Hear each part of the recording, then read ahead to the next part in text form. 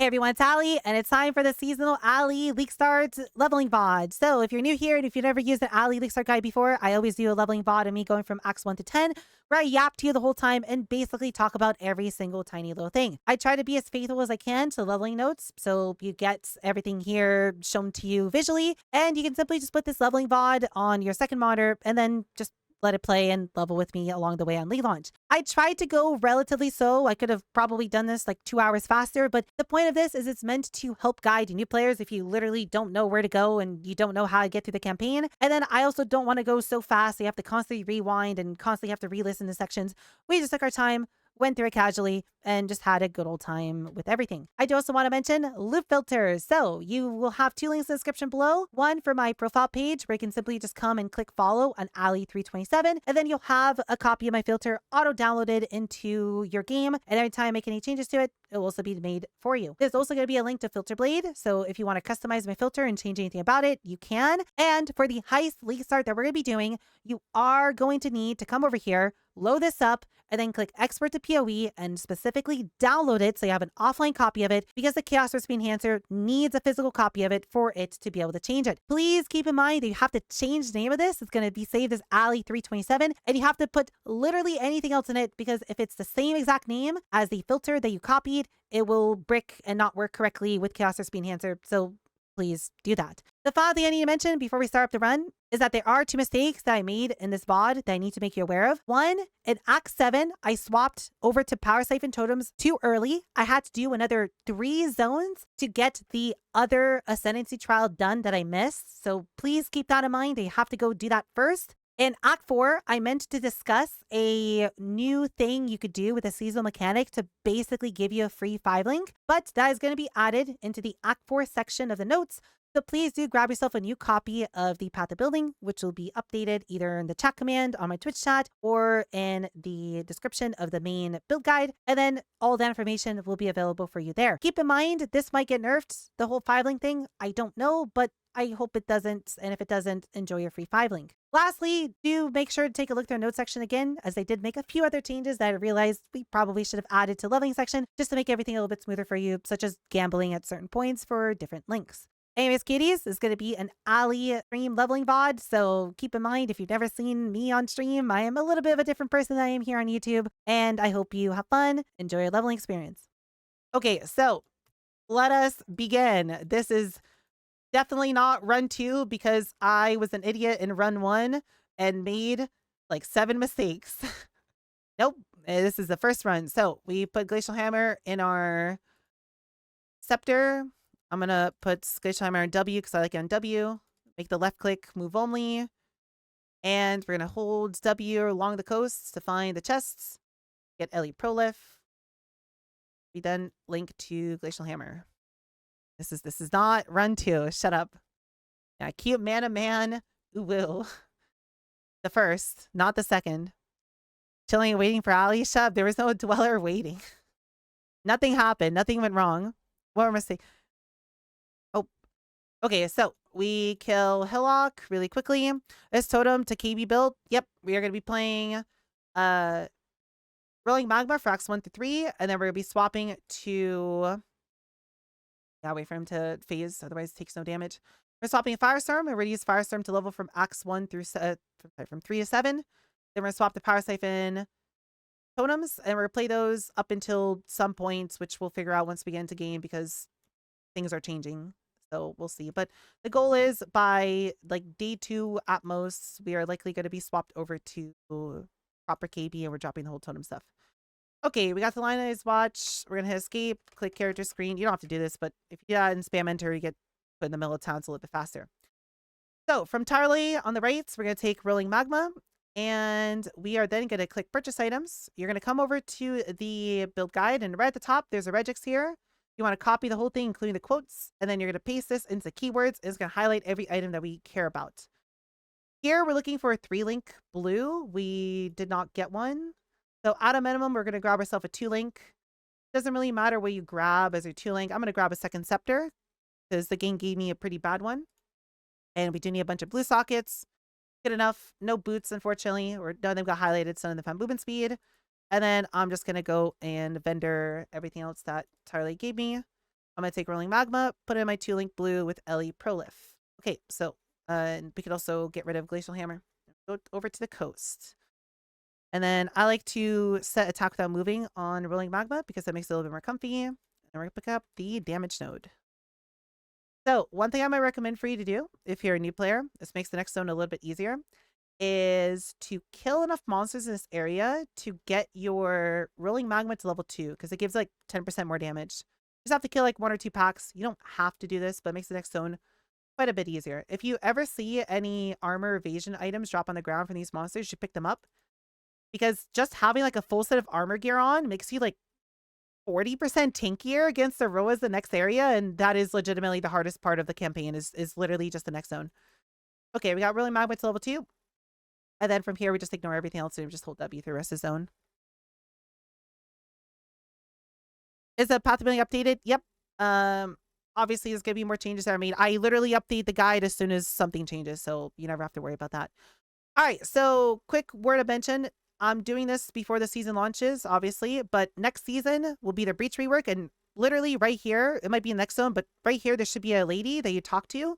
She's going to give you a hand. You're going to have a little slot right here, and you want to put the hand in the slot. That's going to be a graft. Sorry, I'm dying. Grafts are, the first one you get is going to do nothing, but later on, they're going to have skills, they're going to have passives, they're going to do a bunch of really cool stuff. You don't need them while leveling, but if you're a newer player or just want to have the easiest time ever through the campaign, you should probably stop and do the breaches. There's going to be one in basically every zone. And you're going to get grafts, you're going to get currency to craft with. I wish I could show you what that's going to look like, but eventually you'll get an extra place to go to in your waypoints where you can go use your currency to do crafts through the tree and whatnot. And that should make your leveling experience a little bit easier. We'll talk about them a little bit more, especially like in Act 3 and whatnot, because there are some important things you can do that I can kind of show you how to do ahead of time. But point is, talk to lady, grab the hand, and then we go over to mud flats. In this area, you are going to be forced to do a breach. It should be literally like right here. Basically, you'll have a little circle around you. You get to like break the walls with it, and then you have to defend the lady in the middle, and you just have to kill a bunch of waves of monsters. You should do those every time you see them because they'll give you good loot, and most importantly, they'll give you the stuff needed to make more grafts because the grafts are incredibly strong from what we saw from Ziggy's little video on them from when he got to do a little bit of testing with them. They will absolutely carry you through Act 1. All the skills are insane. Otherwise, here, we just want to dodge the Roas as best as we can. If any of them drop gear, I got chain stun there, you should stop and pick it up really quickly because, like I said, it'll make you a lot tankier. Otherwise, our only goal is to just make sure we hit level 4.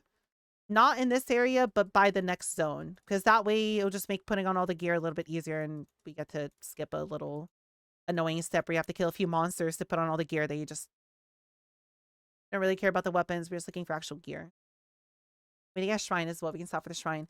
The other thing to mention about leveling is if you ever see an essence monster, it'll be like a little like blue crystal thing on the minimap. You should stop and kill them because you can use the essence to effectively turn an item rare for free.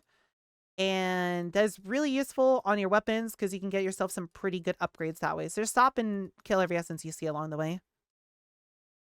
But these of you, I feel like I heard this 5 minutes ago. Shut up. You did not hear this 5 minutes ago. This is not the second run. Nothing happened. Nope. Okay, so now we're in the submerged passage. I put my passive point in. We are going to go over to the waypoints and we're going to take this and go back to the coast. And then here, we're going to go the other way to the other door. And we're going to go hill rake really quickly in the island. Should I do side quests along the way or do them all after the campaign? Yes. You should do all the side quests that give you passive points. Everything else is irrelevant. Which ones are the ones that give you passive points? Yeah. A little bit hard to, to like tell you off the bat. But, if you're playing this build or if you don't know what to do for the campaign, you can just put this video on the side, right? Because this will be on YouTube tomorrow and just level along with me, right? Even if you're playing some other build, because I'm going to do everything you need to actually do. And then, obviously, if you're playing this build as your first build, then put it on and then have me hold your hand. So one thing to mention about Rolling Magma really quickly, as you can see, every time I press it, it does a few little bounces, and these bounces do a tiny little AoE. What you can do on a boss is you can aim slightly in front of them like this, and that will bounce in front of them and behind them, which will allow you to double hit. While clearing, you don't need to worry about that. Like, let's say this chest is a random monster. Just lob it on their head. just send it. Don't like aim in front of them and try to get multiple bounces. You don't need to do that. Rolling magma is such a broken skill that if you just lob it, like let's say that's a monster. You just lob it onto them, they'll get 2-shot. It's okay. You do not need to sit here and min-max and try to do this. So, you know, you get a bounce here, bounce there. That's not worth it. A lot of people hate this skill because of that. I get it. You only really need to worry about that on bosses. Just lob it. Otherwise, you'll hate the skill a lot less. Anyways, we killed Hillbreak. We picked up the medicine chest. We click exits, hit enter, get back into town. And then here, we're going to go talk to Tarly on the right. And we're going to take Flame Wall. We're going to take Frostblink. And then I'm going to quickly, I guess I'll ID the chest plate. Didn't really have anything good on it. I guess we can ID the helmet too. And throw that away. And then, sure, we could put these on. And then I can quickly vendor those. And we can go check his stuff again. Put the Regix in here. And see if he has a 3 green, which he does not. That's okay. We don't need one. We're going to go talk to Nessa. Nessa's going to give you a Quicksilver. Going to give you Arcane Surge. And we're going to click purchase. And we're going to buy Holy Flame Totem. Okay, so we put on Holy Flame Totem wherever we can. We put Flame Wall wherever we can. And we put Frostwing wherever we can. For now, I'm just going to put my Arcane Surge here, I guess. Doesn't really matter. It's not going to link to Holy Flame Totem. But if you got a 3-link, you would have linked Rolling Magma, Ellie Prolif, and Arcane Surge together. But it's okay. We just play with the 2-link. Now we just take the waypoint back to Submerged Passage. And we can pass the point as well. So from now on, your whole playstyle is pretty simple. You are only going to use Holy Flame Totem for bosses and bears. Otherwise, just don't bother pressing it. It's too clunky, in my opinion, to use. All you do is you just put down a Flame Wall. And then you just shoot a Rolling Magma. If the Rolling Magma goes through the Flame Wall, it doesn't matter where you aim it. But if it goes through it, it'll gain extra added damage, which makes it do a stupid amount of additional DPS. You don't really have to do that for clearing. Like, you can just lob Rolling Magmas like this and you'll kill stuff pretty quickly. But ideally, if you can, put down a Flame Wall, you know, attack through it, and then everything should just basically get 1 shot. Be very comfy. And then we just spam Frostblink just to get around a little bit faster. We can pick for a little bit of extra damage. And then in this area, we are just simply looking to find the bridge, which will be either to like the left or the right, this bridge. And we're going to hit T. Well, my keybind is T, but we're going to put a portal down there. And then we're going to move forward. If you find the door, the other direction, like for example, if I went south, I would have found a door. You want to come back and find the bridge and put the portal there. You don't want to go down the door yet into the other cave. You want to go across the bridge and then go into the ledge. We'll come back and get that later. For the Arcane Surge, you want to right click on it when it levels up. Right clicking will dismiss it. We don't actually want to level it. We just want to keep it at a low level. And then in this area, we're just going to hold W. The Skellies are really good to kill here because they have like low health, but anything else really isn't worth your time. Like for example, this pack of cannibals, I would just skip it unless we can stack it on top of a Skelly pack like this. Our only goal while leveling is to just find a big clump of monsters, kill it for flash charges, and then move forward. If you're playing this game for the first time from PoE 2, rares in this game suck. Don't touch rares until you get to maps. Once you get to rares, obviously, once you get to maps, you should obviously kill every rare, but rares suck. Blue monsters are amazing. White monsters are amazing. Big packs of monsters like this are cool. And all we really care to do is just to kill enough monsters to get our flash charges back so we can keep using our Quicksilver. All right. Otherwise, we're just holding W through this area. If you ever see any unique monsters as well that aren't, you know, bosses, they're literally forced to kill, ignore those 2. Waste of your time. Not worth it. Keep holding W through the area. The boss announcement, I did Jav. Very sad. I'm very disappointed in him. He's buying health potions now. How dare him? Okay, up the portal skull. I only got boots. I might as well pick those up, even if they don't do anything. And then, yeah, we are just holding W. We can level everything else just fine. Next season, you actually get a little level up button, which is going to be neat. Ceramics. Okay, blue skelly pack. We can stop for this one really quickly. Skip us a lot. Take the portal scroll too. I guess I could have taken the leather skill boots. Those would have been better than... Oh, I never picked up the other boots. Whoops. Oh. Would the gear for this build compete with any other wanderers or is different enough? Even if it does, it doesn't matter. Because if you've never used an Allie guide before, you are never going to really be purchasing anything other than gear that is dirt cheap and not worth the craft. But we self-craft literally everything else. So basically, that is something I always account for in my builds. And you will never have to worry about prices. Right? I can go into like a 30-minute discussion about why it won't matter, but the TLDR is do not worry about prices. It's going to be relevant, especially given we're going to be doing the whole heist Leaguestart strategy, which will make you richer than literally most people at that point. So it's irrelevant even if prices are a little bit higher. But it doesn't matter. Is a TLDR. It does not matter. Okay. Can we move the...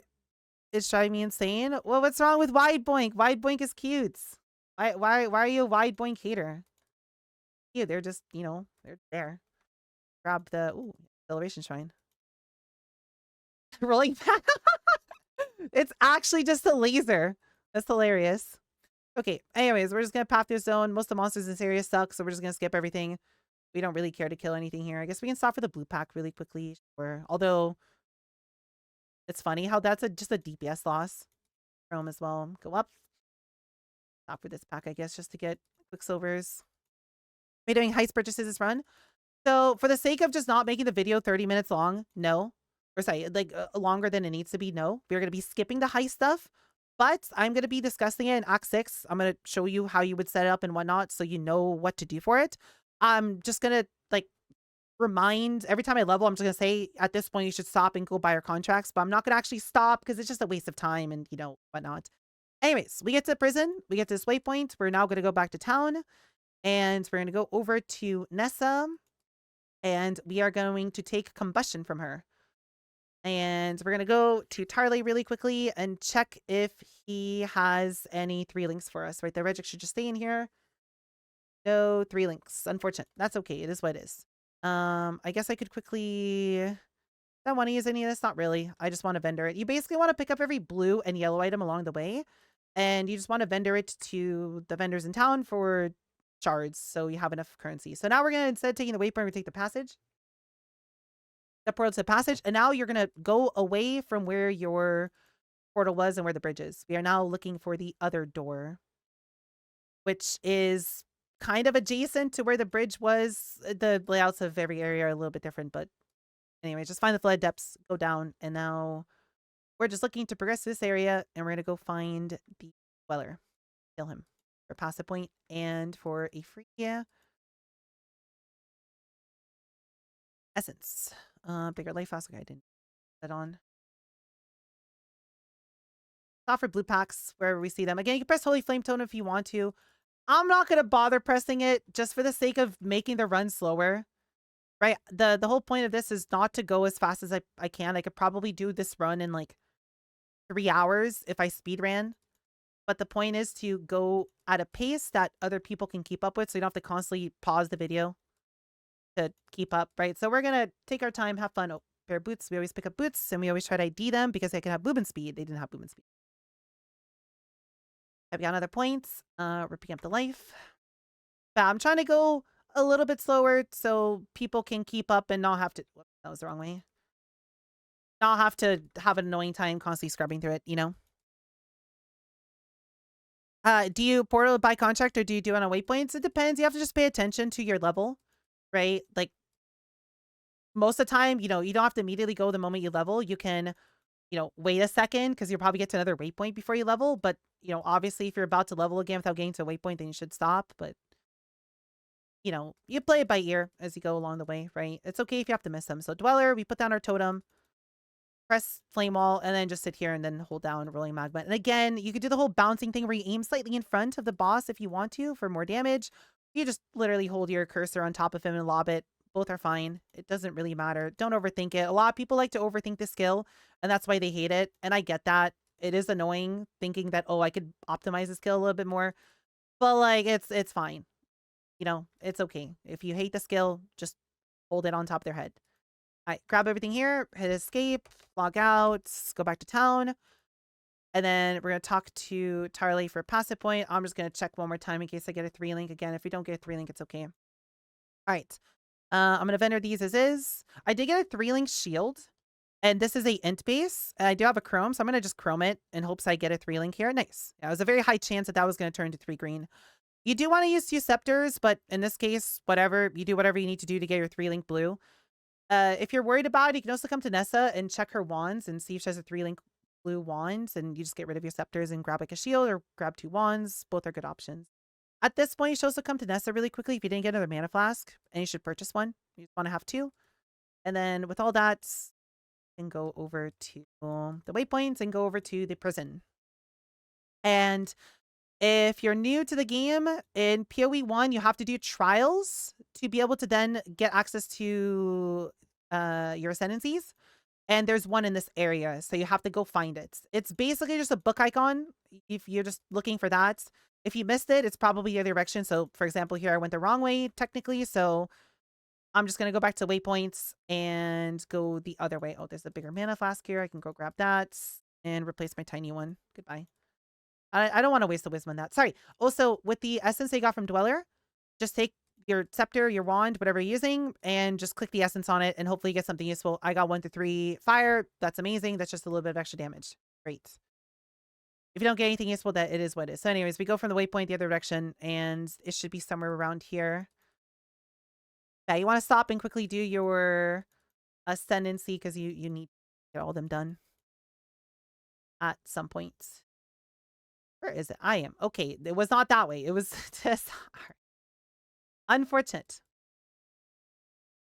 Gotta go backwards. We are wasting time here. But where's the damage coming from? You'll have 95 path to building. I don't see any flat damage or anything. It's all from Power Siphon and the Archmage. Read the tooltip of it. It has built-in scaling off of mana. Okay. It is over here. It was literally next to each other. Okay. I'm a professional speedrunner, by the way. I have a 20-minute Act 1, by the way. It's awful. Anyways, this book icon right here. You're looking for that. That doesn't necessarily mean there's always a trial. There's random book lore items in other zones as well. But in this case, just look for that. There should be a green door as well. And then we just do the quick trap, whatever the fuck you want to call it. Just go click the lever, run back, get spiked, and then go this way. And then there's just a plaque we got to click. And that signifies we finished. Teleport up here, click that, and then just get out of here. Okay, now we can go take the door. And let's get out of here. Level up everything as well. I talked about what she's doing after Heist, like Essence. I always just play it by ear. I just kind of do something random. I used to be super meticulous about my plans at League launch, but I kind of just stopped. It's just too much effort. I don't know. And I just kind of just pick a random strat. My plan is so for the campaign, sorry. Let me talk about what we're doing in this area. I can yap while we kill Brutus. So in this area, we are looking for a chest. There is a chest in this area that gives you guaranteed flasks, and that's how we can get our second Quicksilver. You can get super unlucky and not get a Quicksilver from it, and it is what it is, but it'll be its own tiny little room that you have to click a little lever to get access to, and you'll see a little strongbox icon on the mini map. And if you haven't found it, like if you found the door to next zone, you should stop and find this chest before you leave. It is very important. It'll save you a lot of time. And it's random where it is. So let's go look for it really quickly. We want to stop for the blue packs too. Right there. And we can flame totem as well if you really, really want to. All right. Of course, it's a fire ignite resistance pack. Why not? We got boots. Always pick up any boots you see. Always immediately ID them. And then proceed to complain they didn't get movement speed on them is what it is. All right, we're gonna pick up the Ellie damage node. And then let's go this way. Leads here. This is my least favorite zone in the game. The layout in this area is always awful. Layouts in this game are always the same. Well, there's like several layouts, but it's always the same, like 3 or 4 for every zone. So if you memorize all of them, you'll always know where to go. Okay, here's the chest, right? It'll be there. There's a little pathway. You can't get there. There's a switch on this pillar. You click it, opens up the little door, and then it's the chemist's strongbox. Of course, it was freeze. Why not? Anyways, kill all this, you'll get a bunch of flasks, and as long as you don't get exceptionally unlucky, you'll get at least a Quicksilver. And we just want to put the Quicksilver on, and then I'm just gonna run 2 mana, 1 life flask, and then 2 Quicksilvers, because Quicksilvers make you faster, and that's the only important thing when it comes to leveling. Other flasks don't really matter. The bismuth and whatever else I got there. Also, Flair, thank you so much. You're fucking cutie. I appreciate it. It's very kind of you. Hi. Hello, good morning. We're doing the classic Allie League launch leveling VOD. Okay, we find the door, and it's time to kill Brutus. Does it loop this way, or does it loop this way? I think it loops this way. Okay. Okay. So, anyways, so in terms of once you do the whole heist stuff, and again, we'll talk about the heist stuff once we get to Act 6. But once you do get all that done and kill Katava and you're in maps, my plan is just to do what I typically do every season, which is just progressing quickly with Harvest. In the build guide and the mapping section right at the top, I do have a section that specifically talks about that. Also, we should pick up Holy Dominion here. And what to do. It'll link you to a video. It's my Peaconk Day 2 video that is an explanation of what my strat was. I'm going to do the same exact strat. So if you watch that video, again, explanation of it. But basically, we're just going to rush to T16 with Harvest, and we're going to make a few div along the way. Once I get to T16, I don't know. I'm just going to wing it and do something, whatever is fun to me. Probably going to do Guardian farming because this build has has really good early game single target damage. So it could comfortably do like day one.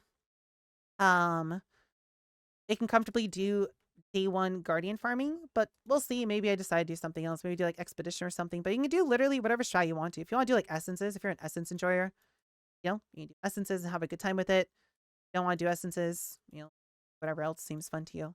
But you can do basically anything you want. All right, we kill Britus. We grab all the stuff. And then we log out. Go back to town. First ever, I got two. Oh, nice. That's kind of busted. Anyways, from Tarley, we are going to grab Clarity. And then I'm going to quickly vendor. I have an armor scrap. I can vendor this for wisdoms. So starting next season, the main vendor in town for Act 1 is Nessa. Will now have a button here that'll just auto ID everything for you. So you don't have to constantly make sure you have enough wisdoms to ID everything and whatnot. But, for the purpose of this run, I have to manually ID everything, which kind of sucks, but it is what it is. Anyways, that has life on it. We can keep that for level 11. I don't need that. And I'm going to vendor my 3 flasks here. I think I have to ID this one. Do I have to ID it? I don't. But if you vendor 3 of the same flasks, you get the next level of flask. So whatever. We can't use it for now, but at least we have the next level. I'm not going to need it. Clueless. Anyways, from Nessa, you are going to purchase Leap Slam. And we are good to go. I might sometimes forget. Oh, sorry. We're also going to grab ourselves an added fire damage. Although it's up to you if you really care about Holy Flame Tone. If you have 2 red. If you don't have 2 red, just don't bother buying the added fire damage. But you would want one to put on Holy Flame Tone to get a little bit more boss damage. So we're going to put Leap Slam into our red sockets. Put Clarity wherever we can. I take the waypoint over to Prisoner's Gates. And then I'm going to turn on my Clarity. And then I'm going to move stuff around just so it's a little bit more comfy for me. But now we also have access to Leap Slam, which is going to make us really fast. So what we can do with Leap Slam is we can Leap Slam and then Frost Blink at the end of it to animation cancel it, which makes it a little bit faster. Ideally, you want to equip 2 scepters at this point. You don't want to use a shield like this. Because when you have 2 scepters equipped, you get a passive 10% more attack speed bonus. And your attack speed does actually matter when it comes to how fast the animation of Leap Slam goes off. So the more attack speed you have, just the faster you move, right? It's a good stat. But if you have to use a shield like this, it's okay. As long as you just have a scepter on. So you can have access to Leap Slam. Because Leap Slam, for some reason, even though you're jumping in the air, can only be done with specific weapons. If you have a wand on, nope, that just means you cannot jump. Nope, you're banned from jumping. I shouldn't have 3-to-1 my flask. I needed a life flask. Unlucky. Okay, we just have to not get hit. So yeah, your whole playstyle from here is just leap towards the pack, put down a flame wall, press a rolling magma, kill the pack, and then keep leaping. We're now going to pick up Leia Divini. And yeah, it should be very comfy to get through everything. We get the waypoint here, and then we're looking for a hole. We are trying to find hole. Yeah, it's not a bad leveling run. This is so far 26 minutes. It's probably gonna be like 30, 31 minutes. Which, yeah, I guess given I'm trying to go a little bit slower, right? Like I'm not sitting here spamming Leap Slam. That's still a pretty good pace. I think for most people, this is quite a fast Act 1. Even though it's, I would say this is pretty slow. But yeah, we're looking for the hole. So we just want to explore around a little bit. Here's the hole. And then we go into a shipyard cave. Or graveyard cave. Yeah. Cost not worth it to sell? Nah. Did they even vendor for anything? I actually don't know. But sure, you can pick them up just to vendor them, I guess. Okay, in this area, we are looking for the chests. I believe it should just have a exclamation on it. Level this up as well. I don't have a 3-link yet, which does kind of suck. Oh, sorry, I do have a 3-link. If you don't have a 3-link at this point, that's completely okay. Keep checking the vendors every time you level up. Just keep checking Tarley with the regex, and hopefully you find one. But it's okay if you don't really need one. Like, Rolling Magma's more than strong enough. Obviously, the Maryville, the Act boss will be a little bit slower, but it is what it is. You know, it is what it is. Sometimes you get lucky, but I would say most people should find it. Should find a 3-link by this point. I talk to Slave Girl, get the All Flame, and then get out of here. We don't care to fight the boss. Like the graveyards, and then we talk to Fairgraves, turn this in, and then we gotta kill a bunch of monsters. They grab anything. I can put the gloves on now as well. Put my clarity. Oh, actually, no, I do need to use these gloves. I frostbite into the middle of everything. Allie, stop. My only issue with this is the amount of buttons you have aren't really comfy for me. Like, I don't typically use right click as a offensive button. So it's awkward for me to have that on there. All right, grab everything, and then we log out. And then we go over Tarley really quickly. Again, you can check, you know, if you still have a 3-link. So I ID that. Sure, we can ID that. Okay, sure, I guess we could slap that on really quickly and then move stuff around. Put that on. Was this any? Yeah, fine. Yeah, because I gave you another blue, so I can move this over here and then put these gloves on which have a little bit of life on them. Okay, could quickly check for another 3-link just so I can have double scepters. Doesn't look like we have another 3-link. Oh, boots, but no, they don't have. Okay. All right. Anyways, we quickly talk to Beastill for a free passive points. And then I'm going to quickly look at the guide. Actually, what I say to do here. Okay, we're picking up that first. I don't remember my exact pathing, but just to make sure we stick to guide, we'll check back every once in a while. Okay, now we've done all that. So you're basically just going to keep going the direction you were already likely going in this area. And we're looking for the other exits. We're looking for Maryville's Caverns. You like leap slide more. So what we're currently doing is just the efficient way to level, right? By all means, if you hate something that we're doing and you want to do something different, feel free to do something different. You do not have to level in the exact way I'm leveling. It's just, when it comes to Leaguestart leveling guides, I try to do everything I can to make sure that I can get you through the leveling experience as fast as possible, because nobody likes doing this. Nobody likes leveling. It's unfun. And it is just a case of, if I can do something that makes it faster, that can get you to map so you enjoy the build sooner, I will do it, right? And in the case of this, Leap Slam is significantly better than Shield Charge, right? You can just stick to a shield. I do have a shield on right now, so I could have Shield Charge instead. It's just Shield Charge is really clunky in a lot of areas. So it's a case of, we don't want to use Shield Charge unless we have to. Shield Charge is an amazing skill. I'm a Shield Charge simp, but when it comes to leveling like this, you really can't beat Leap Slam. It feels so much comfier to use. Right, so I would rather, like, flask on as well, you know, rather use this, because then we also use double scepters, right? Shields kind of suck for damage. Added damage is by far the single most important stat when it comes to scaling through the campaign, and you can't get that on shields. All you can get is spell damage, right? So shields are always just going to be, I guess we can kill the rares, they're already kind of low. Shields are always going to be weaker than scepters for just raw damage. That's also important. This skill is not only technically faster, I guess, because you get stuck less. You have to pay less attention, takes less mental bandwidth to play it correctly. And then you also get double weapons. But again, you know, you can just play. Oh, died. Almost died. You can also just play Still Charge if that's what you want to do. Right? At the end of the day, do what's fun to you. That's honestly the most important thing. Do whatever you need to do to get through the leveling campaign without wanting to quit, because PoE's leveling campaign is just not fun. I guess we can check these gloves really quickly. Do you have anything interesting on them? A little bit of regen. Yeah, we'll just bars on. They have more life on them. All right, now we're just looking to find the boss room, and then we're done with Act 1. Yeah, it's like a 33 minute run. That's okay, I guess. I think what we're gonna do tomorrow for fun, because I think we did this in last season. On the last day before launch, I think I just sat here for like 3 or 4 hours and just did a bunch of Act 1 runs on Peaconk to see if I can set a new PB. And I think we get my goal was a sub 20, and we didn't hit sub 20. I think we were on pace for like a 19 something. I just inted a little bit, but I think it'd be kind of fun to do the same thing this season on this build. I think this build also has the potential to do a sub 20 really easily, right? I just have to play perfectly. So I think it'd be kind of fun to sit here and see how fast I can, you know, do it. So maybe we can break the record of Peaconk. and get a sub 20 done. Okay, next season we'll definitely be able to do a sub 20 because graphs are broken, but I think that's kind of cheating, you know? I would like to know that I can do a sub 20. Okay, I know I can do a sub 20. I guess I would like to have actually done a sub 20 without, you know, the assistance of a seasonal mechanic or anything like that. It'd be nice to say, hey, we did it. Because that is genuinely impressive. I don't know what Tai Tai's like record is of like a proper run. I would say Tai Tai has probably done like a 16-ish, 17-ish minute run, but you know, that man does this for a living. Sub 20, I would say, is pretty fucking difficult for the majority of the player base to do. You know, like you need to know what you're doing and you need to be very fond of Act 1. I would say the average like solid player. Oh, I never turned my clarity back on. Anyways, we kill the boss. We take the door and then we're just holding W to town. I would say the average solid player can probably do like a 25-minute, 30-minute run. You know, I think that's the typical average. I think if you're new to the game, probably like 45 minutes to an hour is pretty accurate as well. Yeah, but the point is like a sub 20 is pretty fucking fast.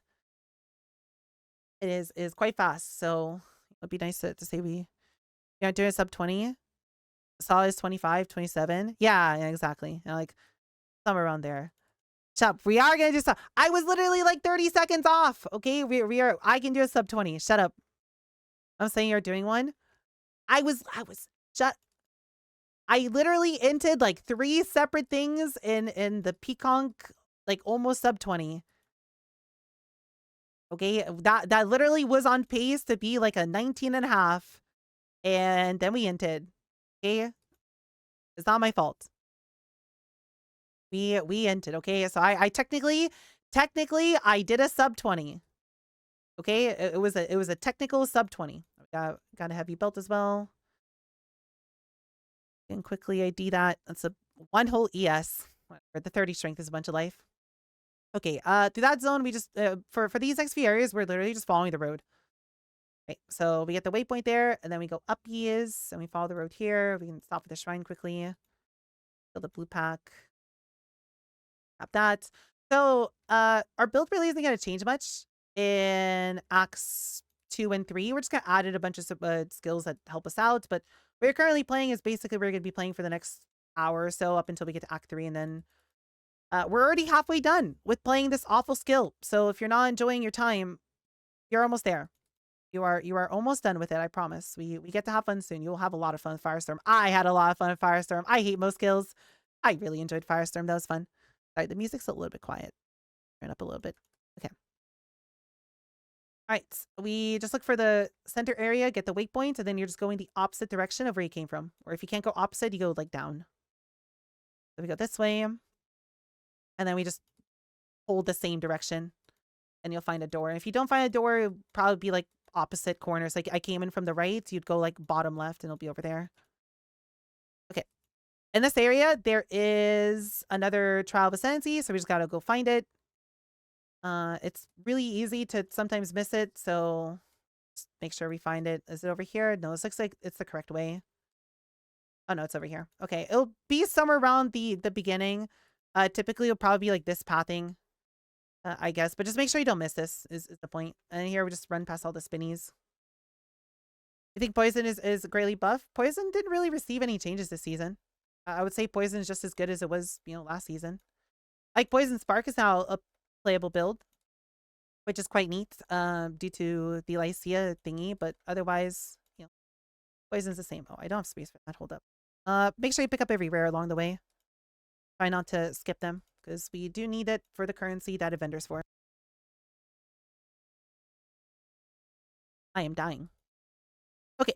All right, so we got the ascendancy. Now we are just looking to go the quote unquote correct way, which is either up here or down. I think it's up here.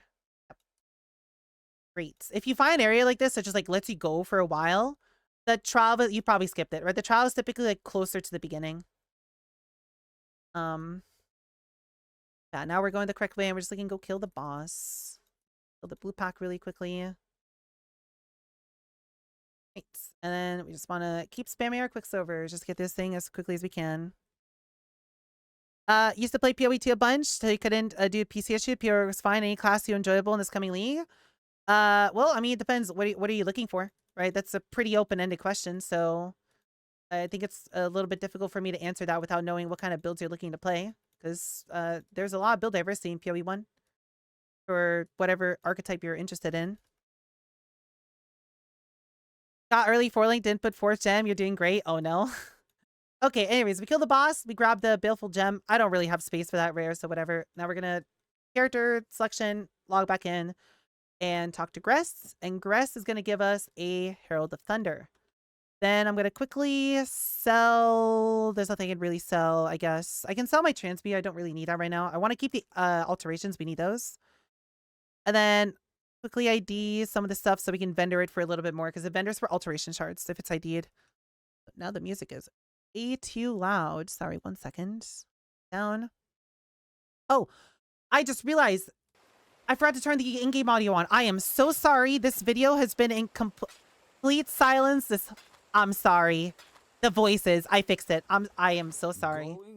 It is what it is. Anyways, so after that, after you vendor, talk to Yeno and purchase a Herald of Ice. If you're the correct level to put these on, slap them on. I don't have the level for it, so I'm just going to hold them in my inventory. We're going to go to Crossroads. And let me put my passive points in. So now we're just pathing over to Explosive Impact and Spiritual Command. Yeah, oh my god, it's been silent this whole time. I am so sorry.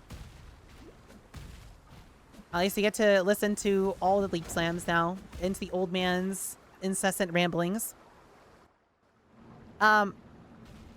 Just got robbed from let's say listening to response. Oh, sorry. So what are you interested in playing, Bob? Right, PoE has quite a lot of interesting builds, so it's more of a case of, you know, I can give you a build based off of what you're interested in rather than, like, you know, how to put it. There's a lot of good builds, so we can narrow it down to something you'd want to play. Go and Kinetic Rain. What is better option between Hiero and Elementalist? Herald Stacker. You should always play Hiero. In my opinion, every Wander that is not a Hiero is just significantly weaker. All right, we found Creighton. You just simply follow the path to get all the way here. We're gonna talk to him, and we're specifically we're specifically click kill Creighton. You do not want to help him. Do not help him. If you help him, you have to drop the item that he gives you, restart the area, and it's a pain in the ass. Just please make sure you click kill. Do not click help. You don't want to help him. He's a little bitch. He is a little bitch. I've actually never helped him, which is quite funny. I play this game for 10,000 hours. All right, grab that. Click exit the character screen, and then we go over to waypoint again, and then go to Crossroads one more time. And now we're going the final direction. We have not gone down. Oh, hi, Weaver. Hello. Yep, things are going well. We are just what's something for doing a leveling run for YouTube and whatnot. Anyways, so quickly talk about elementals and whatnot. So I can yap about this for like an hour. The TLDR is Hiero is by far the strongest wanding ascendancy. Elementals is a little bit stronger for like day 1 and day 2. Just because they scale a little bit sooner than Hiero does. But the difference is literally irrelevant. You will not notice it. But Hiero will very quickly take over afterwards. And Elementalist has a few issues where they'll stall and whatnot. They'll run out of damage. And you're kind of forced into getting a headhunter. If you don't have a headhunter, it's, you know, like super endgame content feels a little bit bad until you instack. And point is, it has the issue that every single other Wander will have, where at one point you will just need a very large amount of gear to make it keep working. While Hiero doesn't really need to do that, you can just smoothly upgrade all the way through. So with that said, I think you're having more fun in Hiero. The thing is, if you're specifically looking to literally only play Kinetic Rain and nothing but Kinetic Rain, you actually might have a better time in Elementalist, because Kinetic Rain doesn't really have a good added damage scaler to begin with. You can make it work on Hiero, but it's going to feel quite bad for clear, and you'd have to play it on Elementalist to really make it feel good for clear. While for Hiero, we're looking to simply use it as a way to augment our single target damage. But once you get to instacking, you know, it would feel incredible for single target damage on Hiero as well. Right, so if you're looking to just play nothing but that, I probably recommend Elementalist. I'm not saying Elementalist is bad, it's just weaker than Hiero, but it's a good alternative if you don't want to play Hiero. Or, you know, if you're okay playing, you know, a different setup until you get to like instacking, then, you know, you could play it on Hiero, but I guess instacking is expensive. The point is, Just play an elementalist if that's what you're looking for. Sabasco, thank you so much. You're a fucking cutie. I appreciate it. That's very kind of you. All right, in this area, we are looking for the Ascendancy. So we get through it again, click it, take the portal, and we are now looking for the door as well, as we do need to get to Crypt level 2. There's a passive point for us to get there. It should be the other way. Yeah, because there's the ball side area over there, so it shouldn't be this way. How would be good endgame in terms of bossing? The build we're playing is straight up the single best endgame build in the game, minus an armor stacker. Well, I mean, you can make an argument that tricks are still really good. The point is, this build is basically in contention for second place of the single strongest build possible in the game. So yes, this build is good for legitimately everything. It will not matter what you want to do with it. In-stacking is just a broken archetype, period, so it doesn't really matter what you do with an in-stacker. But specifically, an in-stacking Wander becomes even more ridiculous given it also has insane clear speed, unlike other in-stacking builds like Smite, who have okay clear speed, I guess, or like Molten Shell or Molten Strike, right? But yeah, you will have a great time doing whatever you want to do. All right, here we're just looking for the exclamation points, and I'm just gonna kill the blue pack quickly. We can skip the boss, pick up the golden hand, and then hit escape, log out, get back to town, and talk to Yenna to get your free passive points. Stay true to you. Okay, we have 3 passives to spend as well, so we're gonna go grab Explosive Impact first. I also hit level 18, so I could put on my Heralds. I don't actually have an open blue socket, which is unfortunate. We can check Caress really quickly with the Regex to see if he has anything interesting. He does not. Oh, he has a 3-link pair of boots. Yeah, I'll buy those. My boots don't really do anything, and I kind of need the sockets right now, so put that in there. Put this. I did get a new scepter. Let me ID it. +1 melee. That's useless. We can vendor that and all this. Cool. Great. So I have my heralds. Let's go to the riverways. And now we need to turn on everything. If you feel like you're having issues with mana, you shouldn't. But if you feel like it's a little bit clunky, you can just turn off the clarity, I guess. And also, we want to stop leveling the clarity at level 2. So I'm going to right-click the plus to dismiss it instead of leveling it. Alright, but now you should do a whole lot more damage because you have the added damage from the heralds, which will very heavily carry you. Now we're just following the road again, and we're trying to find the waypoints very quickly. Molten Strike is Zenith. Well, Zenith is as strong as an in-stacker. I would argue in-stacking is stronger, well, especially on Trickster, because Trickster and whatnot. Right, but there's a lot of builds that are in contention for second best build in the game behind Armor Stacker. Anyways, once we have the waypoint, you see how there's like these 2 little pillars here and like this little like cobbled path? You want to go this way. There'll be a door this way, and we are just looking to go over to this area, the wetlands. Okay. Here we just want to hold W, right? Just go in a straight line, and we're looking for oak.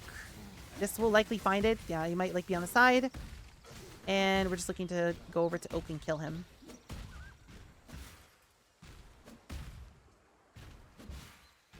Same thing. Talk to him. Click kill. Do not help him. Do not help Oak. That would be bad. I guess helping Oak is a little bit better than helping Creighton. Like if you accidentally help him, but you still don't want to help him. You want to kill his ass.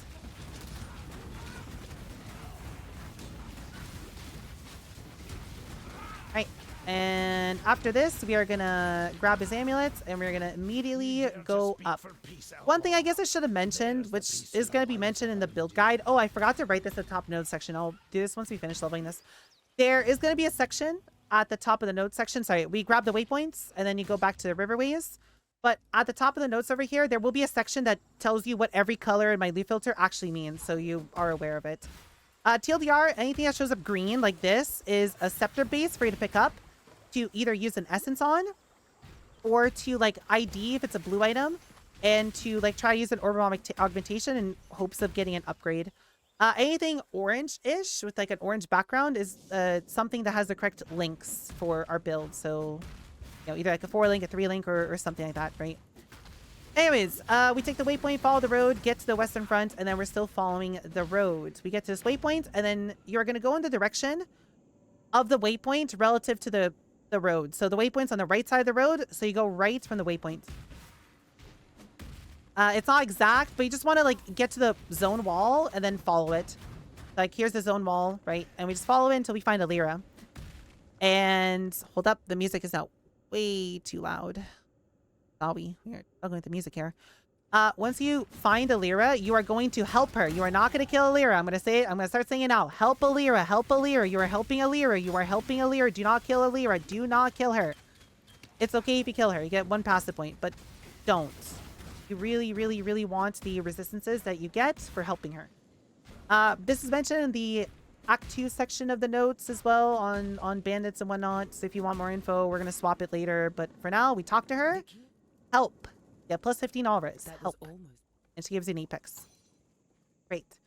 Once we've done that, we are going to leave and we're just going to keep going opposite direction of where you entered the zone from. Do not kill her, Lyra. Do not stab her ass. If you find the road, great. Just follow the roads. And we are just going until the end of the zone. There should be a little unique enemy for you to kill here. This guy, Captain Larry. Actually, it's a girl, technically. But you kill her ass, she'll drop an emblem. Use the emblem on the seal, and then you are going either north or south. You're going to the opposite side of the road, effectively, and you're just hugging the zone wall again. Yeah, wow, that's super rare this early on. Crazy. We're hugging the zone wall on the opposite side, and we're looking for spider webs. And that's going to be where Weaver's lair is, and we're going to go inside Weaver's lair. So here's the spider webs. The entrance should be over here. Cool. Okay, so here, if the game lets you go up immediately, go up. If not, you go down. So it didn't let us go up, so we're going to go down. And man, it's kind of hard to describe Weaver pathing, but you kind of just want to go in the direction you came. So we went down, so we're going to constantly just want to keep going down. If you go up, you want to keep going up, and you'll eventually get to Weaver's thing. It's sometimes easy to run to a dead end. If that's the case, you just have to go to the other direction in this area. But in our case, we just hold down, and we should get there pretty quickly. Another level, so we have 2 points, so we can pick up Explosive Impact. And then we're going to pick up these mini nodes. The reason we're getting this is because then all this attack speed applies to us. And as I mentioned earlier, attack speed makes your leap slam faster. So we get to zoom around a little bit quicker.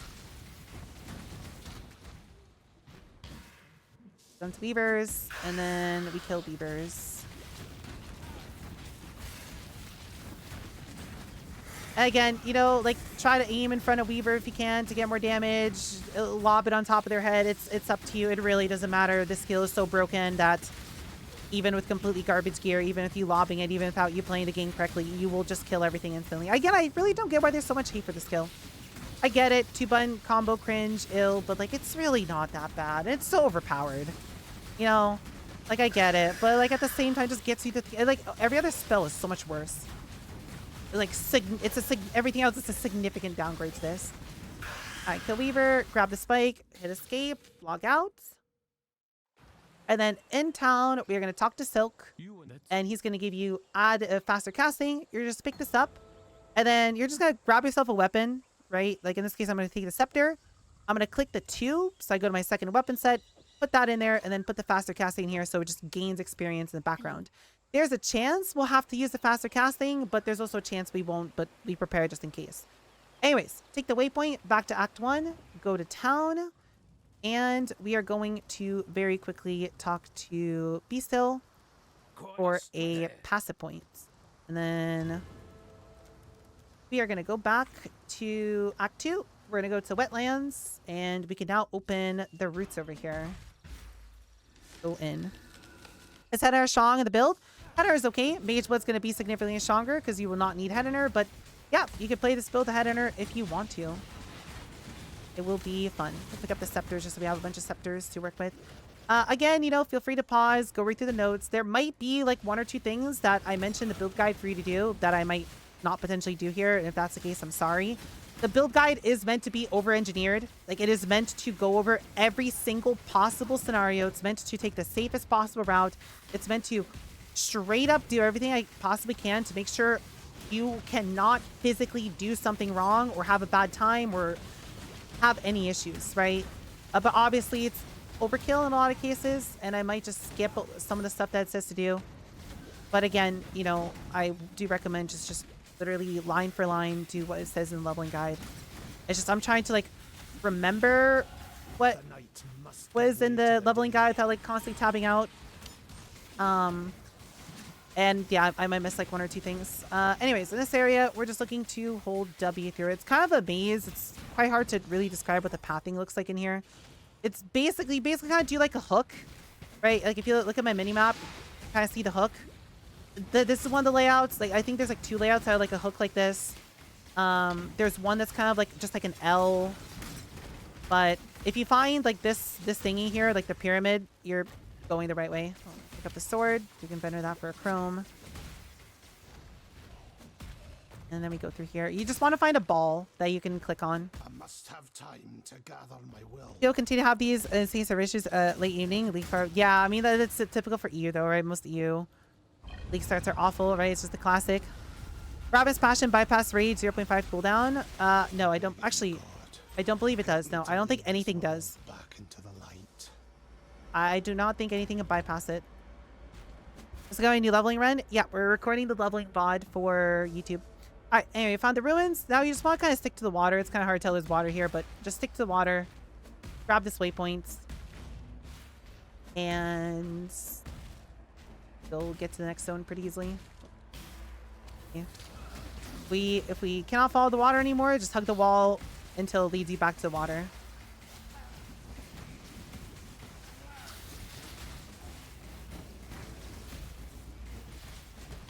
Ignore that door over there. You will run into a dead end, and that's how you can find the door that we're going to. But that's like Dread Thicket, if I'm not remember correctly. We're not going Dread Thicket.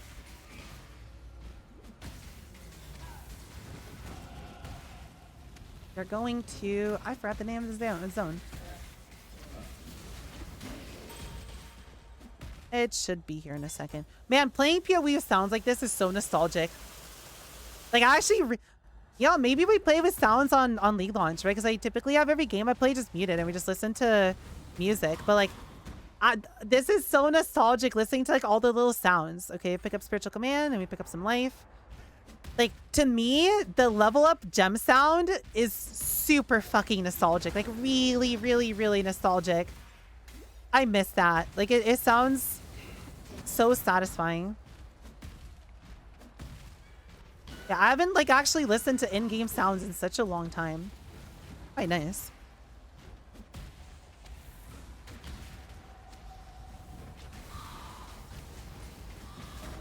I guess we sometimes get to listen to the Herald of Ice explosions as well, which is quite cute.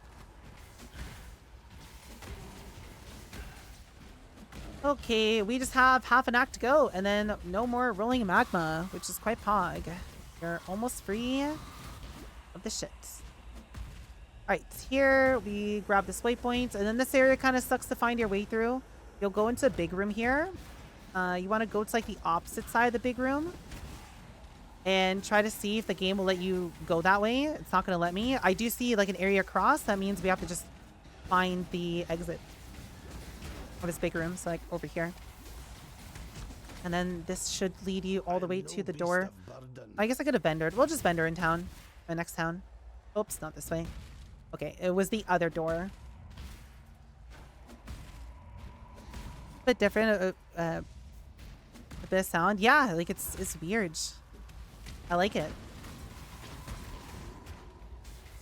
Also, Leap Slam does sound very satisfying.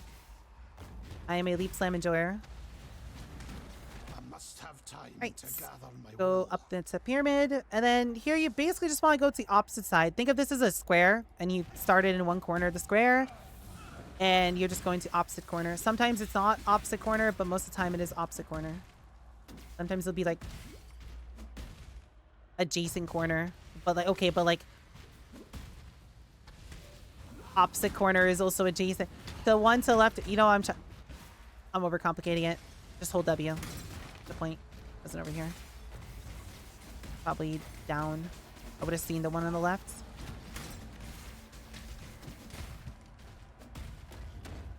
Stairs.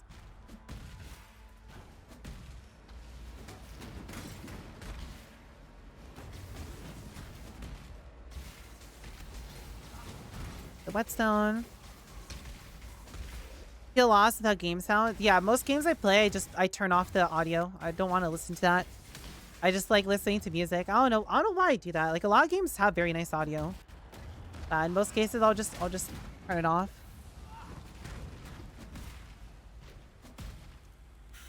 Right, and this should be the final door, right? Yep, final door. Even got 22 at the same time. Quite nice. Click the altar, and let's pick up a little bit more life. Do you have any gear I care about in here? No, we just have a bunch of items. This vendor for chromes. We have a bigger mana flask, so I guess I can just replace this one now. Get some charges. And it's kind of crazy. I have not found a single essence monster all the way up until now. Because, yeah, we're still using our starter scepter. Right? I have scepters that we could have essenced. I guess I could, like, transmute one of them and see what we get. But I wouldn't be able to put this anywhere else. So, what it is.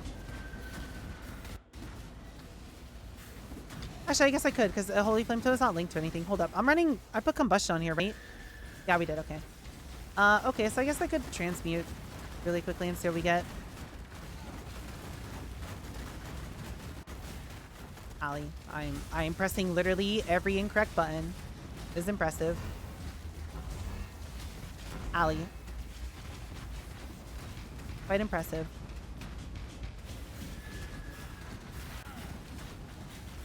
When you're halfway through Act 2? I mean, you know, the more you play the game, the more you'll get used to it, right? Yeah, like I could have, if I was just sitting here sending it, I think I could have been in like an Act 3 by now. And, you know, that's just a case of I play the game a bunch, so I'm used to the story, like where to go. Plus, just doing more practice runs also really helps, right? The more you play a build, the more you get used to it. Okay, we kill the boss, we log out. And let me very quickly, I guess, just transmute one of these. This one has more elemental damage. 9% spell. I think that's more than this. Yeah, that's just an upgrade for this one. There's the Holy Flame Totem in here, and then we just have Arcane Sword. Just put it back in there. It's not really doing anything with it. This is just a gem level from level 12. We can ignore that. And then let me vendor all this so we get some space back. And then we go back to waypoints, wherever you are. You ended up, whether you're in Act 1, Act 2. And then click on Act 3, click on the waypoint to city. Oh god, we got beasts. Alright, if you ever get beasts, just ignore the beasts. Don't deal with the beasts. They're awful. Beasts are... Oh no. Server's giving up. Just ignore any beasts you come across. They're not worth your time to kill. They're bullshit, especially if you find the red beast. The red beast will just kill you. Red beasts are very bullshit. Okay, we kill that guy by Clarissa. And then... we talk to her really quickly. And we go downstairs. Oh, the servers are dying. That is not my internet. Like, there's some issues with the PoE servers. Alright, go into town. And then we're going to immediately leave town. We're not going to bother doing anything here. You could technically go talk to Hargan right now and put the little regex in to see if he has a 4-link. He has a chance to have one at this point. But that guy's using 2 swords based. We're just going to go with the slums. We're not going to bother checking. Okay. This area, we are looking for the sewer entrance. Just to find it for the sake of knowing where it is. So we found Essence Monster, so we can stop and kill it. Server, stop. Oh, nice. Well, there's a 3-link. If we didn't already have a 3-link. That's nice. Oh, great. Yeah, because my shield was my 3-link, so I can get rid of it now. Neat. Okay, I can quickly ID this. Oh, wow, it's a lot of life, too. I'm just going to drop Holy Flame Totem in this case, right? I only have 1 red. I'd rather put that on. Put my 3-link in my chest plates. And then I have a scepter here. We can use this essence on it. And oh my god, it's a lot more damage, right? The 1122 added fire, that's a lot of damage. So we put that on. And then take the Frost Blink and just shove it wherever it can fit. That is what it is. We got, you know, like if you have to drop it, you have to drop it. That's okay. Oh my god, the PoE servers are actually really dying. Holy shit. But we're now faster. Okay, we found the sewer grating. Just keep in mind where that is for later. And then we just want to keep progressing through this area. I hope this doesn't keep up because it's going to be awful. Oh wow, we got a second essence monster. Okay, quickly stop at it. Kill it. And grab ourselves. Ow. Another essence for later. Let's do. What was a scum something? I guess I can try swapping servers really quickly. Maybe it's just the Canada server that's dying. Okay, we found the crematorium. And in this area, there will be another Trial of Ascendancy for you to do. Actual preview. Yep, it's cute. It's quite bad. Mechanically, it potentially can be very good, but I don't think any builds are going to really use it, but who knows, right? Oh yeah, I guess I could cast on crit. Yeah, I can cast on crit it. That would be cute. I guess that's one application of it, but I think it's a case of you have to play with it in game, but mechanically, it can potentially be very poor if you cannot put Pierce on it. Like, if you put Pierce on it, I think, or Fork, I think it'll be pretty strong, maybe. But the ability looks pretty. It's our 50% chance to hit. Oh, yeah, we can Gamba too. Sure, yeah. We know again. What level am I? Oh, we can do that. Oh, right. I should also add that into. Right. That was mentioned to me like a day ago to add gambling into the build guide. Actually, there's a little bit of gambling mentioned, but yeah, sure. I can do that. I can mention it a little bit more. And I could do that for people. Okay, we do the trial really quickly.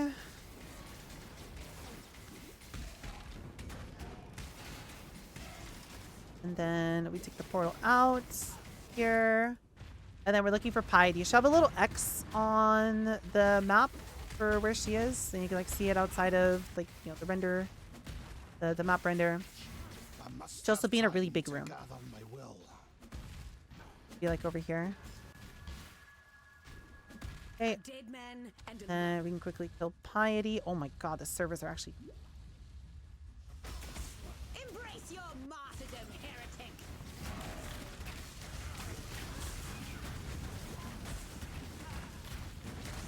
Right. Killed Piety. Yeah, my damage is so much higher with this weapon. Crazy. Okay, she'll run away. Click Tolman, get the bracelet, and then log out. Okay, let me swap servers really quickly in hopes that this fixes it, because that server instability is awful. Let's go to Texas. And hopefully that fixes it. Alright, while we're here, quickly, we can talk to Hargan and use our little regex to check for 4 links, see if there's one. Looks like there isn't. Those aren't very good either. I guess I could quickly vendor while we're here. But that's a lot of life, but I need blue sockets, so I can't really put that on. I'm just going to delete Holy Flame Totem Beishi. I can tell you, I'm not going to press it. You should keep it. You should use it, but I'm not going to press it. CBA. Okay, we're going to talk to Clarissa. We're going to get the keys, and then we're going to go over to Maramoa. Talk to her, and we're going to take Flammability.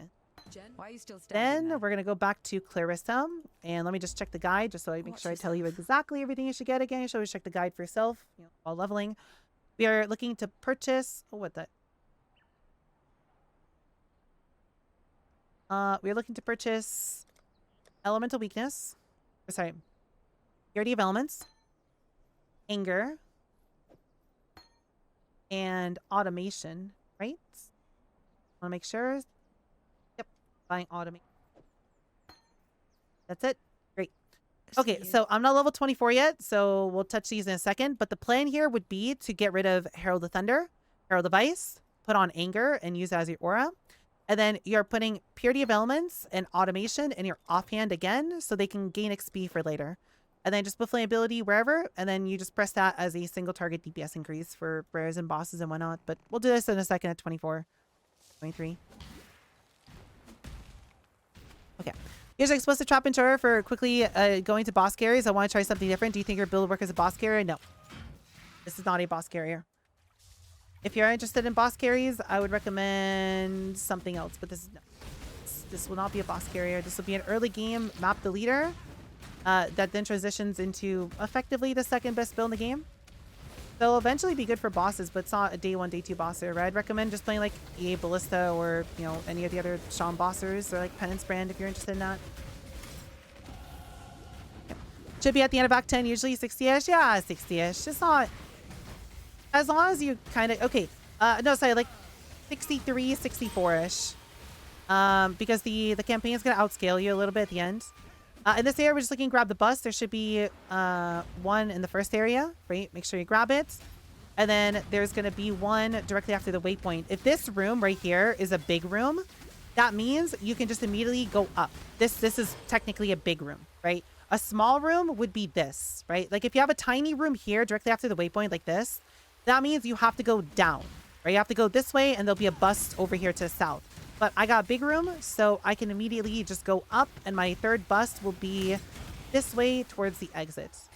So big up, you know, small down. We can click the kill the open up the blacksmith really quickly. Oh, nice. We got 4-link. Okay, cool. I'll take the scepter. We can take the 4-link. Well, we got 2 stone as well. Sure, let's ID the 2 stone really quickly. These have a lot of resistances on them.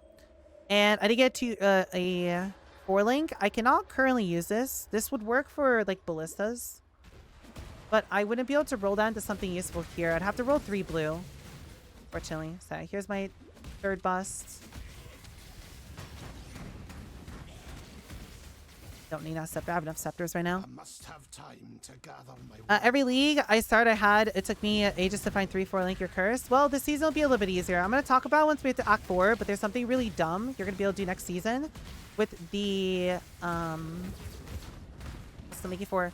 With the new seasonal mechanic. I'll show you like the Ziggy video and whatnot so you can see exactly how it's going to work. But getting a 5-link, you're literally guaranteed a 5-link in Act 4 next season,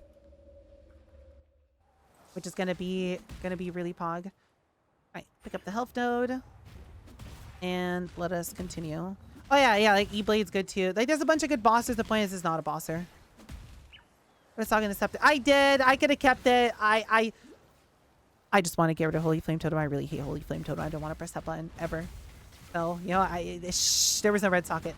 Okay, grab this waypoint and then go over here to Catacombs, and we are just simply here for the Trial of Ascendancy. It's typically uppies, but sometimes it's down. But just go uppies. This area will beat you because there's a bunch of like lore books everywhere. Like they're like wall scratchings, so you have to make sure you find like the actual Ascendancy door. Here we run across one. Yeah, like that one. That's a troll. That's not the Trial of Ascendancy, see? This one is though, but if it's not up here, just go down and it'll be down. Now we die to Roombas. Ow. Ow. Those are rude. Stop it. 3 blue scepter. I'll take that. Go away. That's a good opportunity for later if we like need to move stuff around. Well, actually, I should roll my stuff anyways. All right, get the portal, log out, and then we can go to Hargan and get our free passive point from the busts, and then let's put in all my gems. So get rid of Herald of Ice, get rid of Herald of Thunder, and then put in Flame Ability, put in Anger, and then do I have an Essence? I do, right? Are my scepters good? This one's awful. Well, let me ID this one, see what's has. Nothing. We don't want added damage. We need add damage to spells specifically. So let's do that. Awful. Unlucky. Well, I could put this here just to have more space to level stuff. Then I shove this in there. Come over here. I'm gonna vendor quickly. Holy shit, that's a lot of life too. Alright, let's check Hargan. Put the little regex in, see if he has a 4-link. He does not. And at this point, I have a bunch of gold. So what you could do is you can come over to Clarissa. And is this not where you gamble? Sorry, who is the gamble? Is it Maramora? Yeah, Maramora have a gamble for items option. And you're gonna want to gamble for anything that isn't boots. So either a chest plate, a helmet, or gloves. I guess in my case, my gloves kind of suck. So we'll just gamble for, I don't know, armor and... Actually, what would we want in this case? Armor to, yes, would be a good option. So these. How many can I buy? Right? Obviously, I have 2 million gold. I assume you could probably buy like, what, like 4? Like 2, 3, 4 by this point? I've never bothered like doing like early game gambling. Just so I don't tell people, like, I guess you just dump all your money and pray you get a 4-link. 8 on average. Okay, you can do 8 on average. Well, I got an 4-link. Oh yeah, sorry. You actually, no. You would want to do energy shield gloves. Yeah, you'd want to do energy shield gloves. Oh, we got Sadimas. That's funny. Okay, well, on average, you'd be able to do 8, so let's pretend we did 8 as well. So that's 5, 6, 7. Hold up, please. 8. Yeah, so you have a decent chance of hitting, right? Cool. So yeah, do that. Grab yourself a pair of gloves. I guess you do with boots, but the problem is, if the boots don't have movement speed on them, and then you find a pair of movement speed boots later, you're kind of stuck, and you get to miss out. You know, like you want to have your 4-link in anything but boots. Okay, we can get rid of all these other ones. So I now have a 4-link. I'm gonna move rolling magma in here. I'm gonna move elemental proliferation, combustion, and then in the guide, I give you a bunch of different options. If you get a red, you'll go grab yourself Cruelty from Act 2. If you get a blue, you'll use Faster Casting. So this is why we save the Faster Casting. Shove that in there. And we can put Leap Slam over there. Cool. Now we have a 4-link. And then I have this 4-link for later for Ballista, because these are good colors for Ballista. So I'm just going to hold on to it. Then we can throw away the Heralds as well. These are now useless. Okay. Anyways, back to Marketplace. We are going to start making our way down to the minion nodes over here. And let me turn on Anger. I have Flammability. Great. Back to holding W. Okay, should be a lot stronger with Anger on. Should feel quite nice. Got 50k gold in Act 3. Yeah, you're right. Just get a bunch of gold in Act 3. Okay, it's not this way, so we want to go the other way. Always a little sad I missed out on your free ship box time at BB. Any chance that it's somehow salvageable with Unlit Silhouette? No, Unlit Silhouette is not good enough, unfortunately. It's the bad part of Bog Shaman. I was immediately excited for it myself, and then I realized it doesn't matter. We really need the yes chestplate roll instead, so we don't have to run apostate. I don't know, maybe I'm gonna be looking into it once we like get into the game. I think that might be fun as a second build, maybe. Like I'll try to make it salvage it, but don't get your hopes up. But I would like to as well, to see if it works. Anyways, in Battlefront, we just want to go uppies, and you're kind of just going left. You're looking for the waypoint. Do not miss the waypoint in this area. There it is. And over here, there's also a little ribbon that you need to grab past it. So go a little bit south. Be right here. Grab that, and then you're going directly up, left, whatever you want to call the direction I'm currently going in. And we're looking to get to docks. Okay, to docks.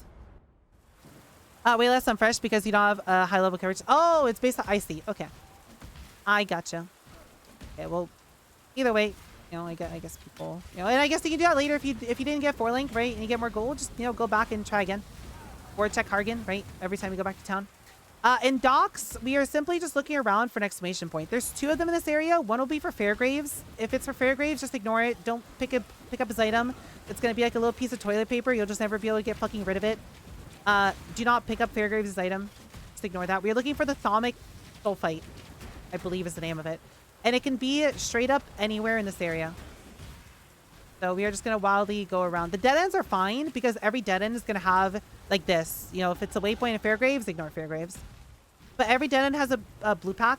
So you get a lot of XP in docks. So it's okay if it takes you a while to find it here. You are happy clearing the majority of it anyways. All right, we got a bigger life flask for 30. So we're picking up these minion nodes because there's not much generic damage around here. And then we can turn all the minion damage into us damage for spiritual aid. And there's also a bunch of attack speed here, so you get to leap slam even faster. I've had a few people ask why we take that, so I might as well explain it to people. But it's just good generic damage in a solid spot. All the blue packs back here too. Yeah, this area is like giga XP.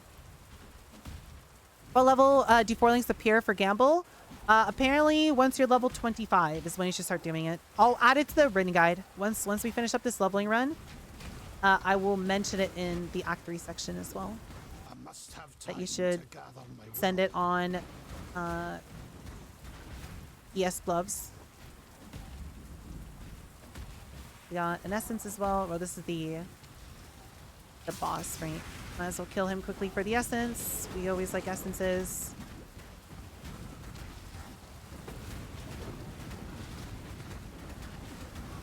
Cool. All right. It's probably down. Yeah, it's down. Either you could find this in like 2 seconds, or you'll sit here and clear the whole map like this. All right. Grab the sulfite. Log out.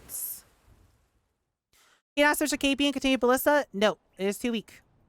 It is way too weak. Okay, we go over to the Battlefront, and now we are going over to the right. And we are just holding basically a straight line. What we're currently doing is designed to get you to Act 10 with the least amount of pain possible. While you could technically play a Wander from Act 1, it is unbelievably slow, painful, miserable, and you will just have a bad time in most cases. Right? And while, yeah, I'm a big fan of, hey, let's play the build as soon as possible, right? I hate not playing the build that, you know, I signed up for. This is a case of if you attempt to do that, you will be in so much misery and you'll suffer so much that you will just want to quit. Believe me, this is the path of least resistance. I have attempted to play, I've attempted Leaguestart Wanders before. Do not do it. It's not worth it. It's awful. In this area, you kind of just want to follow the rugs, kinda. And we're just looking for the next area. I don't know. It's not exact science. Just keep going in a direction that the game lets you, and you'll eventually find the door. Go with God. A chance as well. So because he had 1 health left. I hit a bunch of dead ends too. How are you say, Hyperia? I'm doing great. We're just doing the leveling VOD for YouTube really quickly, and then that's it. We're ready for League launch. Just the final piece of build guide that we have to get done. Blacksmith, sure, we can stop for it really quickly. You can get a crafting currency from this, which you can vendor for wisdom. So I guess you don't care anymore, huh? Yeah, that's not relevant anymore. You have infinite wisdoms now. It's a good change. Got 3 link. I don't need a 3 link. We're good. Got. Okay, just keep following the rug. However, playing old man, yeah. I've been playing a bit more power Siphon character into standard, but outside of life, ES mana and res, we have no other defensive layers or recovery, do we? To begin with, no, but that's just how most early game builds are, right? Mom is our defensive layer. All right, we talk to Diala, we grab a Amber Amulet, and then you also grab the Talc. And then you probably don't have an amulet. Holy shit, that's a lot of life. Og. Click the waypoints. Now we're going to go back to sewers, and then we're going to be able to open up the hole listing in the wall and go this way. Anyways, so yeah, we don't have any defensive layers, but Mom by itself is a pretty solid defensive layer, and we have decent recovery. And you have Arcane Cloak as well, but you know, you aren't going to have a billion defensive layers on day 1, day 2 anyways, and then we'll become fairly tanky later on. Our main defensive layer later on is just going to be 90 all res, and the fact that we'll have 50,000 energy shield. Okay, not 50,000. That's only realistic on a mere budget, but you'll have like 20-30,000 energy shield and insane recovery. You'll basically never have to worry about dying is the point. Okay, here you're just holding W, and you're going to stop at this guy, Agravisius. You need to kill him. And then this is where we're going to be swapping over to Firestorm. We are free. We quickly kill this guy. Well, we're going to do like 2 more zones before swapping. I mean, I guess you could swap right now, but I'm just going to do 2 more zones really quickly. So this guy hurts a lot. I'm out of flash charges as well. I inted. My mana is spent. I fought for God. Kill him. And now we are just going to keep moving forward to the next waypoint, and we're gonna swap the Firestorm at the next available waypoints, which is at the end of the next zone. Put me at the end of it. That's it. We're free. No more rolling magma. I know it wasn't fun, but okay, I went slow as fuck. Like I went really slow. This is a 1 hour, 20-minute run to to a Firestorm, right? Like even if you go slow like this, it's at most an hour, right? Like if you're fast, it's like 40 minutes of rolling magma, and then you're free, you know. Like it's really not that bad. Like it is not the end of the world to play rolling magma, in my opinion. It's quite fun as well, you know. Like you saw how little I played it quote unquote correctly, and it was still fine. At this intersection, follow the rug. So the rug goes this way.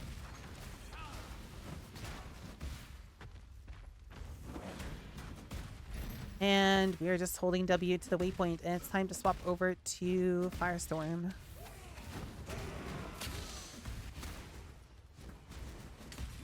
Is our defense to come when we switch to KB then? You're not going to really have any defenses when you swap to KB directly, but it's going to be the main focus afterwards. You're not going to be like, fuck you tanky by any means to begin with, but you'll be tanky enough to not really care too much about stuff hitting you, but obviously you can still randomly get one shot. All right, so we take the waypoints and then we go over to the encampment. The point is, once we get to mid game, you'll be very tinky. And then here we're gonna talk to Maramora, and we are taking Firestorm, and that's it. We are free. So we're gonna put Firestorm in instead of rolling Magma. We're gonna drop Elemental Proliferation. We're gonna take our Arcane Surge, and we're gonna link it here, and you're now gonna start leveling. So click the little plus at the bottom, and then I believe I just said here to run faster casting. Yep, you're just running faster casting or cruelty. So the only swap you have to do is just get rid of proliferation, get rid of rolling magma, delete this shit.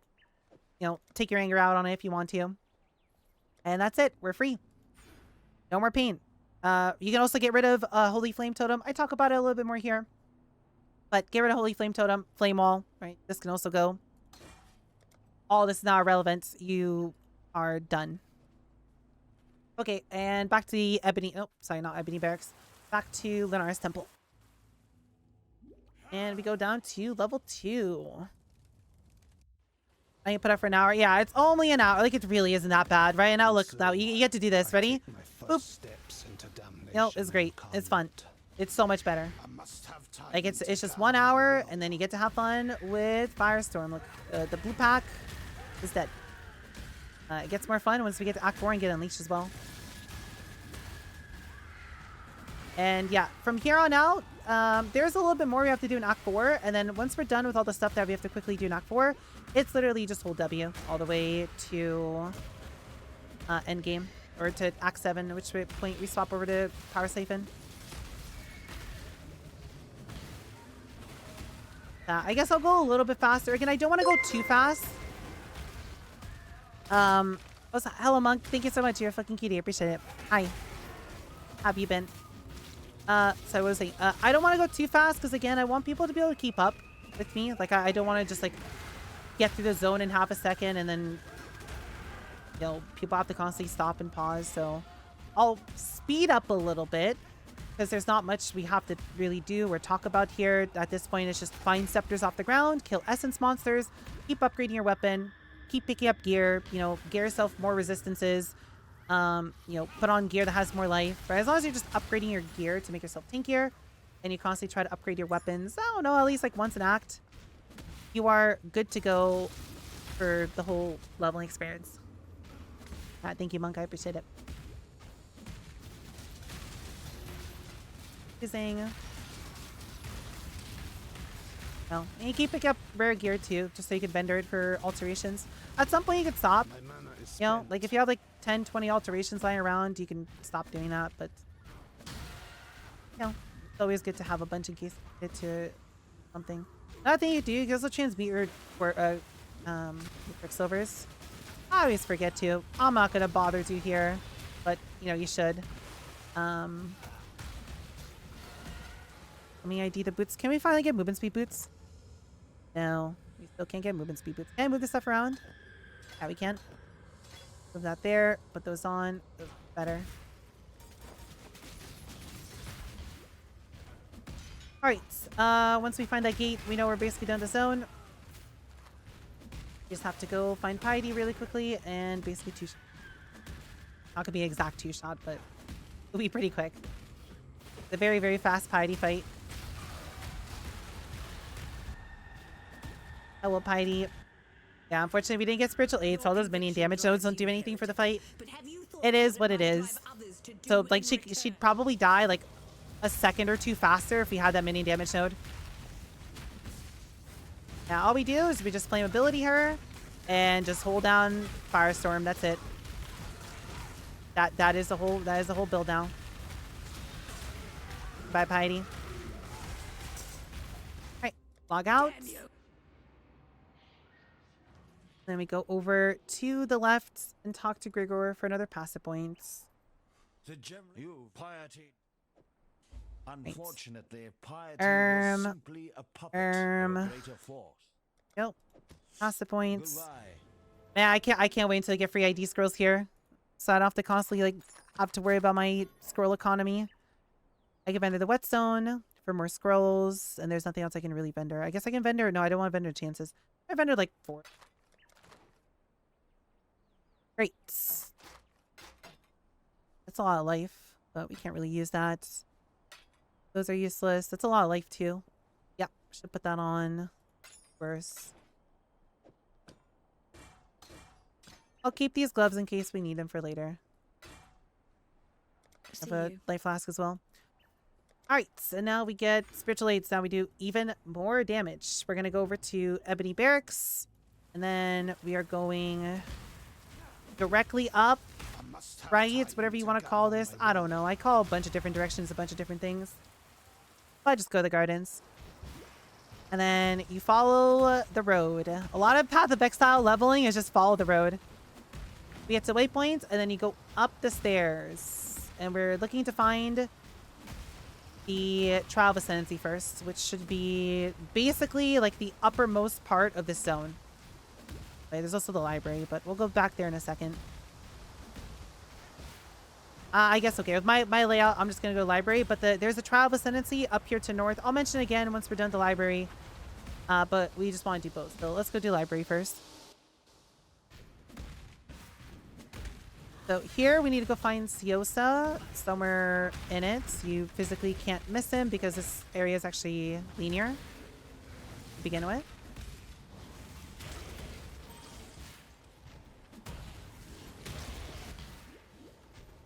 Could be like down ranks. Oh no, it's over here. Go this way.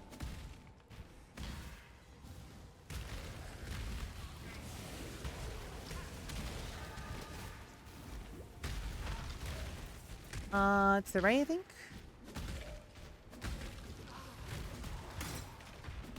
Hello, Siosa. Oh, not that way. Okay, so here we're gonna grab the waypoints and we'll talk to him really quick. I don't believe you actually need to talk to him to get the quest, but just in case. And then what we're looking for here is a candle on a wall in a very particular room. It's basically the end of this zone. This. You're looking for this exact room layout on the mini-map. And there's a candle here. You click the candle and then open a door. I found it really quickly. Sometimes it might take a lot longer to find it, but just find this. All right, we grab this. I believe we now go grab EO, which is going to be a very big DPS increase. In this area, there's just 4 pages. You just have to collect all 4 pages. You know, the area is going to always be a little bit different for everyone, so I just have to go around and grab all of it. I have to take a different pathing through here. Just a bit of Act 1. The Flash on box, the person got 5 Quicksilver, 5 Bismuth. Okay, alright, buddy. I'm pretty sure last season I got none. Oh, I read in the written guide. I can't believe I haven't added this to written guide yet, but if you do not get a Quicksilver, if you still don't have one, like if you're in Act 3 like me, you don't have a second Quicksilver, go back to Act 2, go to the zone on the left from town, and find the den. It is like a little cave. Inside there'll be a white beast they can kill, and then you go back to town, and the Yenna will give you a Quicksilver flask. I did forget to. I'll write in the written guide. I can't believe this is not part of it or part of the Peaconk one. That is very important to mention. Is man a good beast farmer? Everything is good for beast farming. Yeah. Beasts don't require much. You will have no issues with it. You want to do beast farming, especially given you just put down ballistas and just run away from the beast anyway. So, have a really comfy time with it.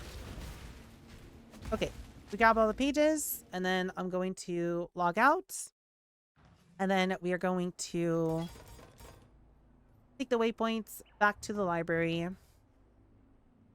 And then here we are just looking to buy everything I tell you to. So there's also a little regex here if you want to use it. That'll make this a little bit easier, but we're going to take Arrogance as our free thing. And, you just paste this in here, I'll show you everything. Just buy one of each, right? Oh, this doesn't work. Momentum isn't light up. This is a lie! This regex doesn't work!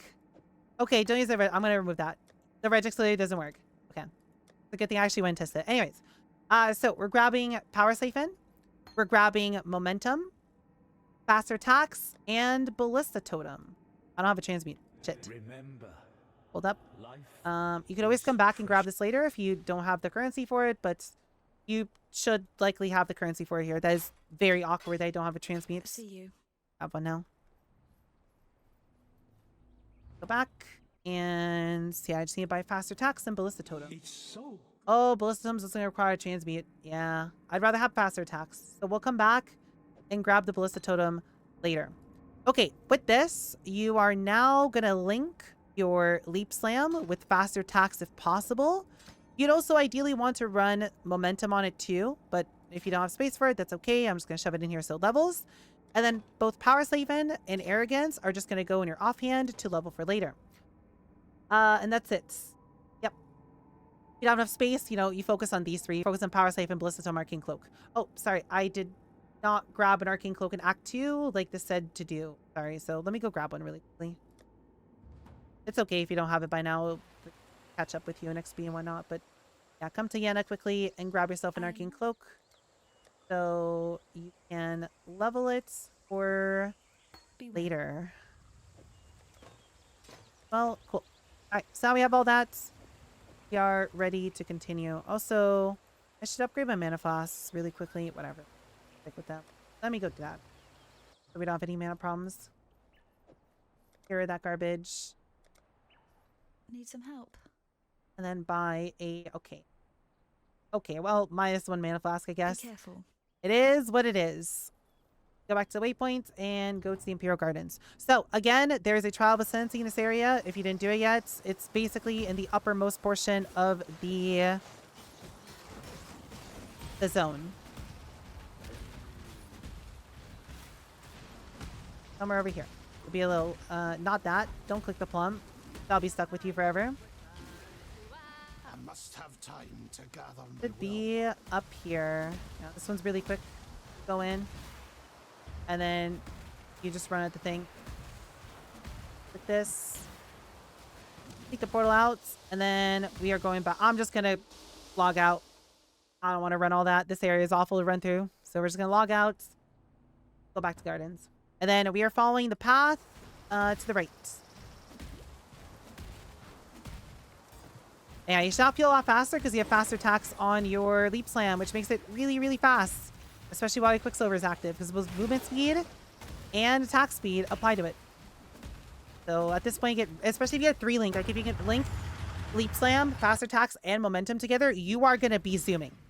You absolutely start to zoom. And we would have done this sooner if we could, but Templar is the only one that does not get faster attacks, if I'm not mistaken. Until Siosa. It's quite cringe. I believe. There's like one support that Templar is the only one that doesn't get it. I hate these stupid like limitations. I get it to stop new players from picking up garbage that doesn't do anything with their part of the tree and their skills and whatnot, but like, man, it's annoying. You know, I really like that, but like, I really like the innovations that GG did with PoE 2, where you can just take any support you want, any skill you want. It's just like the game recommends you should grab this, right? Like PoE 1 should be like that as well. Like the game recommends you take X and Y skill, but doesn't stop you from getting other stuff. Oh, that'd be so nice. Let me take Peaconk. We just leveled Peaconk. Instead of doing Rolling Magma, we would have done Rolling Magma for Act 1, and then grab Peaconk, and then we would have leveled Peaconk until Act 3. And even with no poison chance, it would have just been better. Well, it wouldn't have been better, but it would have been an alternative, you know? Yeah. Does anyone know if the TFT trade extension browser is working with the new merchants trades? Are they exclusively in-game? I have no idea, unfortunately. Would not know. What's the colors, the meaning of the loot filter? They're going to be noted in the written guide. I forgot to add this yesterday. But anything orange is a 3-link or a 4-link that you care about that has the correct colors. Anything green is either a white or blue rarity scepter that you can pick up to either ID and then, you know, like throw a transmute augment at, or to throw a essence at to hopefully get a upgraded weapon. And that's it. I don't think we use any other colors other than... there's like dark blue background, and those are just like random rare gear that is easy to put on. And then rare gear with a transparent background is just random stuff to pick up to literally vendor that is like gear you'll legitimately never actually equip. But, you know, you still want to pick up stuff to vendor for currency. Alright, for this area, we're just holding W through Scepter of God. There really isn't much to say here. We could technically go do a Trial of Ascendancy right now. And you could at 31, because you get another gem level up at this point, and that's like a break point for damage. But I would say most people are probably spooked of doing it, so I would just tell people to do it at Act 4 when you're like over level to shit. No, so we'll just do the same thing. It should be much of a problem if we wait. If we wait until faster attacks is nice, but the critical ones are not used. We could easily port from a ranger. Sorry, what do you mean? Should be much of a problem if we wait until Act 6 for what? I mean, I guess you don't have to do library if you don't want to, but you are a lot slower if you don't have faster attacks. I mean, sure, if you go get it from a ranger, but like, there's no point doing that. It's literally like muling it from a ranger would literally take as long as just doing library. So like, I don't know. You could, I guess. Sure, if you want to take an alternative leveling path, go ahead and do that, right? Like, if you want to do that, I'm not stopping you from doing it. You do not need to follow the guide one-to-one. If you want to make an adjustment to how the guide tells you to level, you can, right? It's just the guide is specifically just a very min-max leveling path, right? It's a super safe, super min-max leveling path that just gets you to the build as soon as we can at the point where it becomes viable to actually properly play the build. That's my only goal. But again, you know, at the end of the day, you should prioritize your fun. So if you want to change it up a little bit for fun, sure. My mana flask is basically empty, so I'm going to quickly put a portal down, click on it, and then click it again. And wow, suddenly I have mana. Mid-boss fight. Insane. Even if it is a quest reward. What is this build? This is a mana stacking wander. We're currently just leveling with Firestorm because it's the best leveling skill at this point, but we are eventually going to swap into Power Siphon Totems, which is going to carry us for about a day or so up until we are ready to swap over to mana stacking Kinetic Blasts. Ow. And we need to actually like dodge. Okay. Kill him. Then we move on. Level 28 Firestorm P. I mean, yeah, you could do it earlier, right? It's just whatever. You know, most people are spooked. Just a more new player friendly route.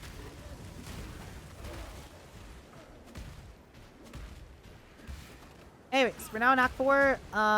We're going to be changing a bunch of stuff at the end of Act 4, and then we are literally holding W to Act 7. There are straight up no changes to be made to the build, other than we have to start doing heisting in Act 6. Otherwise, we are just running.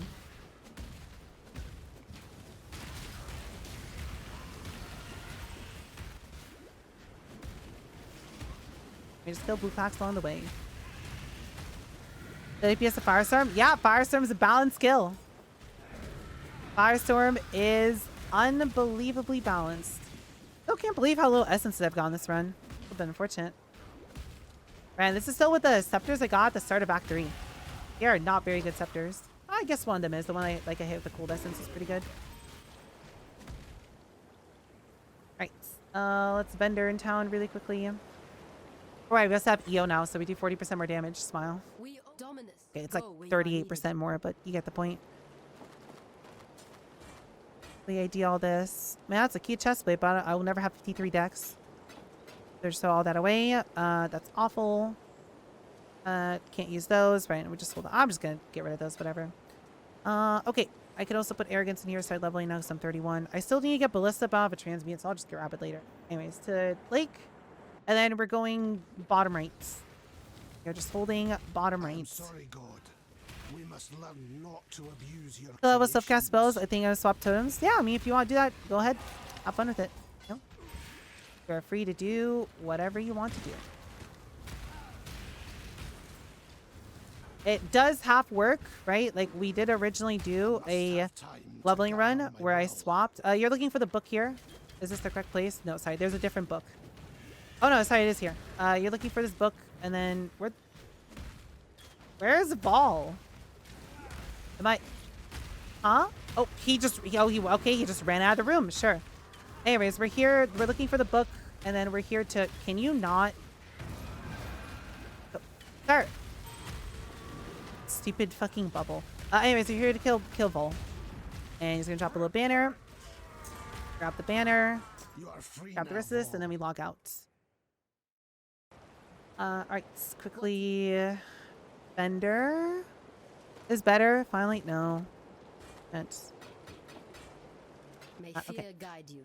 As I was saying, I did do a leveling run initially where I swapped immediately after lab, and it worked. It was fine. A little bit stuffed. So you're kind of ZDPS with power siphon totems. But once I got to like Act 5, everything was fine. So it is okay to do that. It's just The earth here trembles with the a shit fear ton of slower than judgment. playing Firestorm. All the way up until Act 7, where you get second lab. So that's why we're taking this path, but it is possible if you just want to play the build sooner, you know?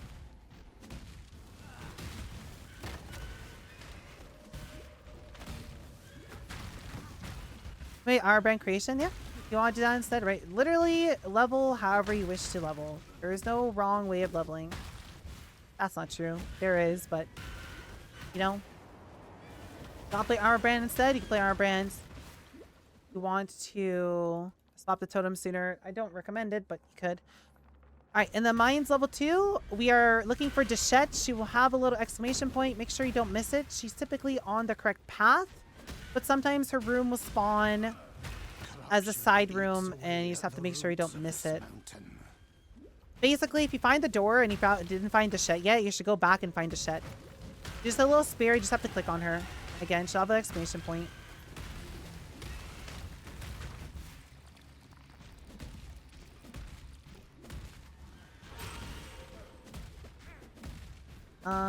I can jump over here. We'll help her. Yeah, make sure you click on her. Another passive point.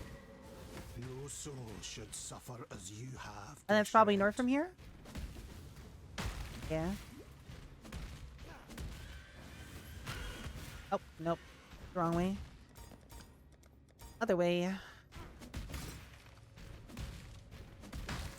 Not search yourself, you can, yeah.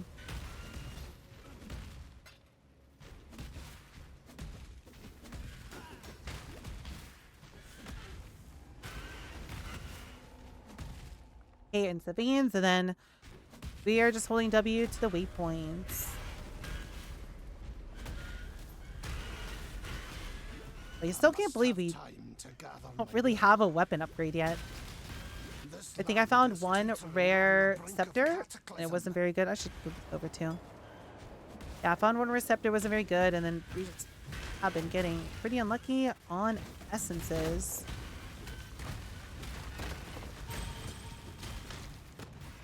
What is? Let's go back.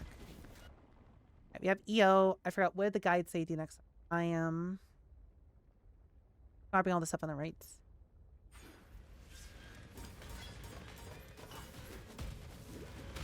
I'm not very good at memorizing all that. Here's the funny part, right? Like I like sat here and min-maxed the tree and, you know, made sure that I'm really happy with like the leveling progression and whatnot. And then, you know what I do on every league launch? I just don't follow my own leveling path. I'm just going to do something completely different. I'm just going to wing it, right? It's like I could use the super optimized leveling tree or not. Anyways, we got the waypoints. Now we're going to go over to Dureso's Dream first. And then we're just holding W through this area too. Basically, we're looking to go like to top right-ish of this area. There's like one dead end you can hit. Will making an Orbing Caster mods on new bases work, you think? Yeah. Yeah, you should be able to, because it transfers the mods, so that's not the same as rolling.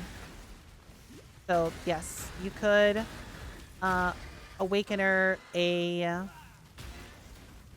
Elder mod, sorry, a Shaper mod. No, an Elder mod onto a Shaper cannot roll attack wand. But I am not necessarily sure if you care to, actually no, yeah, you care for recombinating, because you're just gonna recombinate the wand anyways. But yeah, it should play nicely with recombinating as well. So yeah, I guess the ideal like early in stacking weapon is recombinating onto the. Okay, so I guess like that buff, like the new wand base is actually a little bit more of a buff to instacker than I led it on to believe, because yeah, you do have a little bit of an easier time crafting wands, which is cute. So you don't get spell damage, but I guess it's okay. Just put Ellie Pen as your last prefix. You don't need a spell damage prefix. I mean, you don't care. You have the Elder mod anyways. It gives you obvious spell damage.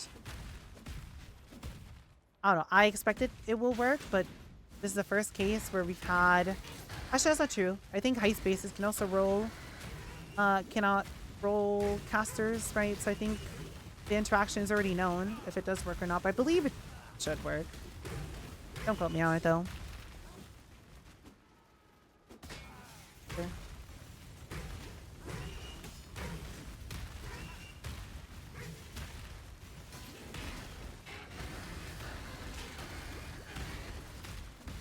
Alright, so then we kill the mini boss here, kill the ads with him, and then we can move on. Yeah, I guess I can start transmute. I have no transmutes either. No. Oh. Got no alchemies either, no transmutes. If you do get alchemies, if you want to save them, you do need 2 alchemies at the end of Act 4. Okay, if you don't have 2, you can always come and get it later, but you ideally want to have alchemies at this point, or ideally find one, but it's completely RNG. Let's say it's like 50-50 chance of getting an alchemy or not by the time you need it.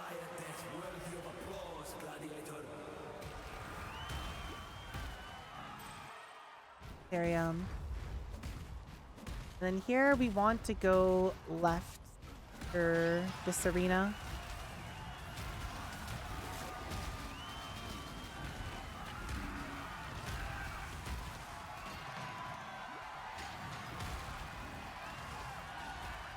Okay.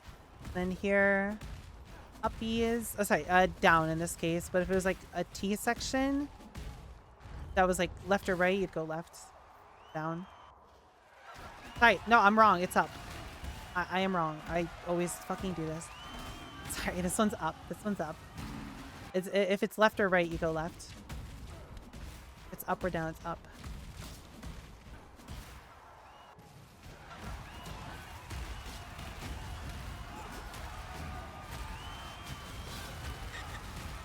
I am no beast of burden. Hey, Baited. Hi, John. Hello. I hope you enjoy playing a build that's going to let you down. It's going to be a disappointment. You're going to quit the season and you're going to blame it on me. It's time. That point.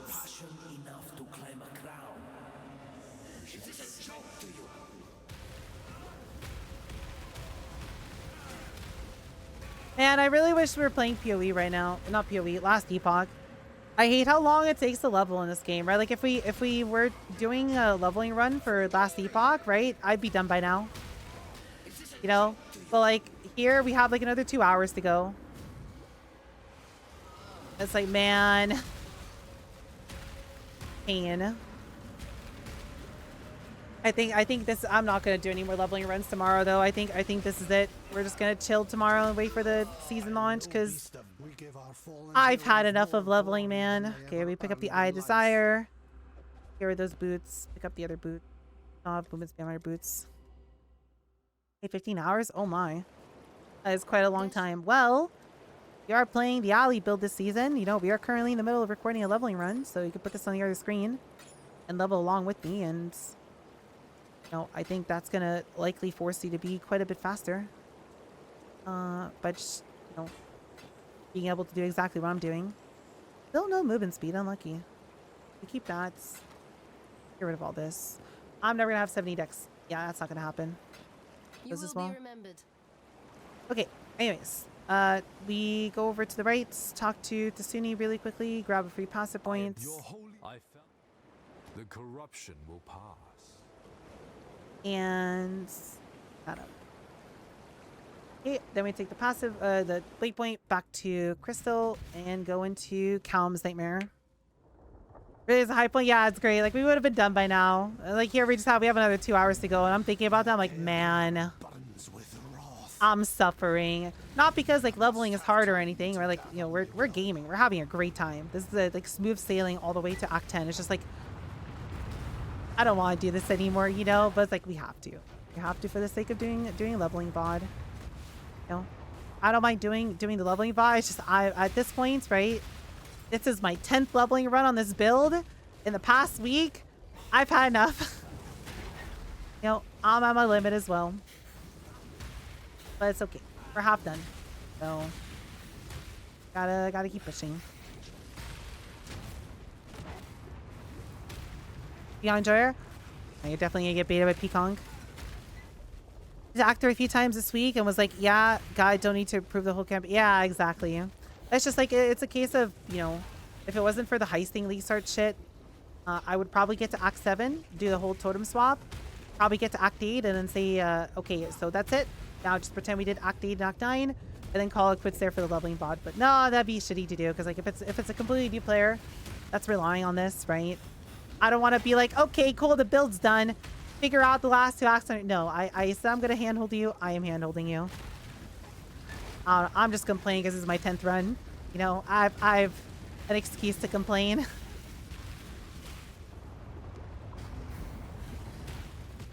Not that way. We want to go to the right.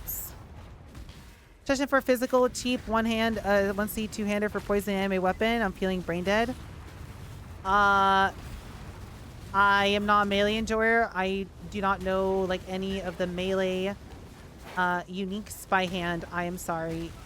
I would not be able to help there. I also would not know for poison anime specifically. That is a Gazzy question. I'd recommend asking Gazzy. He would know. I am not a melee enjoyer. I absolutely detest melee.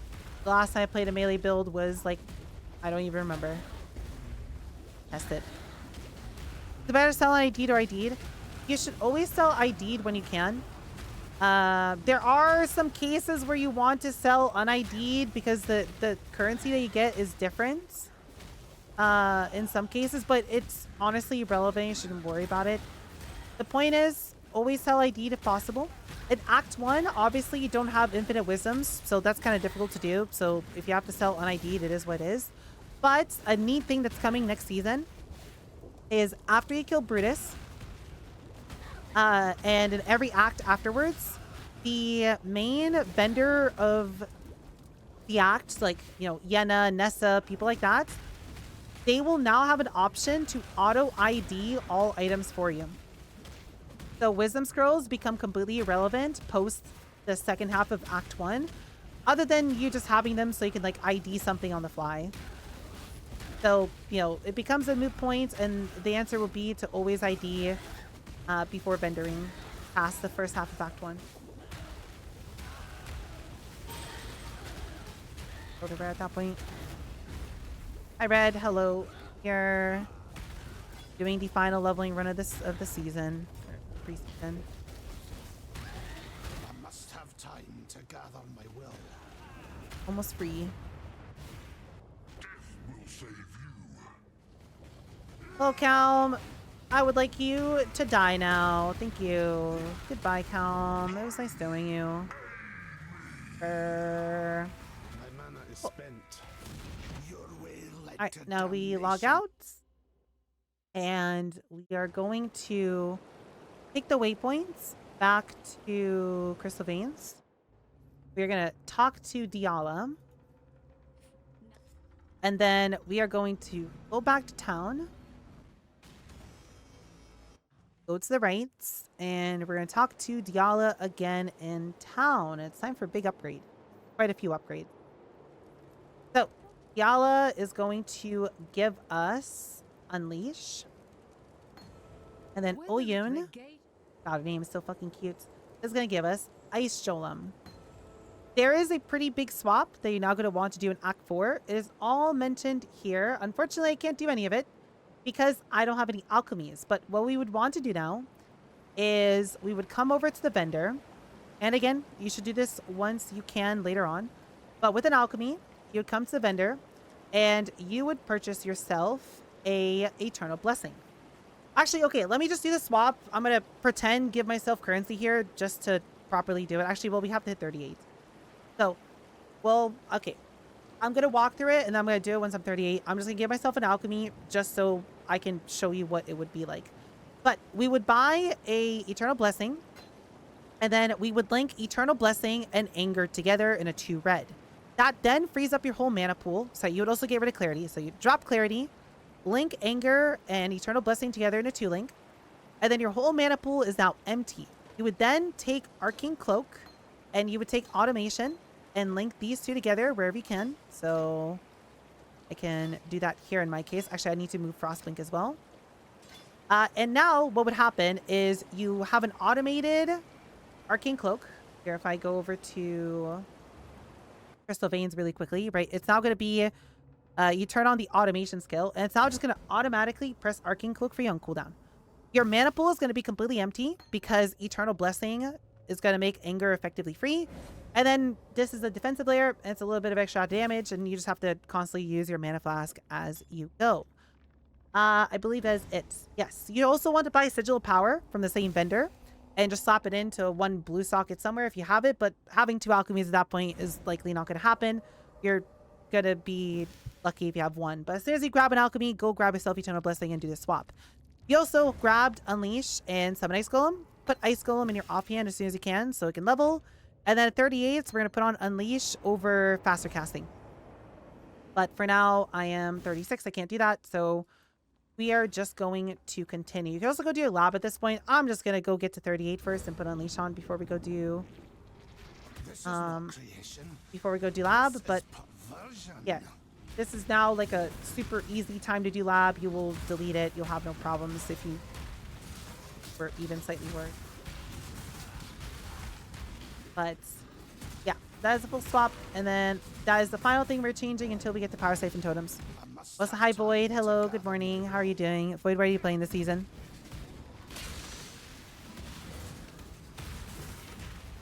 New PoE, is this a tourist guide? Yeah, it's the tourist guide. Exactly.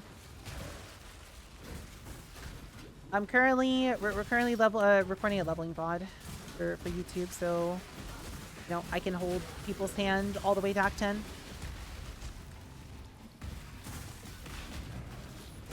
France have Urshaki.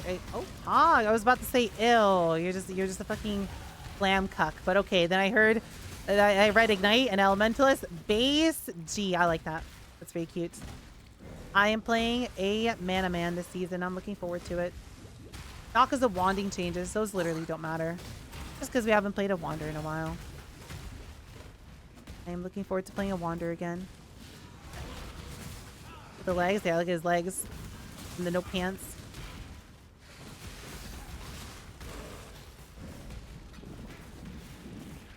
It's just a cute old man. I am looking forward to, because I haven't actually played a build in a while that is just an end game build. You know, like I played Peaconk last season. The season before that, I played Warden. You know, I'm glad that I'm just playing effectively an end stacker from day one. You know, like I don't have to level another character this season if I really don't want to, if I don't want to play any other build. And we can just throw 15 mirrors at this character and make it a very powerful old man. We're making a super, super big, strong Magus. Go for mirror craft yourself. Yep. I have a policy of I will never mirror a single item. So we're making all the in stacking items. I'm probably going to be beaten to quite a few of them, but I don't care. I am making my own copies. So there will be 2 of every in-stacking item available on the market. We're making the wand. We're making, well, I guess like, I'm not going to, I mean, I guess I want reflected simplex, but you know, I'm making everything myself as well. This league is going to make bank. Oh yeah. My God takes good care of Oh yeah. me. I don't know. Maybe we could do like group mirror crafting again. But I'd have to find a group that wants to feed me the money to. I'm just gonna die quickly. I don't have any mana. Thank you. Okay, I really should go grab a new mana flask. Whoops. But yeah, I need to find a group that wants like mirror craft with me. Basically, I just need a 5-man group that's willing to feed me like 10 mirrors. And then I'm not paying attention. You know, we could do group mirror crafting again, which would be quite fun to do. Because I'm not going to make the money fast enough, you know, because like all the in-stacking items are just going to be made by groups who are, you know, just like feeding money together into it, right? I'll never be able to make the mirrors fast enough to keep up. But, you know, if people want a group craft, well, you know, we can do some community crafts. The fun part is if we do end up doing that, right? If we do end up doing community crafts, we could actually fucking completely screw over a lot of RMTers, which I'm actually really looking forward to. Because if we were doing a group craft, the fee on it would just be the Allie standard fee of 69 stacked decks. And the in-stacking wand and all the in-stacking gear is going to be mirrored a lot of times this season. Maybe we just make settler ones and just fuck over all the arm tiers. But the point is, all of the arm tiers are going to be very much focused on this, right? The bow is not going to be made for a while. It's going to be the wand first for sure. And those people are just going to take all their profits and RMT with it, right? We can fuck over TFT really heavily. Like, holy shit. I really need to grab a second mana flask. Hold up. Let me go. This is painful. This is quite painful on a Act 2 mana flask. Go Oops, where you are one. needed. Yes. How people not get caught for RMT? I don't fucking know, man. Oh, I don't know. G also just kind of turns a blind eye to it as well. You know. There's that too. Oh no, it doesn't. At least it feels like it. I don't know. I can't say that they do, but it really does feel like they turn a blind eye to RMTing a lot of times. The TFT mirror shop. Yep, I used to be as well. And I did my own mirror shop. Fuck working with them. Oh. Embrace death. He locks with double % in attribute Flesh damage per was your int. undoing. Suffix lock, reforge lock, and null. Well, I mean that's no. I want to make the synth one. Fuck the normal one. But I guess sure we can make the settler non-synth one. I guess. But yeah, I don't know if I can find people who want to mirror craft together. You know, we could do that, and or I could just make my own settler versions of it. I entered my mana flask again. Holy shit, Allie. Sorry, we are struggling right now. And then, yeah, we can fuck over the arm tiers by just doing the standard Allie 69 stack deck mirror fee instead of the 200 div mirror fee that TFT is going to fucking ask for just so they can take that and fucking plus $20, you know? Talents were wasted, Malagaro. Think about it. Every 69 stack dicks you give me is $20 that does not get RMT'd in this game. I don't fucking know what the rate is, but you get the point. We're fucking inting. I go mirror crafting this league. Last mirror craft was a tri-stack bow, one of a kind. Yeah, I think that thing was. I haven't done a mirror craft in a while. The last time I did was in Frisia. I made the life stacking chest plate. That was a really fun craft to make, minus the pain. I forgot there was one painful thing about it. I got like really screwed over on one step. It cost like 2 mirrors for said one step that should have costed like half a mirror. But yeah, I made here. Let me show you. Technically, it could have been made better, but we didn't need damage. We just wanted to be tankier. This thingy. Hold up. My health bar's in the way, right? This is the last mirror item I made. We could have made it better if we got +1 dex instead of crafted PDR, right? There's no way to get non-crafted PDR. Like the craft always was going to be crafted PDR, right? It's either +1 dex or this, and we didn't need damage. I just want to be tankier. Right, the orb. Right, the orb took like 2 mirrors to hit. We got super unlucky. I was eventually gonna settle for 12, and then I never hit a 10. I never hit a 12. I immediately just hit a 15. Okay, sorry. We're doing leveling VOD. We don't have time to sit here and do this. Sorry. Back to leveling. So tell me. But yeah, whatever. We just end up hitting 15, so good enough, I guess. Good idea, but I hope you sleep well. Every antic requirement, right? Yep. That build used a keystone that made it so we ignored all attribute requirements. So we did not care that it required like 1,400 int or whatever the chestplate had. It was irrelevant. It could have said requires 1 million intelligence and it would have not made a difference. Yeah, the whole point of the chestplate is we wanted the maximum possible energy shield number. And that is the maximum possible energy shield number obtainable on an item. You cannot make a chestplate with more energy shield than that in current modern PoE. I say modern PoE because you could have technically... No, actually, no. I think a 30% base now beats Legacy ES rules, right? If I'm not mistaken.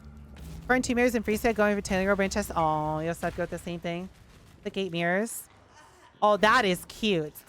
Wow, that's a really cool... Yeah. That's a cool sin. Seriously? Oh, yeah, they did. Yeah, you're right. They did buff the highest tiers as well. Yeah, so I think I think that chest plate is now more ES than Legacy ES chest plates. Is neat. Anyways, Sawi, we got, I mean, okay.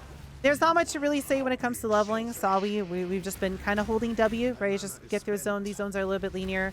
And up until Act 6 or so, there's just nothing, sorry, up until Act 7, there's nothing that's going to happen. Nothing's going to change. So, yeah, sorry, we're going to do a little bit more yapping. But I'm going to try to be efficient. I'm going to try not to, you know, waste time like that. Okay, let me portal. I really should just go grab 2 mana flasks, not run one like this. I'm also just spamming it a little bit too much, but if you ever do run out of mana on a boss, you just quickly portal out, go back in. You have plenty of portal scrolls, so not an issue.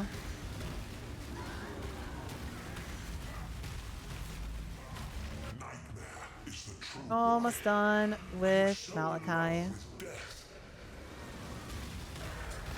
I grab boots. I also still do not have movement speed boots. It's crazy. We have not seen a single scepter, a single rare scepter. No movement speed, nothing. Okay. Anyways, we killed Malachi. We teleport back. I could have put Unleash on at 28. I completely forgot to. We're going to replace faster casting with it. Put Golem in here so it starts leveling. Did we get movement speed boots finally? No, but those are pretty cute. Put those on instead, right? Those are just better. Double res, high life. Yep, much better than that. What do we call you? All right, so let's vendor quickly, and then let's go do lab. We could have done lab earlier, and we probably should have done it before Malachi, but hey, it is what it is. Right, I also have Eternal Blessing now, so... Oh, that was my double red. Well, I have a fusing, so I can quickly fusing this. And then put this in here. And then can completely get rid of Clarity and completely get rid of faster casting. I do not need those anymore. Now we're going to go back to Act 3. And we're going to go up the stairs. That is a beautiful man. Look at him. Open up the plaque over here. If you missed one, you can click on it. It'll tell you which ones you're missing. But we're now in lab, so let's quickly get the lab done. So we don't need actually first ace golem. I can do that. Turn my anger back on, and here we go with first lab. Pretty quick. Basically, the TLDR for lab is you always want to go top right. You are constantly just going top right. It is typically the correct way. And if it's not, you just kind of hug the wall, starting in top right, and you'll find it. But the lab room layout, at least for the first lab, is always the same. So you could basically just follow my exact path in here. The trial. So Izaro hurts if you never played PoE before. This guy hurts a lot. The only thing you have to keep in mind is you have to be near him. If you're not near him, you're going to get pelted with bombs. And then you just have to be careful of his heavy attack. So he has a mace in this case. He's going to like wind up and do a big slam. You just have to not get hit by it. That's... If he has a sword and a shield, he'll do like a little spin attack and do a wave. That wave hurts. And then if he has 2 swords, he'll do the same attack. So either watch out for the big slam or the spin wave attack. And now from here, we're just waiting for his stupid bullshit. Because he's not going to phase yet until he does all of his spell queuing. Only one of your lessons. Yeah, just be near him. Otherwise, the goddess on top of him will just pelt you and you can die to it really quickly. Oh, so yeah, watch out for the traps. They will kill you because they do % health damage.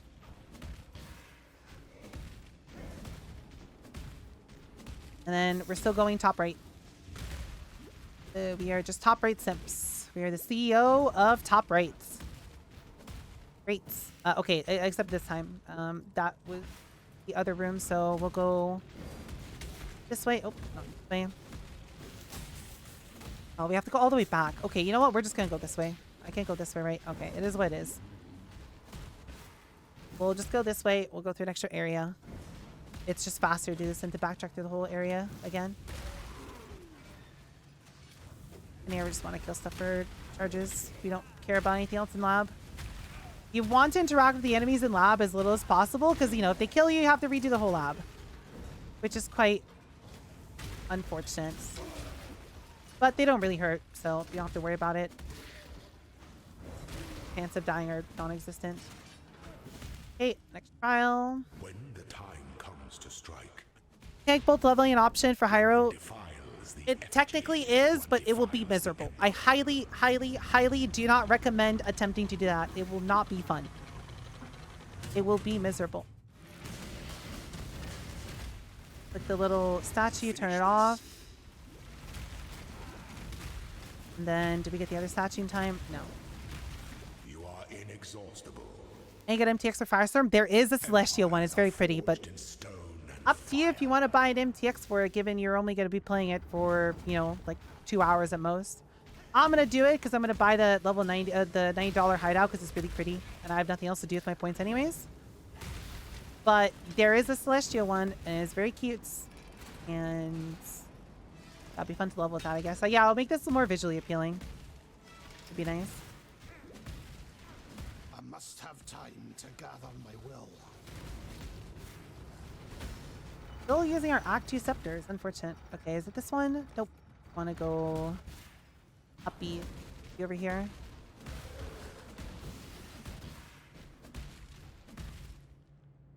Right. And then one final zone. And then we are done with our first lab.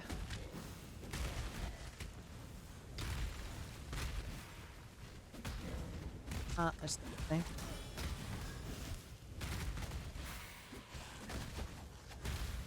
Again, we are the CEO of top left.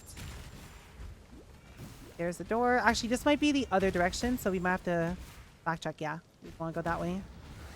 So here we go left. And to trial. An aspirant can afford to be promising. Our throne is the most devious trap of them all. Hello, Zara. I'm here to two-shot you. Please don't two-shot me.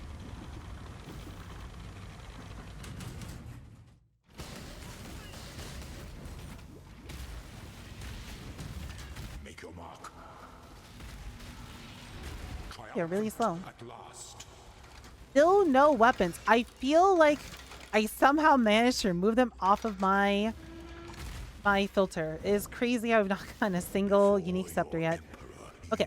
Oh, I did forget to mention before coming to lab, it's okay if you didn't do this. I guess you can sacrifice. Sure, actually, no, sorry.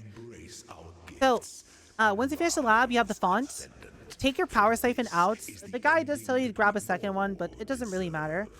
And then open up the fonts, and then put the power siphon here, and then click transform a skill gem into a random one. We're looking to try and grab ourselves power siphon of the Archmage. Later on, I talk about in the written guide if you want to know more about it. There'll be an option here. There'll be a guaranteed swap. This is just a random RNG. We're going to put a power siphon here, click crafts, and it's going to give me 3 different options. Unfortunately, we didn't get power siphon. And instead of just taking something random here, we're just going to click the little X button to keep our current power siphon instead. But you know, we try to get Archmage. There are a few other good options to hit. And if you do hit those, you can sell it for a little bit extra currency. I do mention all of them here. Oh, no, I don't mention them here. I mention them over here in the early game section, in the farming power siphon of the Archmage. If you get any of these, they're going to be worth something. So you can sacrifice your power siphon into one of these, put up for sale, get a little bit of money. And if not, then, you know, just keep it. Anyways, come click the Altar of Ascendancy. We're going to choose a Hierophant. And then we are taking Conviction of Power as our first point. And now you should feel a lot tankier. And you do a little bit more damage because your elemental overload is more resistant. Okay, Edge. Back to Act 4, back to High Gates, and we go right, and we're done with Act 4. So, there are now no more changes to be made to the build for all of Act 5 and all of Act 6. And we are not making any changes until about halfway through Act 7. So, I'm going to speed this up a little bit just for the sake of not making the leveling VOD super long. Again, we're trying to go a little bit slow so people can keep up, but let's speed it up at least a tiny little bit so we can get to the interesting parts. Here we're just looking for the bridge, and then we're holding north.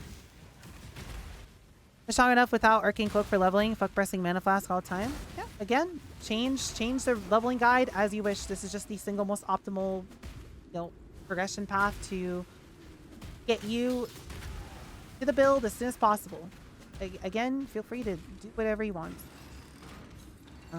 If you do not like something about it. If it's random, why use a power siphon gem for it? Save the rolling magma gem will work. Well, it doesn't matter. Like, I mean, okay. The guide does tell you to go grab a second power siphon gem.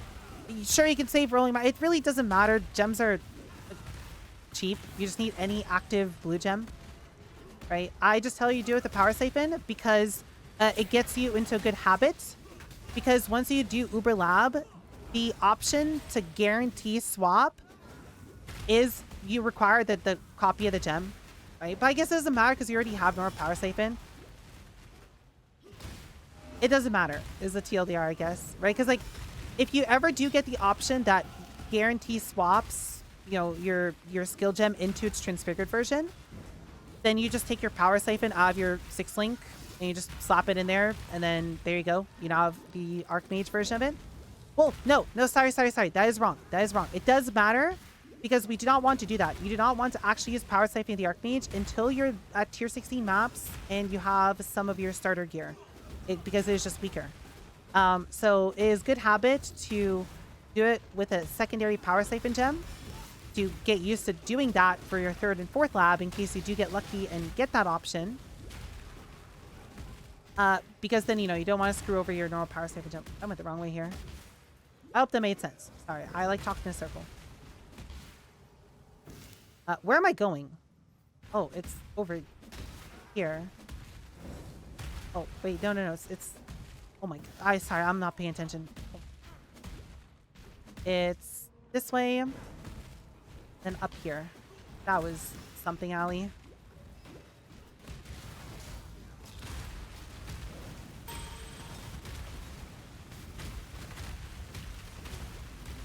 Right, and then we take the stairs up. A shame. Good night, Sally. Obviously, people.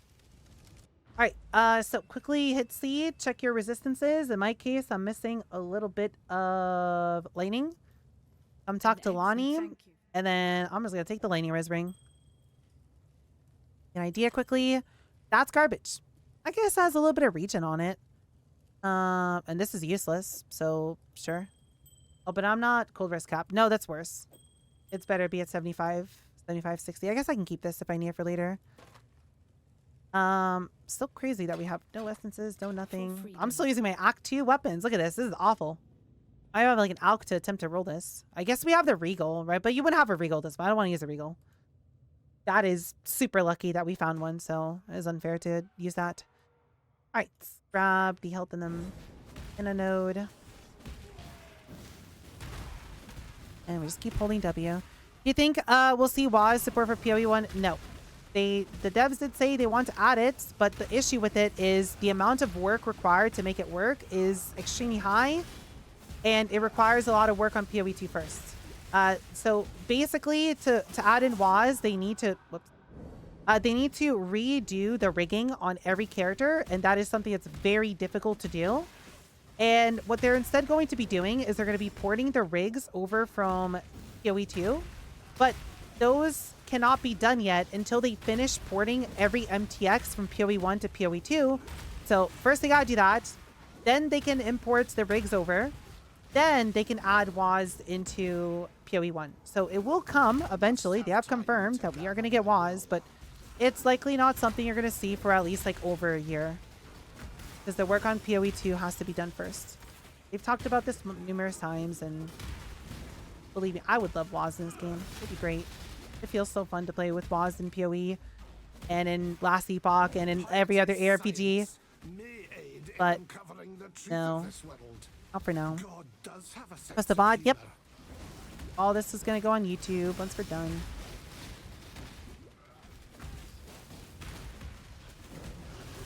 Craft res on bench. Yeah, I mean, I guess we could, but whatever. We don't do. Yeah, I guess another thing to mention, I'm not going to bother to really do this during this leveling run, but something to mention if you want, if you're okay going a little bit slower, if you know, you feel like you're a little bit squishy, if you need a little bit of help with resistances, and if you're new from PoE 2, this game has a crafting bench that allows you to... Really? And okay. What is? This game has a crafting bench where... That's like the worst place to die. Holy shit. Where you can add one stat to an open prefix or open suffix on every single piece of your gear. And you can basically choose from every single base stat in the game. And it is semi-expensive to do.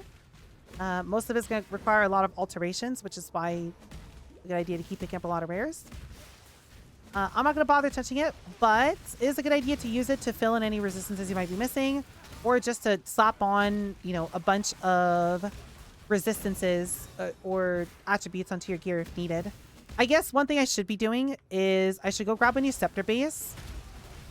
And I should quickly just slap on an added damage roll onto it. Or I should transmute it, hope I get good stat, and then craft and add spell damage roll on it. And that would be an upgrade over my current weapons. Yeah, I should at a minimum go do that. So let's go grab a new scepter. I can show what crafting looks like. With the crafting bench. Doesn't hurt. Hat there, face, yeah. Ep is always the hardest for me. Well, if you want your hand to be held to a whole leveling experience, right, all this will be on there. And I've been non-stop yapping the whole time in terms of how to level as well, so we'll probably learn a thing or two from this one if you do watch it.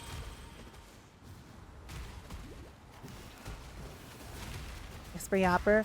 Yeah, I don't know how I do it. So at first it started as a case of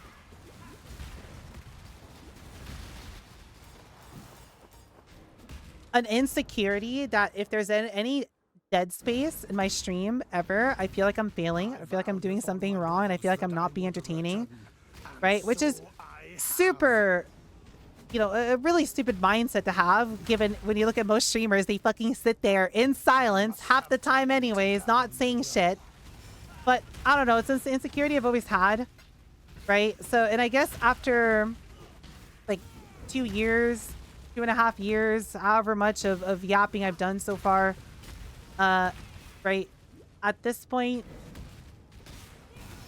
it's become secondhand nature for me to be able to never stop talking. I can always find something to say. Sorez man, thank you so much. You're a fucking cutie. Okay. Rats man, thank you. You are a cutie. Very kind of you. I am in bed. Hi, Fluff. I'm recording. So, like, the thing I do for every Leaguestart at this point, Fluff, is I do an Act 1 through 10 leveling run where I kind of like go a little bit slow so people can keep up. And I'm just sitting here like basically talking through like the leveling process of the builds, where I just like hold your hand through every step of gem swaps and whatnot. And yeah, I just post on YouTube. Right, so like you will have both the master's thesis, path of building, you know, that's going to hold your hand through leveling. And then you could also literally just watch me level the character, you know, if you need even more help. Yeah, right. We do both. So we're currently taking care of that. Those. If they're not dry out and crumble after 2 hours, I don't know. I don't drink any water while doing this anyways. My body like doesn't ever need anything. I realized I accidentally turned this off. Oops, let me move that from F. Like I can sit here for like 12 hours without needing to use the bathroom, and I can sit here without having a single thing to drink for like, I can yap like this for 24 hours without taking a single like sip of water. I don't know. I've always just been able to. Like my body does not deteriorate, I guess. I say that and I fucking am dying 99% of my life. But you know, like, I don't know. Nope. It is what it is. Alright, we got to Innocence. There's always like 2 blue packs over here. Might as well quickly kill them. There's one there and there's one over here to the right. A little bit of extra XP if you need to. If you're for some reason really behind, you know, like if you're like level 39, 40 right now, right? I'd recommend quickly running a few more laps of this area to get a little bit more XP. I can show you how to reset it after we kill the boss.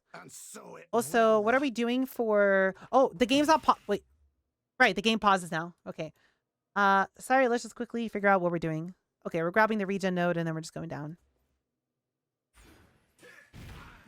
But yeah, you should probably do a few runs. Like, you don't have to keep up with the zone level. Typically, if you're at least 4 zone levels within the area, you're getting 100% of XP. You're not getting any sort of XP penalty. But, you know, if you want to have an even easier time, you probably should try to keep up with the zone. Or be at least like 1 level within the zone. But, you know, if you're like 39, 38 while fighting this boss, you definitely should do a few runs at this place to just catch up and get to like 43. It'll take like maybe 10 minutes to do. be worth it. You'll have a much smoother time. Yeah, we can do that really quickly after we kill this boss. I can show you how to reset.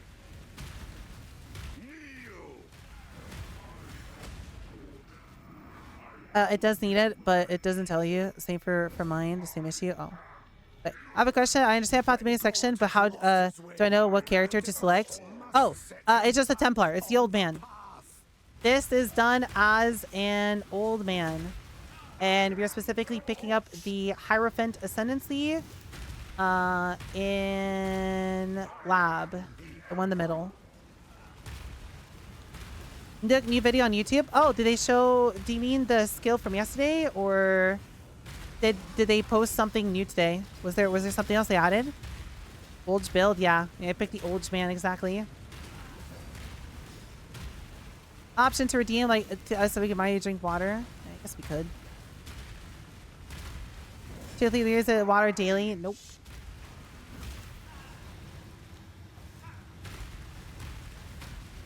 I have anger on. Oh my god, I don't have anger on. Whoops. I was like, why do I feel... Not ZDPS, but why did the boss take more than 2 firestorms? I didn't have anger.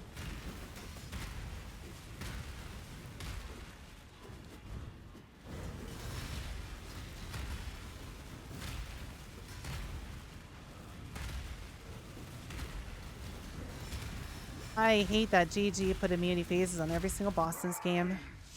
By innocence. Got my screen. Still nothing. Okay.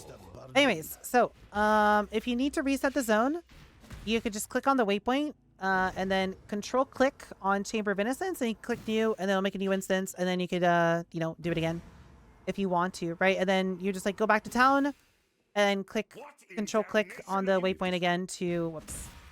Actually go back to town. Right, and you just do that to reset the zone if you need to catch up next week, but you should be fine, but just in case you're behind, that's a great zone to catch up. Okay, we don't care about these fast from Lonnie. We don't care about this jewel from Lonnie either. We are just gonna quickly vendor our stuff to her.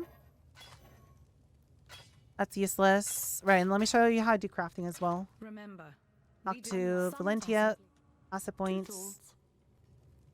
Select it. Yes, what is it? Farewell. Okay, so if you go over to your waypoints, you should be able to go to your hideouts. If you can't, you go to Act 2 and Helena should allow you to. And then somewhere in your hideout, there should be a crafting bench. So you take this, put your item in here, and then add any stat you want to. You're going to unlock a lot of these later. You're not going to obviously have all of these like this, but in our case, let's put some added fire damage, right? And, oh, I don't have 4 transmutes. Let's pretend I have 4 transmutes for the sake of showing you. Right, you just click on it. The craft, and there you go. We have a scepter with that on it. In this case, we can augie it as well. We didn't get anything useful. You know, we can like regal it if you get a regal. Whatever. We'll just use it. Because yeah, the scepter is a waste of space. I could put the ice golem somewhere else to level. I can't put this on until 44, so well, we have a upgrade at level 44, I guess. Alright, back to the chamber. Right, so you do the same thing for like other piece of gear, you know, like I really need to grab some better gear. But like, for example, here, there's an open prefix. So I could put movement speed on my boots, right? Which would be a good thing to do. I can, you know, I have an open suffix here. So I could put a resistance here if I need to. You know, you just fill in whatever stats you need to be res capped and or What damnation have I done? Get attributes if you need attributes. Although we don't really need any attributes for this. We have enough dex. And all of your other stats are just kind of taken care of. Well, decide which bloodline. Yep, I talked about it in today's update video on YouTube as well. If you want to know more about it, we're going with Faro. But we're not picking it until obviously we play KB, right? But did yap about it there.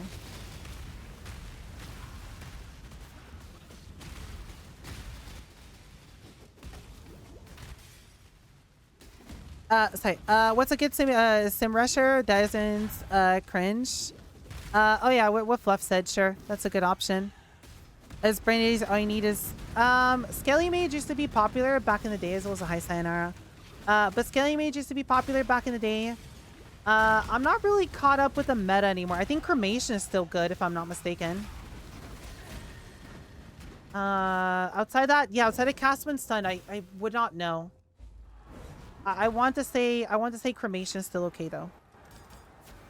Pull that up. I try the campaign like Popping suggests, but after swapping from Firestorm, Power Slave, the damage feels really bad. Am I missing something?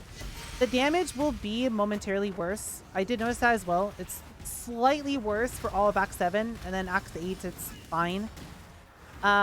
You can just stick the Firestorm if you want to, all the way through until Act 10, and then swap when you do heisting.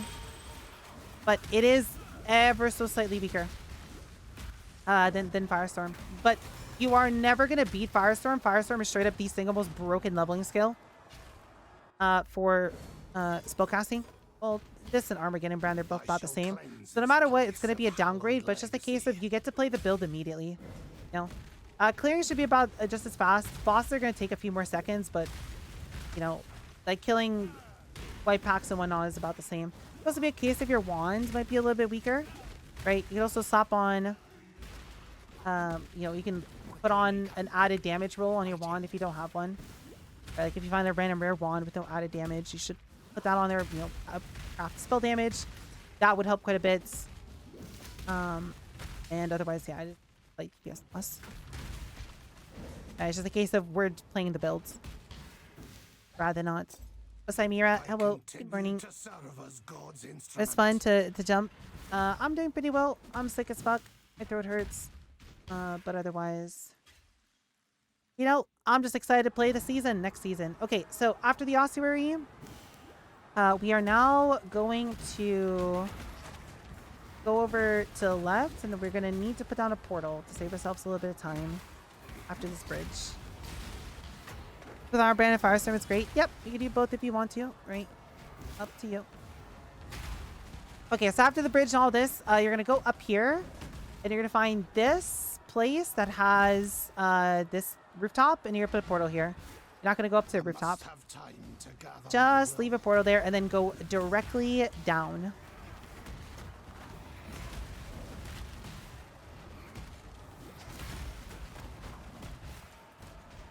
Get better ASAP, or I'm going to start throwing hands.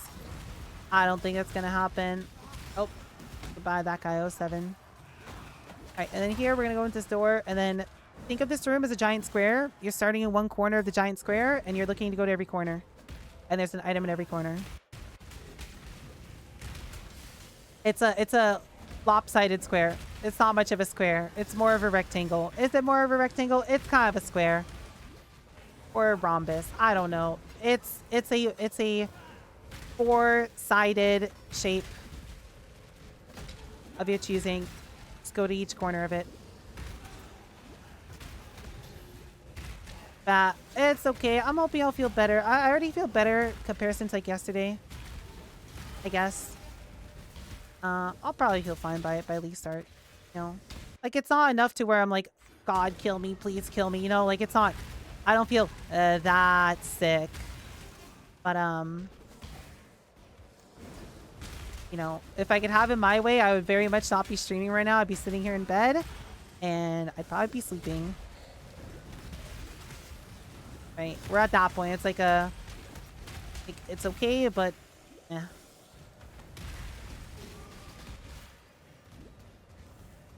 Right, grab the jaw as well, and then we go to the last corner of our lopsided square rhombus polygon. Honestly, call it but if I call it polygon, then that, you know, like if I tell you go to every corner of the polygon, then that's useless.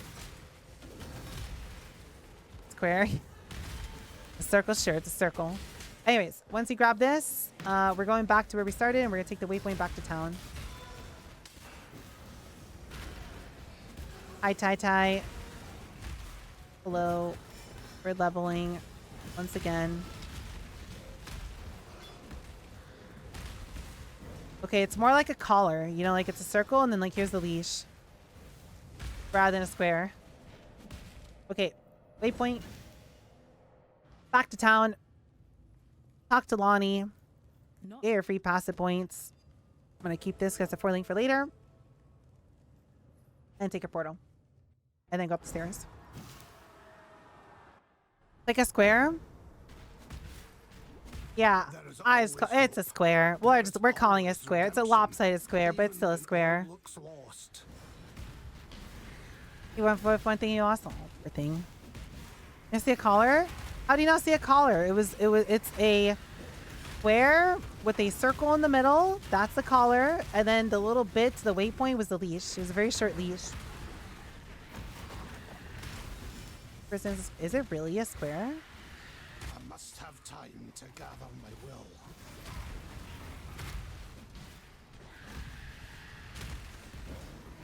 Yeah, Tai, look, bottom left, Tai, just for you. Look, just for you, the Tai special, bottom left.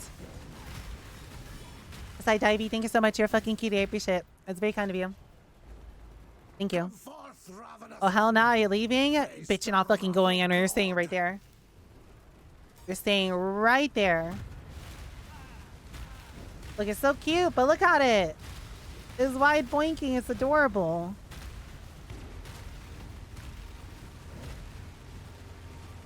It's so cute. Look at it go. You know, oh, okay. Someone remind me for League launch. Someone remind me to go get Mega Boink.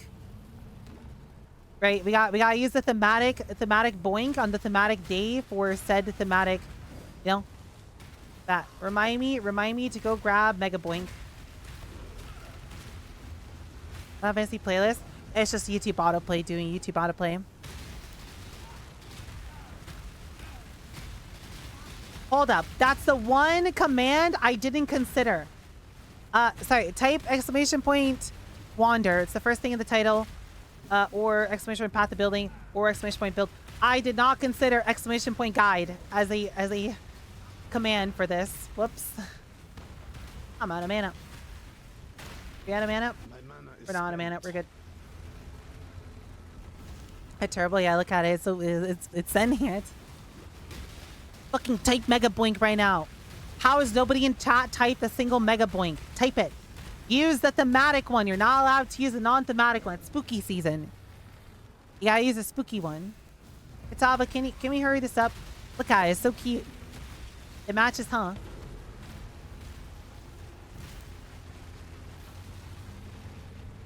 Tai, what's your opinion on Mega Boink?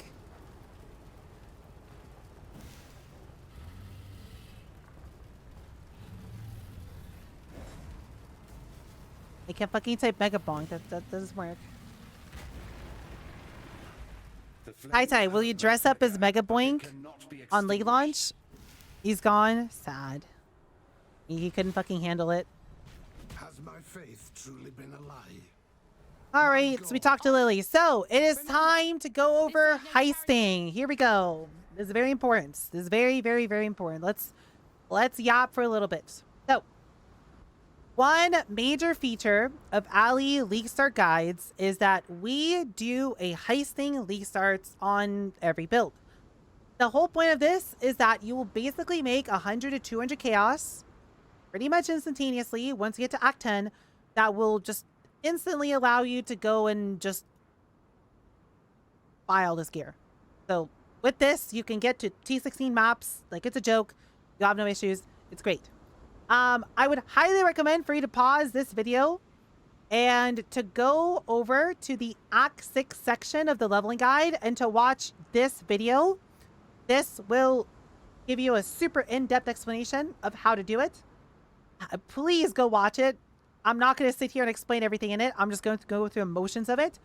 But that will literally tell you everything when it comes to how to do it. You can theoretically skip this. You do not need to do this, but I highly recommend for you to do it. Please don't skip it. It is not necessarily mandatory, but it's fucking holding a gun to your head. You want me to fucking pull the trigger? You know, like, it's not mandatory. You don't have to do it, but the gun's there, you know, like do it. Just do it. You'll have a much better time.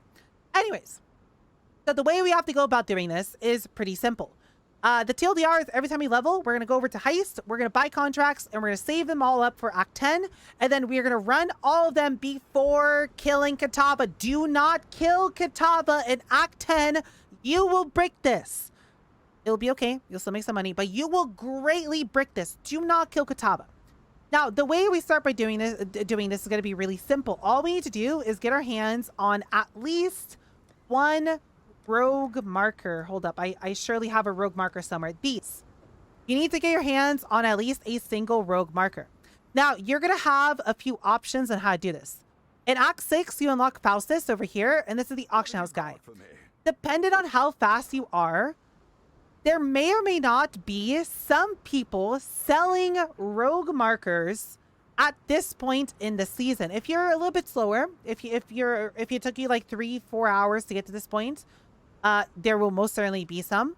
But the point is that you want to set I want rogue marker and then just quickly look through all the different currency options. So some people might be selling it for chaos orbs. Some people might sell it for like a few fusings. There might be an offer for a few chances, right? Just quickly check through every currency and just find an offer. And the goal is you just need to buy literally like 10. As long as you have 10 rogue markers, you're happy. If you don't have currency, if you didn't get a random chaos orb, if you don't have anything else, if there's no trades up available, that's okay. What you're going to do instead is you're going to keep progressing until you find a smuggler's stash. Flashbang warning. Please close your eyes. Flashbang warning. I'm going to quickly draw what it looks like. Artist rendition. Ready? It's going to be an icon on the map that's going to look kinda like this. It's like a circle in the ground. Looks like a little safe in the ground. Like pretend it's shaded. And it has like a pinwheel in the middle, right? It looks something like this. Artist rendition of what it looks like. But you're gonna look for this, right? And then as soon as you open this, it's gonna give you like 30 pennies, okay? Like it looks like a artist rendition. Anyways, you're looking for that. As soon as you find that, you click on it, you get markers, and then that's it. You are good to go. You can do heist, okay? You get super lucky, or you might get unlucky and not find this until like Act 8, right? And if that happens, that does suck, right? But do you constantly try to find Faustus? This is super important that you try to get these as soon as you can.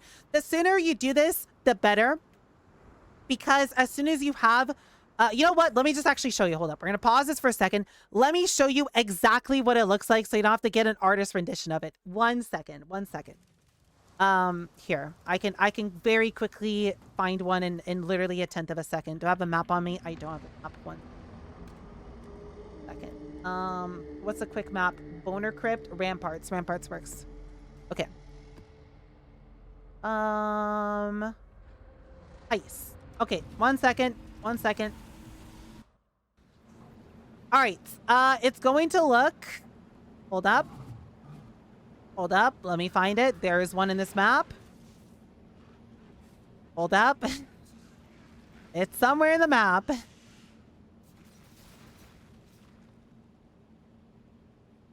Ah, there. That. You're looking for this icon right here. It will. It has just as a random chance for this to spawn anywhere in your maps. Sorry, anywhere in the zone starting in Act 6. And then you just click on it, and they'll have pennies inside of them. And then you take the pennies, and then that's it. You are ready to start, right? But again, try to find one from Faustus if possible, because the sooner you do this, the more money you'll make. But it's okay. Even if you get super unlucky and you somehow can't do this until literally Act 8, you're fine. You'll make enough money. This is literally foolproof. It's just, I think you try to get sooner. Okay, where's my character? Hold up. Cute man. Okay, so once you have markers, right? We're just going to go over this really quickly. You're going to right click on it. It's going to open a portal. You have to do this in town. It's going to open a portal. You can come to Rogue Harbor. Here in the Rogue Harbor, Karui is going to have a quest. Quickly do her quest. Basically, you just have to go talk to everyone in town, right?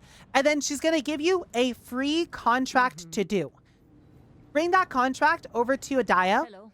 Shove it in here. Prepare heist. Shove it in here. Do it quickly. And then that is going to then unlock the ability for you to use a heist locker. And all we're going to be doing moving forward is really simple. You're going to grab this regex right here. And then every single level, you're going to come over to Wakano. What are you after? You're going to purchase items and you're going to paste this in here. And you're looking to buy every lockpicking, perception, and demolition contract he has to offer. These are going to cost orbs of chance. Some of them are going to cost alchemies. If you have a bunch of alchemies left over, sure, you can go ahead and buy those too. But the point is you just grab these and then you just come over to the heist locker and just shove them in here and just store them. And every time you level, his Chop is gonna reset with more. Sometimes you'll find like a 1 in here. Sometimes you'll find 3. Sometimes you might get 7. Sometimes you might literally get none. It's RNG. But you're gonna come and do this every single time you level.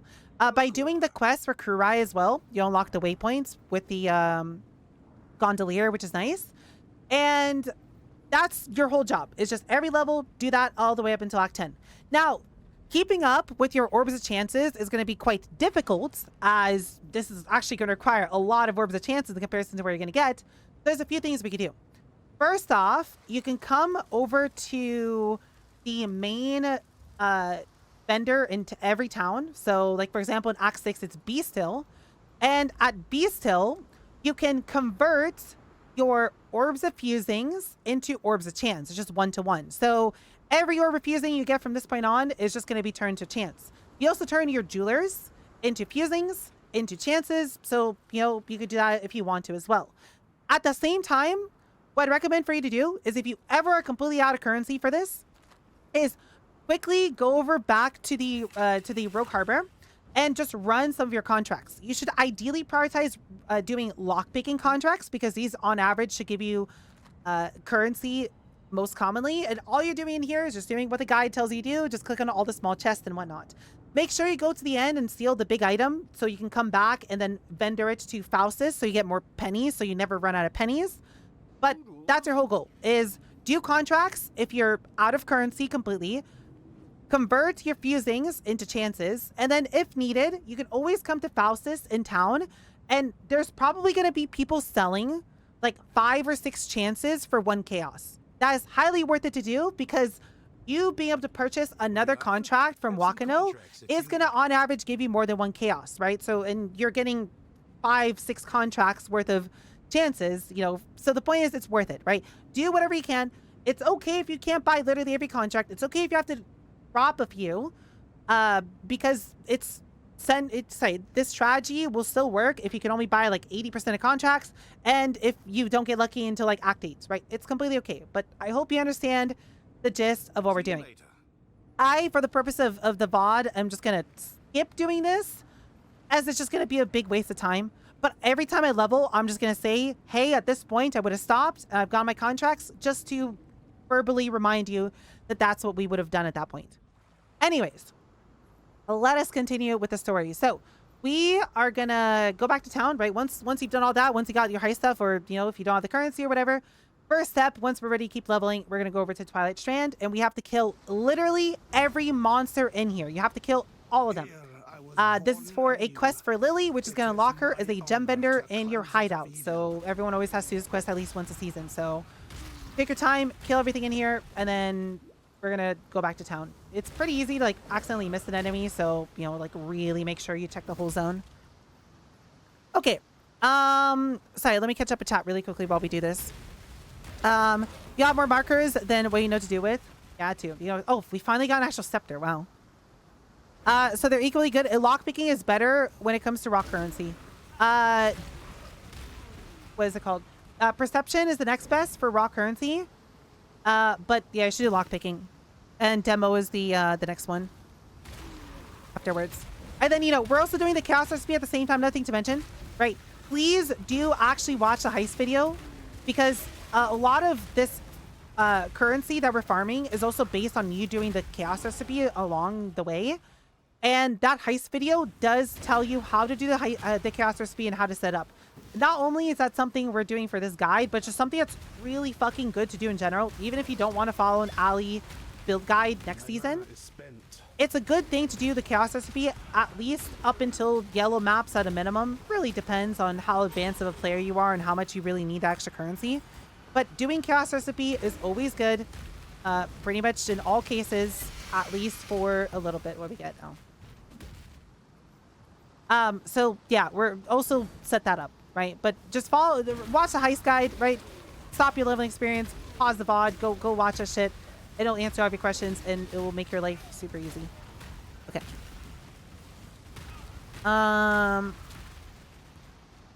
Cool. All right, let us continue. Okay, so we killed everything in here. We can now leave, and we can now go talk to Lily, and now we unlock her as a gem vendor.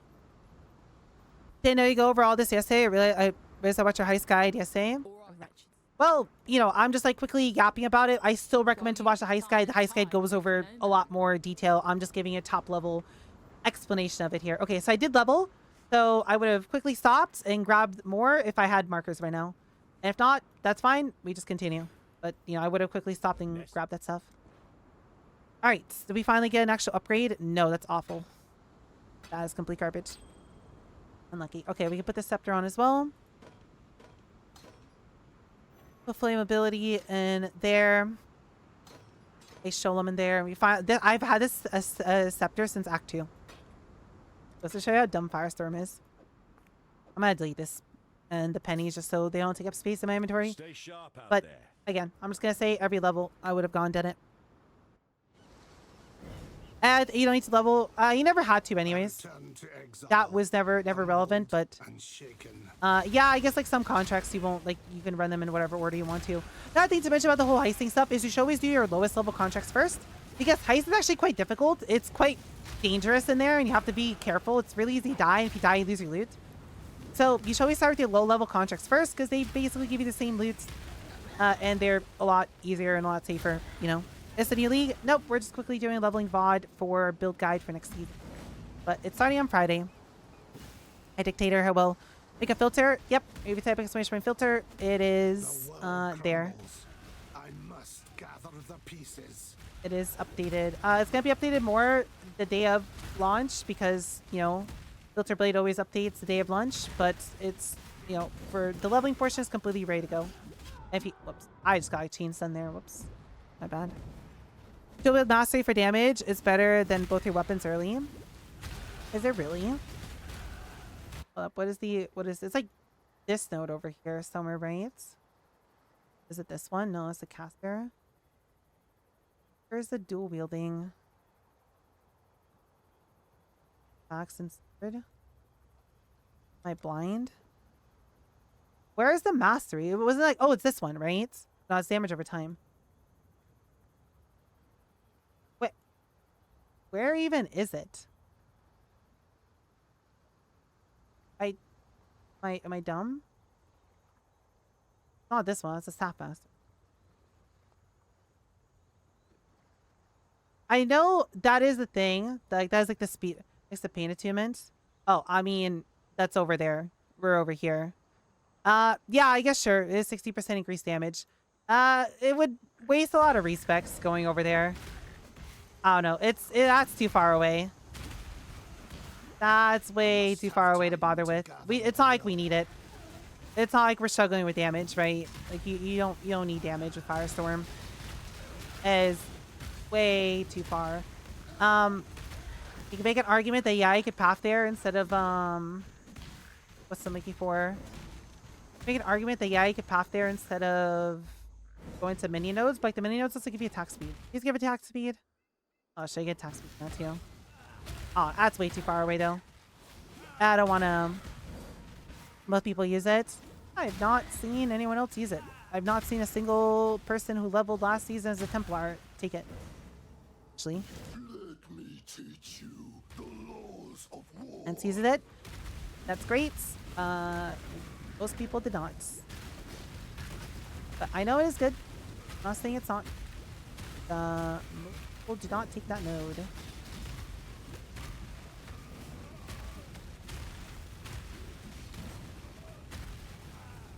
I really should go grab a second mana flask. Oh, just pull up.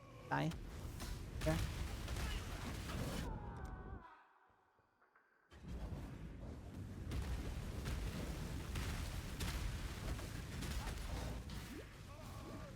What am I doing the heist when you reach Act 6? No, so all you're doing is you're just buying contracts all the way up until Act 10. You are actually running the heist in Act 10 right before Katava. And you can do a few lockpicking contracts along the way if needed to get more currency to buy more contracts. I highly recommend to watch, if you've never done heisting before, really recommend to go and watch the video that I made on it like a year ago, like a year and a half ago. That video will, I think, can you type exclamation point heist? Is that a command? I forgot if I made that into a command or not. But, what's I'm looking for? Yeah, okay, yeah, it is a command. Yeah, just go watch that video. It will literally explain the whole thing. Like, painstaking detail. Live video before the leveling VOD starts too. Yeah. It's also mentioned in the video guide. It's mentioned in the at the building. It is mentioned in every single place I could mention to people. I strongly recommend watching a video. Hi, Simple Hubble. Good morning. This Firestorm for leveling, is it slow? Is it worth doing?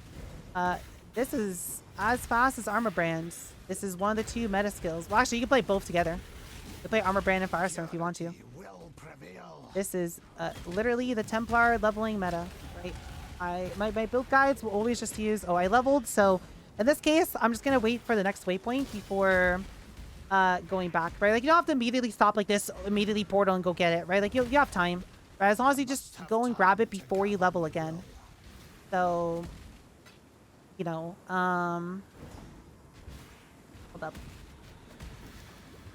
Dying. Okay, sorry. Yeah, as long as you just go before the next level up, right? In this case, we can just get to another waypoint first. But, yeah, we are... Whatever I level with every season is simply whatever the meta is, right? Like, I will either ask Tai Tai about it, and Tai Tai will basically tell me exactly how to level.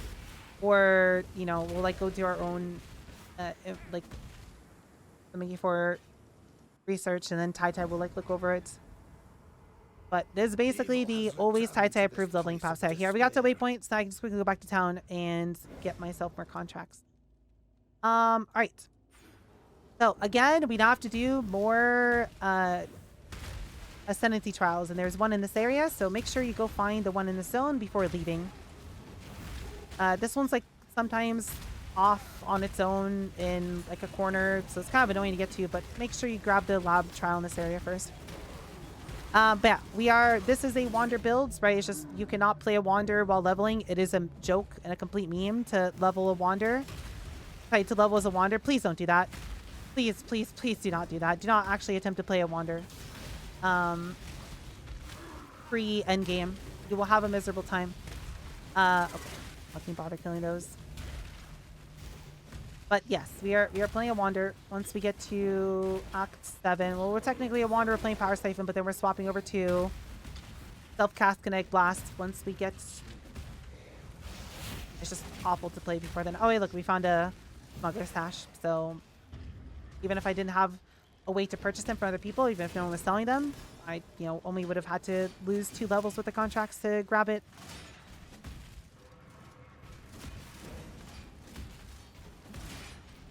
As theoretically, Brett was going to do Sanctum. Is it so profitable?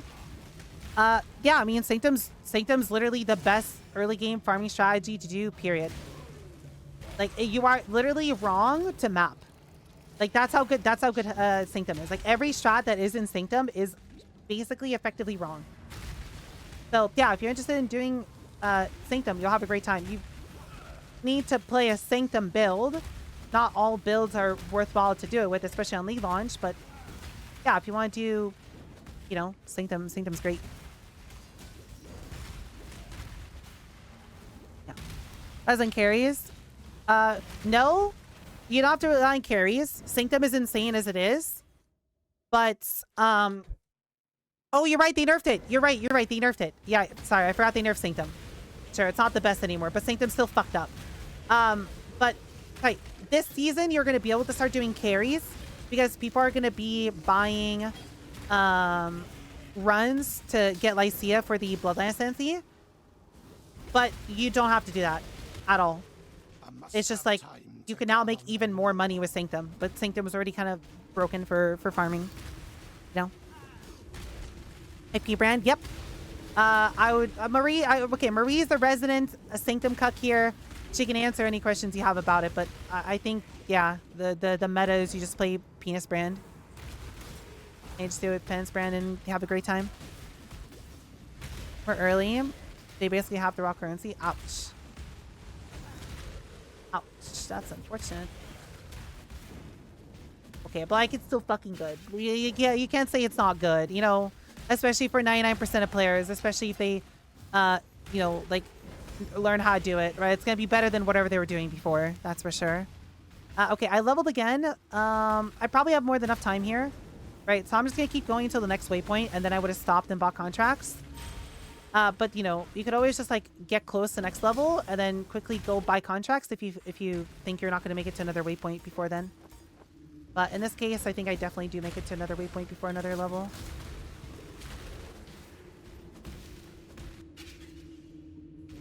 Did I message at the same time? It's my job, right? So, oh right, I do have a new mana flask. Let me put that on. Right, but it's like it's my job to do this, so you know, it's just a part of the job to be able to. I definitely think I do a lot more than other content creators, so you know, I definitely like overkill it, but I don't know. I barely need to actually look at my screen to play most of the time. Obviously, it's slower if I'm not looking at my screen, but you know. That's why I'm saying it's insane that if cell carriers or like Sejos are expensive. Oh, sure, yeah. And later it might not happen until 4 or 5 days in. So I directly sync them. I pivoted. Oh wow, you're not actually starting to sync them for once. Pog. Just learning something completely new could be fun. As long as it supports itself, you're down. Yeah, oh yeah. Sync them's great. Right? Sure, it might not be as good as it was, but it's still extremely good. Like very, very, very, very good, no matter what. That thing is kind of fucked. My mana is spent. It's aggressive to have with quest and gold, Act and Katava, swap late. Yep. Yep, more than realistic. You have like 12 just from existing. And then Heist gives you like 30 regrets. And then gold respecking is dirt cheap. You will, yeah, you can literally respec like 100 passive points after you finish Heist with all the gold you get overall. That is quite realistic.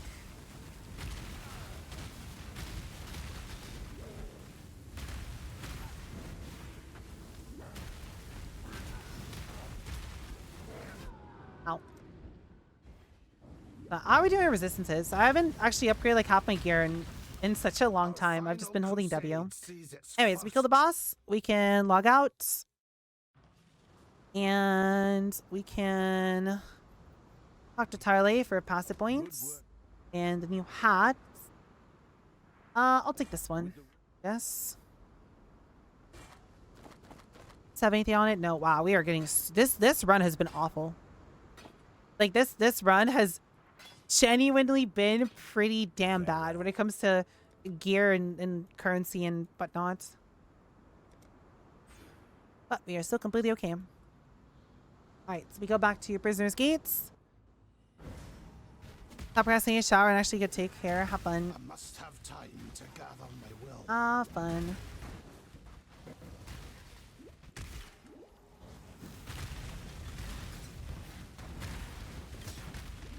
I've been starting to run sim. Yeah, this has been quite painful so far, but not painful. Yeah, like painful theoretically, or not theoretically. Like you know, I'm trying to say. I'm sorry. I'm too fucking tired. This piece first. It pains me. Nope. You're not gonna do that. There's a no crafting run. We are not allowed to craft.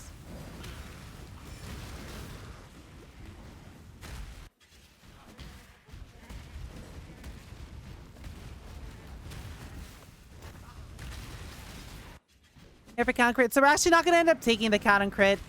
Now that they showed the numbers for it, is just weaker than the Spectre. So we're just going to stick with the movement speed and attack speed one instead. I mean, you could take it if you want the cats, but they're just weaker than the Spectre, unfortunately. I don't know. There might be a case where like we just need the one passive, the one skill slot back, so we have to go the count and crit just for that sake. But yeah, the numbers on it are unfortunately really, really quite garbage because we only have 5 of them and it is not very good for 5.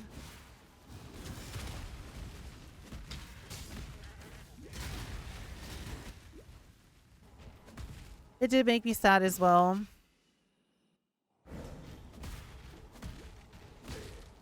Had you not barred the way the first It time, is what it is. Okay, so what else do we need to add to the guide? Just to remember really quickly. So we should add that 26. You should quickly gamble for a 4 link. And then there was like one other thing I should have added into here. I forgot what it, man, I already forgot what it was. I'll try to remember when it's over, but yeah, I'll at least add a level 26 to go gamble. Level am I? Okay, I don't think we leveled yet. I'm sorry. If we did, I forgot to say it once. Oh, at this waypoint, the riverway is same thing. You want to find the little cobbled path and go this way. And find the door over here. Would you like to add heist contracts to the filter? I understand we buy contracts, but it'd be nice to not miss contracts are dropped as well. The only contracts that will drop are from smuggler stashes, and there's no way for me to add them into the filter without also adding them in late game, and I just do not want to see them. I can go look, maybe NeverSync fix the rules so I can add them in the early game without having them show up in maps. But you will not get any outside of smugglers, and that's like 2 contracts you're missing, and they're likely not going to be the correct contracts anyways. It does not actually make a difference, but I can go take a look at it again, see maybe if there's something to do about it. Yeah, broad contracts is after like 3 years of Heist being a thing, we still do not have a filter option to filter contracts by their type.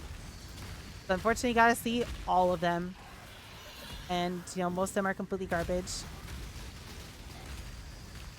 Quite annoying. Yeah, if you remind me once we're done with this run, I can take a look. See if there's anything we need to do about it. And log out. Go talk to Tarly. Passive point. Talk to Beastill. Get another passive point. Then that. Then grab the version. And then what are we doing next, Allie? Let's see. Act 6. Okay, so just that. And I guess we're ready for Act 7. Yep. Oh, right. We're also grabbing this. Okay. Back to Riverways. And we are just following the road. Have time to gather my will. We're gonna level soon. So this is actually a case where you would have to waypoints. You'd have to teleport back to town because the next waypoint is actually quite far away. The chances of you leveling before reaching it are actually quite high. Yeah, you definitely would level before you get there. Actually, no, you wouldn't. No, you wouldn't. No, you wouldn't. You're good. You are good to just make it to the next waypoint from here. There's some rules for contracts to show on low level. You can hide them in high levels. Okay, great. So I can do that then. Why not? That we leveled. I would go and grab more contracts once I get to next waypoint. No, and again, feel free to stop. Can I jump this? Feel free to stop, you know, pause the VOD and go run like a lockpicking contract or 2 if needed.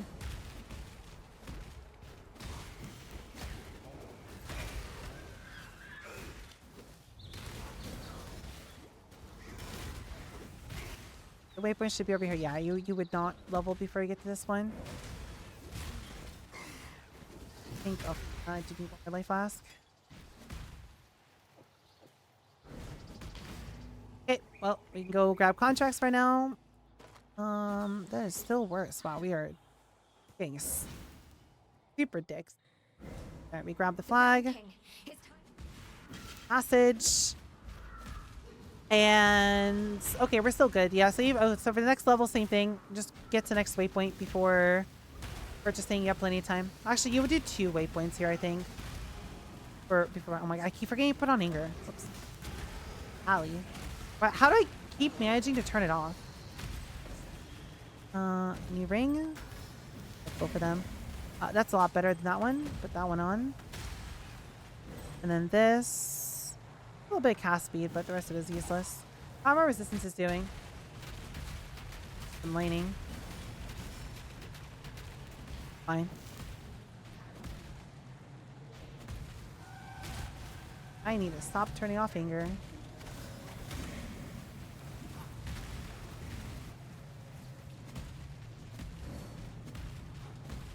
The beacon. That setup changed. You don't have any session ID. The dev doesn't even if you want to include it. I shouldn't have to. I think the setup is pretty self-explanatory. Yeah, I know that got changed like a season or two ago. No one's had any questions about it, so I think it's fine. I think I think people will understand how to do it, right? If no one's asked a question about it in like 2 seasons, then I don't think it's something you have to worry about. I must have time to gather my will. Yep, your filter is already in game. Yep. They will, if you go follow my filter on my account page, it will auto update once I update mine as well. I don't have to think about it. Oh, another thing to mention. Yeah, I should also add that in Act 7, we should gamble for a 4-link again. That way you are guaranteed to have the correct links. That's another great call, Allie.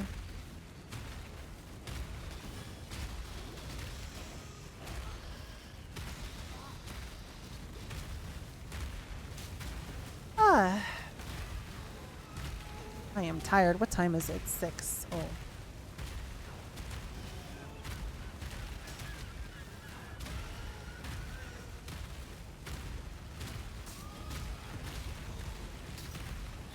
Hey Ziggy, yep, we watched it yesterday. Yeah, I even talked about Kinetic Rain from his video in today's like update video.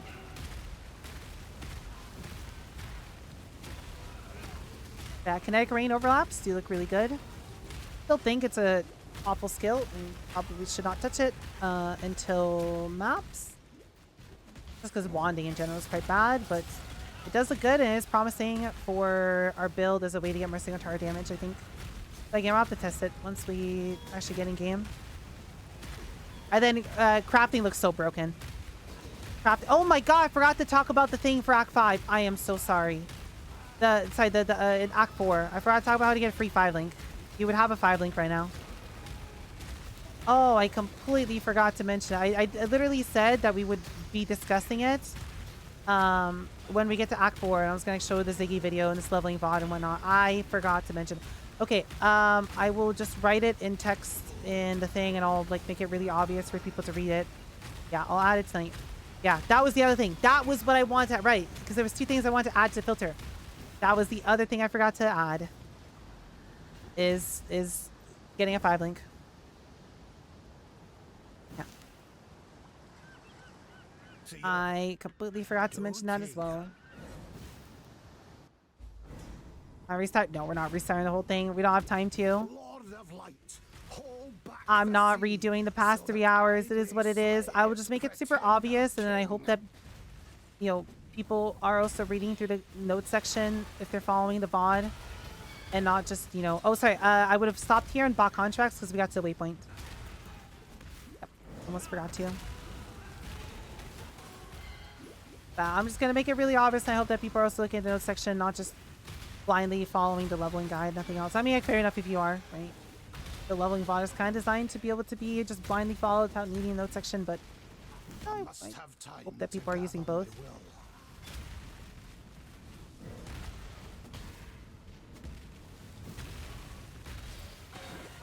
Playing right text on a screen. Oh, yeah. Yeah, we'll do that. Yeah. Nalia, are you here? Yeah, let me tell Nalia to do that. The note to do that. Let's see. Okay. Can someone remind me tonight if Nalia doesn't come by to remind Nalia to do the thing? Yeah, but like down Leaguestart after work. It'll be late. Sad. Open bets yet for when Act 1 she'll die on Leaguestart. We're not gonna fucking die. Shut up. Why would I die in Act 1? Not over here either. The bingo, is she ready? Fuck. Okay, Nalia. Can you make a note that when we put together the leveling VOD,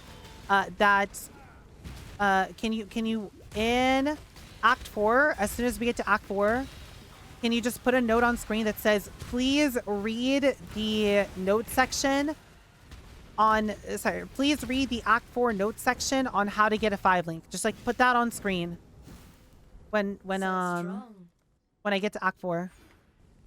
Yeah, that is really important. I meant to show people how to get a free 5-link right through like the Ziggy video.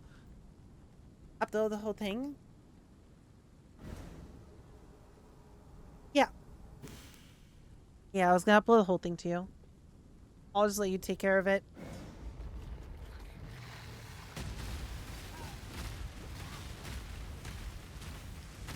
But yeah, what's I'm looking for? It is important to mention that to people. That's so much schoolwork to do. Oh, that's unfortunate. I like have Sabina. I hope they don't. I don't think it's really that broken. Like, since when has the PoE leveling campaign ever been anything meaningful or difficult or prestigious as it is? Fuck it. Honestly, fuck it. At this point, they could give everyone a free tabula in Act 1 and it wouldn't change a single thing. I really hope they don't nerf it. Because, like, after playing PoE 2, man, all the garbage socket and linking shit in this game really does feel super outdated and definitely doesn't feel fun. Like, they definitely did cook with the changes that they did in PoE 2. I just really wish, you know, PoE 2 was in its own separate game, so PoE 1 also got them. I really just wish they just band-aid fixed PoE 1 and just removed socket colors and just made everything white. And just, I don't know, got rid of, like, Untouched Soul and all the other stuff and whatever. You know, for the sake of just making everyone else's life a little bit easier. Look at juggling. Gross. That is the take that I don't think many people would agree with. This is neither Okay, the time so nor the place. Act 7 we almost leveled, so you know we go buy stuff soon. Let's fix our inventory. So it's almost time to swap over to power siphon totems. That's a lot of life. We can hold on to that for a little bit. That's awful. Actually, I'll keep this for power siphon. That's really good for power siphon. We finally got movement speed boots in Act 7. We did it. It took 7 acts, but we got here. We got movement speed boots. Holy shit. That was quite painful, right? And we're gonna keep that. Quite cute. Oh, that's a triple added. Yeah, that's very good. I still cannot put momentum anywhere. Unfortunate. You what? It is what it is. Oh, I render these as well. That Goodbye. axe. Oh my god, I feel so much faster. Look at this. Holy, we're so much faster.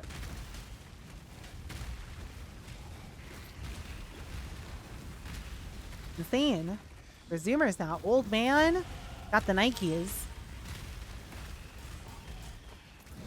Okay, so we leveled, so I'd quickly stop and I'd go grab another.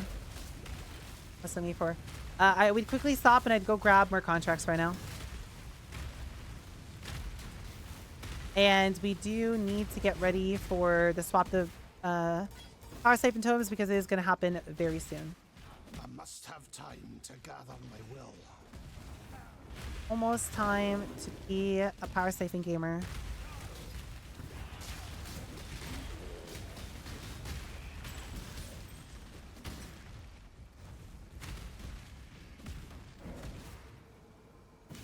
Well, in the path to building a supposed to totem shield, but no totems. Yes, because it's a work in progress and it's not worth replacing that shield because it is literally just as good as basically any other shield you can get. Everything related to KB you should ignore because none of it is like ready to be shown. It's just I'm slowly starting to work on it. But yeah, that's the explanation. You are still using your totem shield.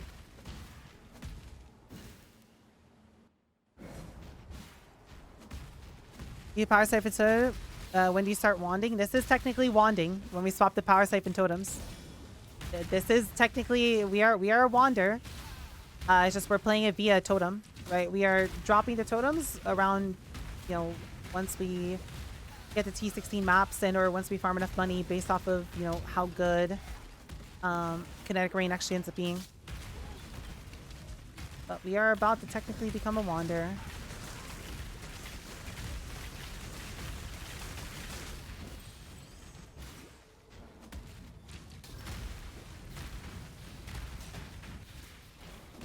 What's hi, Chalon? Hello, good morning. Sawi.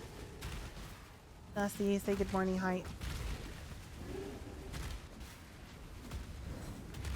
All right, we quickly go to the Philshire Ruins. There's a lab for us to do here, and then is time to become a power Siphon cook. House of Faith will unearth You its just secrets at need last. to find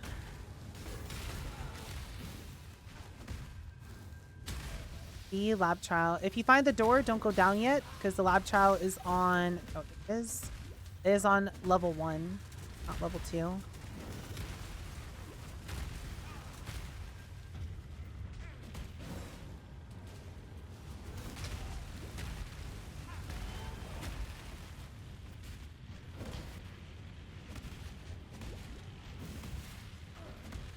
Alright, so we can now go do our second lab and become a wander. Oh, 7.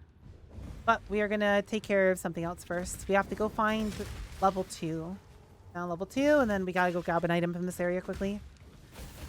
And then it's time to swap. Grab that wand as well. Oh, right, that's fine. We'll do some gambling. Recommended Siphon totems. Price gonna be high as fuck. Is irrelevant. Do not worry about it.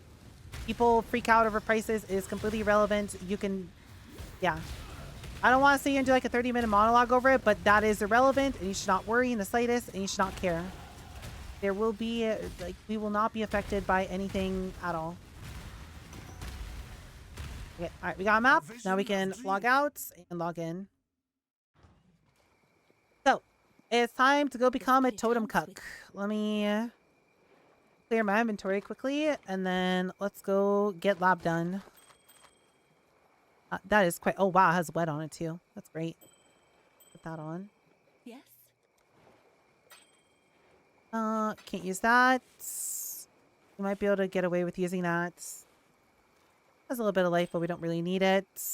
Oh, that's a lot of damage for an attack scepter. Unlucky. Okay. Stay true to you. Okay, so we're now gonna go over to the Aspirants Plaza, and we're gonna get our second lab done, and then it's time to swap over to cute totems. And I guess we can start working on this tree. Do not pick up Ancestral Bond yet. You will break your builds. But we can path that way, and we can do the respec here in a second. The lab. goddess is watching. And let's send it. You should be a little bit careful in here. You can wait until like Act 8 to do this if you want to. You do not need to do this right now. It should be pretty easy to do as long as you're careful. But yeah, you could just keep going with Firestorm for a little bit if you prefer. But for the sake of us playing our build immediately, we're gonna just instant swap. I don't have a wand ready to go, but that's okay. We can go grab one here in a second. Difficult to gamble for one. I understand how players get fast from T1 T16s. It takes me so long in strategy. If you watch the video attached in the early game section of the notes section of this build guide, I explain the ideal correct way to progress there. It's semi-complicated, so I wouldn't be able to like sit here and explain it at least right now. If you remind me after the leveling VOD, I can go over it really quickly. You were born for this. But I also explain like yeah, just remind me once we're done with this, or like once we get to Act 10, I can go over it then if you don't mind. It's too complicated to explain verbally without having a visual aspect to it.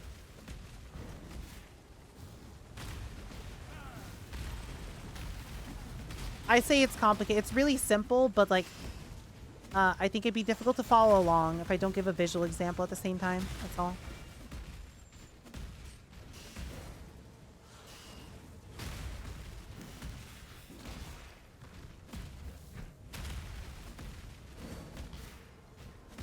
Okay, nope, not this way. Go this way.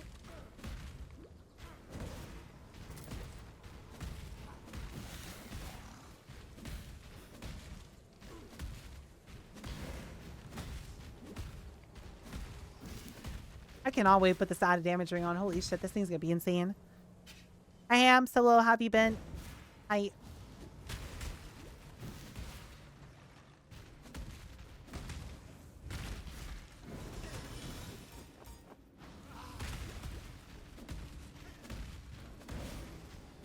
We have what? 4 more zones to go through before we're done.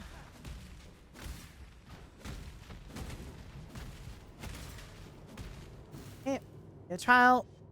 When We're almost the free. time comes to strike, Oh, he does have all 3 Jolems. Okay, we have to be careful of the Jolems. They will delete, especially the Flame Golem. The Flame Golem will actually delete you if it touches you. Sorry, the Ice Golem also hurts. Oh, we have curses as well. Okay. Which curse is Don't this? give up yet. Yeah, get rid of this shit. Hold up. Kill that. Before we fight him. Okay, great. Yeah, Temp Change is awful. Ow. Yep, the Jolems hurt. The Jolems really hurt. You have to be careful of them. Okay, I think we just phase him. Just... You were born I should have, like, for at least, this. like, killed the Jolems before we push, but whatever. Sweep the trappings Yeah, of those the things... past emperors Those aside. things fuck. Make your You do empire not fuck with the Golems. I must have time to gather my will. Alright. 2 more zones. Ow.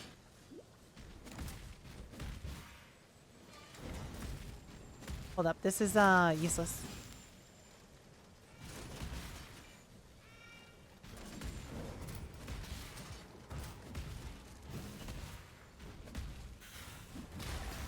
Need more flash charges. I am completely out.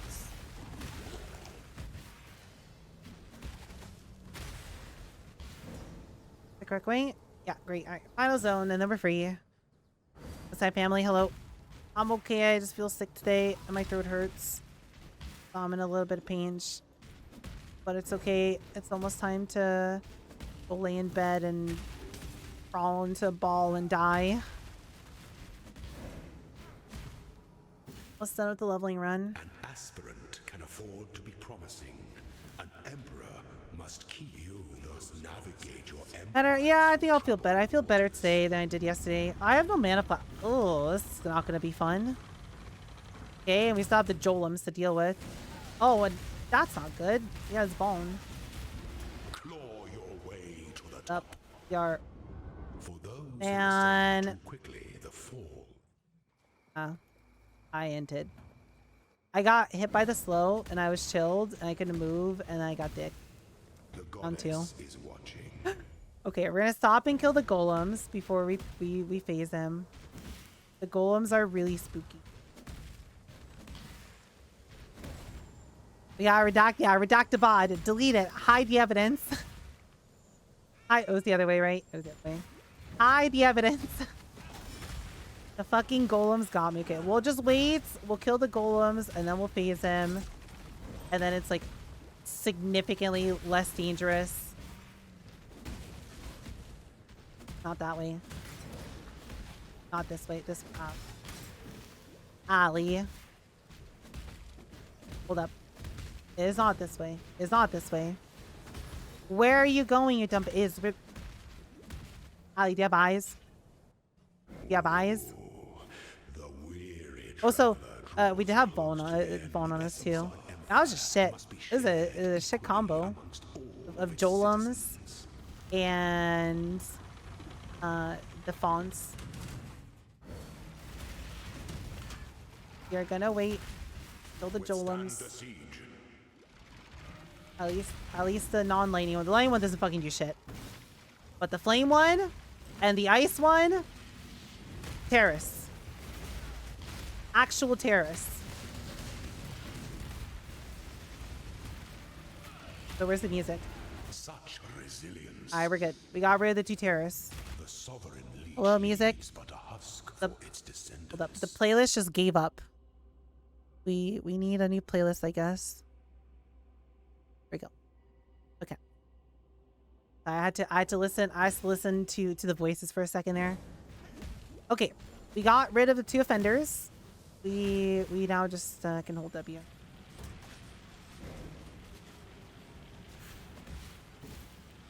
I must have time to gather my will. I think I also like freaked out because I had no mana. I had no mana flask. I was just an idiot.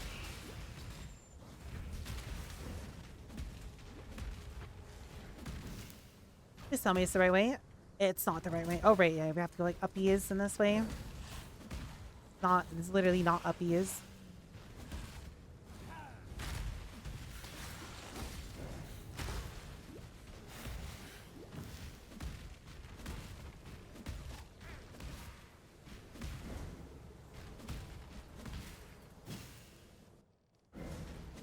At least it's not the third lab where we have to go through a golden door.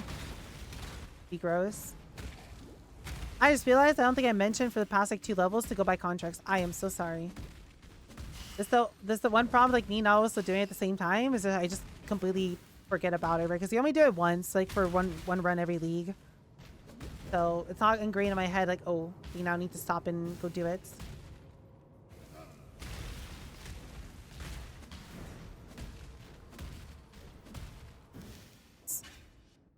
So we'll do the same thing. We'll just wait like half a second so we can deal with all the It is the fawns. sovereign who empowers the Like senses having of temp chains is having bone is Hey, you might as well take 2 extra seconds to make sure you don't die than to, well, die like I did. two battles are No. alike.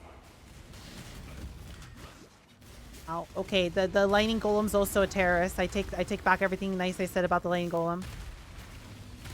The lightning golem is also bad. Okay, for Vaughn. Vaughn also isn't fun. Oh. Alright. One day, Now, if I die, I am literally the worst player in the video game. I am straight up the worst player in the video game. you are inexhaustible. Oh yeah, I have no lightning res. Oh yeah, the lightning golem is also a terrorist. Hold up. Sweep the Nice trappings of damage. past emperors Alright. aside. Okay, sure. It's like the one time where like armor brand would be better because you just put the armor brand and just AFK. You don't have to like stop and like AFK for 8 years with Unleash. Actually, no, sorry. Unleash is instant. Sorry. Nice spell echo gives you extra cast time.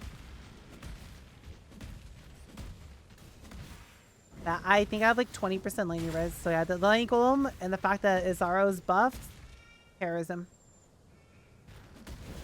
Okay, okay, there must be a golden door. Yes, see.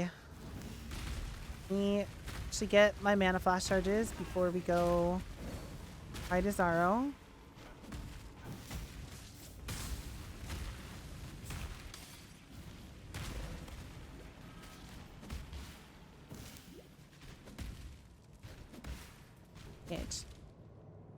Better.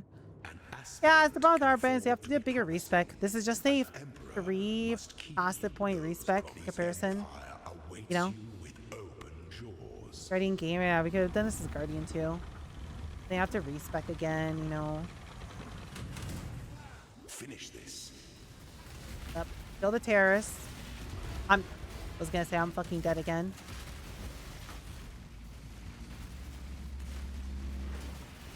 Did we kill a terrorist? No, we didn't. The terrorist. Stop the unique. Hog. Why am I being a little bitch? Allie, stop being a little bitch. This is Zaro. Okay, we have to be a little bitch. Holy shit. With fidelity. I must have time. We are being a giga bitch right now. You are free. Anyways, we did it. We don't have to play Firestorm anymore. Got Chaos Orb, Pog. Same thing, right? You would take your Peaconk, not your Peaconk, your Power Siphon, shove it in here. You get the Transfigured one. You're swapping? Yeah. Okay, so we did our second lab. And it's time to take Pursuit of Faith. And it's time to become a Totem Cuck. Let's go make the swap. On our endgame wand besides instack stuff, spell damage, and then multi-mod. That's not an endgame wand if you're putting a multi-mod on it. But it's attack speed, crits, the multi, double instack, and that. Okay, anyways. So let's make the swap over to our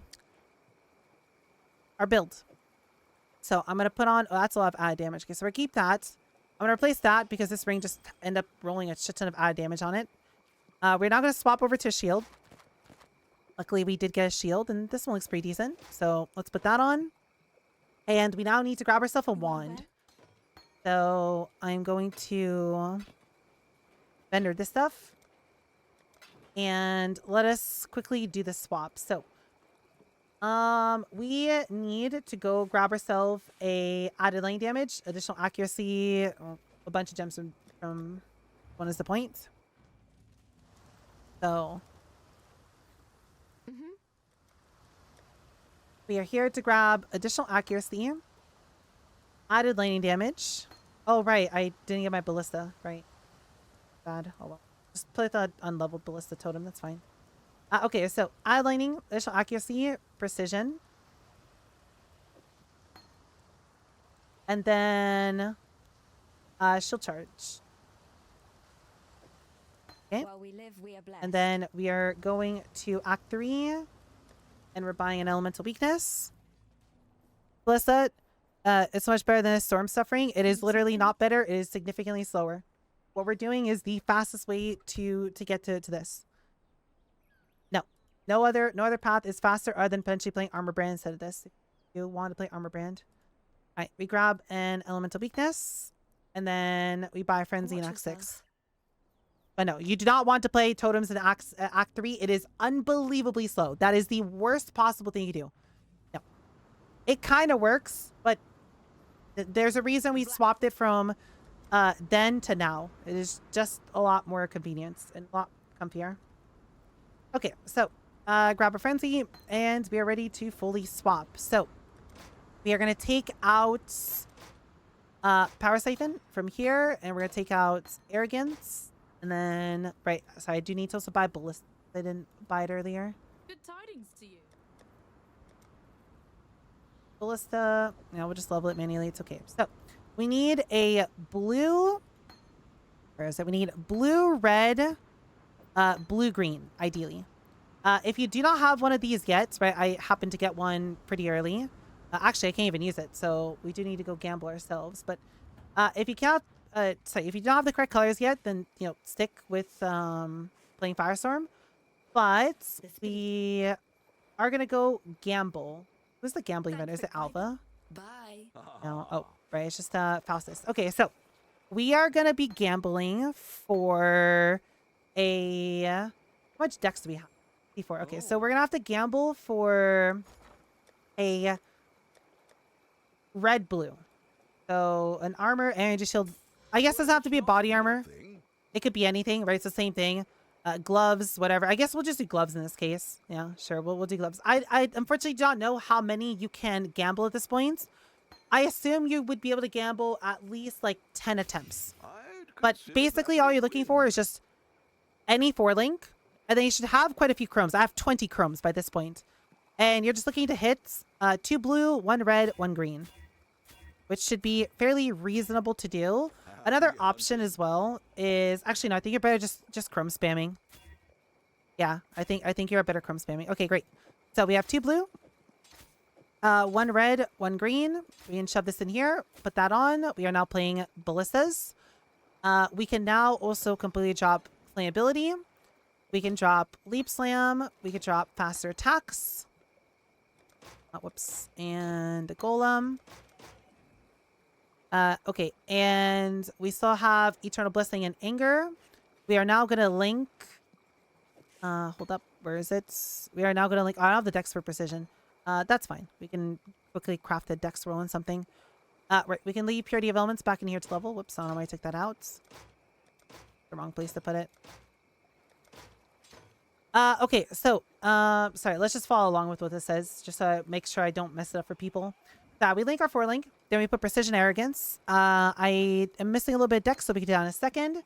And then, yeah, we can also use one of these colors, right? So you don't need, what's the making for? Double blue, green, red. You could also use Wed and whatnot. A double blue, green, red is just ideal because you really do actually need additional accuracy, unfortunately. This is our best support link until you get like at least an accuracy roll somewhere. It is quite sad, but it is what it is.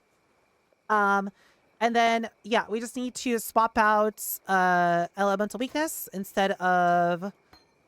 what's the Mickey for? Alright, so sorry, we can completely get rid of this. Let me like fucking clean up my inventory a little bit. So all this can go. And then Leap Slam can go. Flammability can go. Great. And then I can take this, put that in there. Go with the spirit. Sell this as well. Just to... clean that up, and then we do need to grab a wand really quickly. Purity of Elements can just go back in here to level. Elemental Weakness can go in there. Shield Slam can go in here. Faster attacks can go in here as well.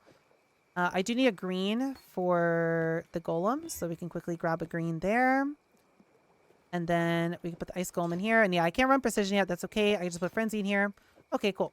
So yeah, for now, I can't use momentum and I can't use precision and arrogance, but that's okay. We just fit that in later whenever we have space. The final thing we need to do is we just need to quickly grab a wand. So same thing if you don't have a wand by now, right? The guide does tell you to pick up every wand up until now, but if you don't, that's okay. Just come here and gamble for a wand or two.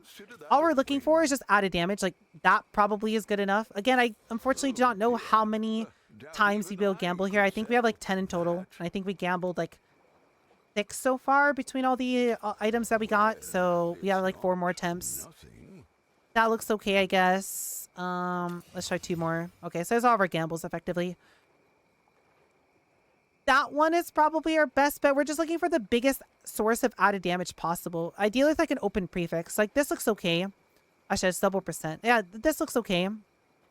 This also rolled a big, actually no, this one's better because there's percent spell damage on it. Basically, all you really need is just percent spell damage, added lane damage, ideally an attack speed roll, but you're probably not going to get that, right? So this works. We can go use this one, and all we're going to go do is go by the classic number, go up until tip. Yeah, I guess you can do that. But anyways, good enough. That wand seems to be solid enough. Now we just simply come here and we quickly just slap on added lightning damage onto it for, I don't have for fucking, okay. Pretend I did. I could have just quickly vendored my stuff. But anyways, you could just slap on an added roll like this, right? You could also put attack speed if your prefixes are filled, right? But you know, this is reasonable enough. Don't need anything too good. If you have a few whetstones, it's worth it sending on this. Why not? Because it will give you a little bit of added fizz, which is decent. But anyways, we have a wand. That looks good enough. And then we also do a little bit of quick crafting on our gear too, right? I do need a dex roll. I also should fix my resistances quickly. I do need a little bit of lightning. So I need dex and a little bit of lightning. So on these, you can also put added damage on your rings, right? Put added damage on your amulets, your rings, your gloves, if possible. That will help quite a bit. The more added damage, the better. It does cost a lot of transmutes, right? So something worth considering. But you know, you would want to slap that everywhere you can. Okay, let's put a dex roll in here really quickly. I really do need to go grab myself an actual belt. This is not an actual belt. This is full. I can't put anything there. I have open space here, so I can put a little bit of lightning res. I do have an alk. Yeah, I think I'm gonna keep this for a while. Might as well just alk that. Sure. And then oh, I should replace my chest plate in general. Yeah, this thing has to go. Does have an open prefix. I guess I can put a little bit of life here. It doesn't hurt. Sure. And then this doesn't have an open anything. Okay. I guess the only thing we're really missing is if I had a few more transmutes, I could have... We shouldn't have clicked that. That's my bad. But if I had a few more transmutes, I would have put like added lane damage on my gloves, and then we'd be really happy. Cool. We also, I guess, also have a few essences. I could have like essenced some shit, right? Oh, I am missing a sigil of power. Sorry, let me also go grab a sigil of power. And then we have everything. And then we are good to go. Good So tidings, quickly buy a sigil.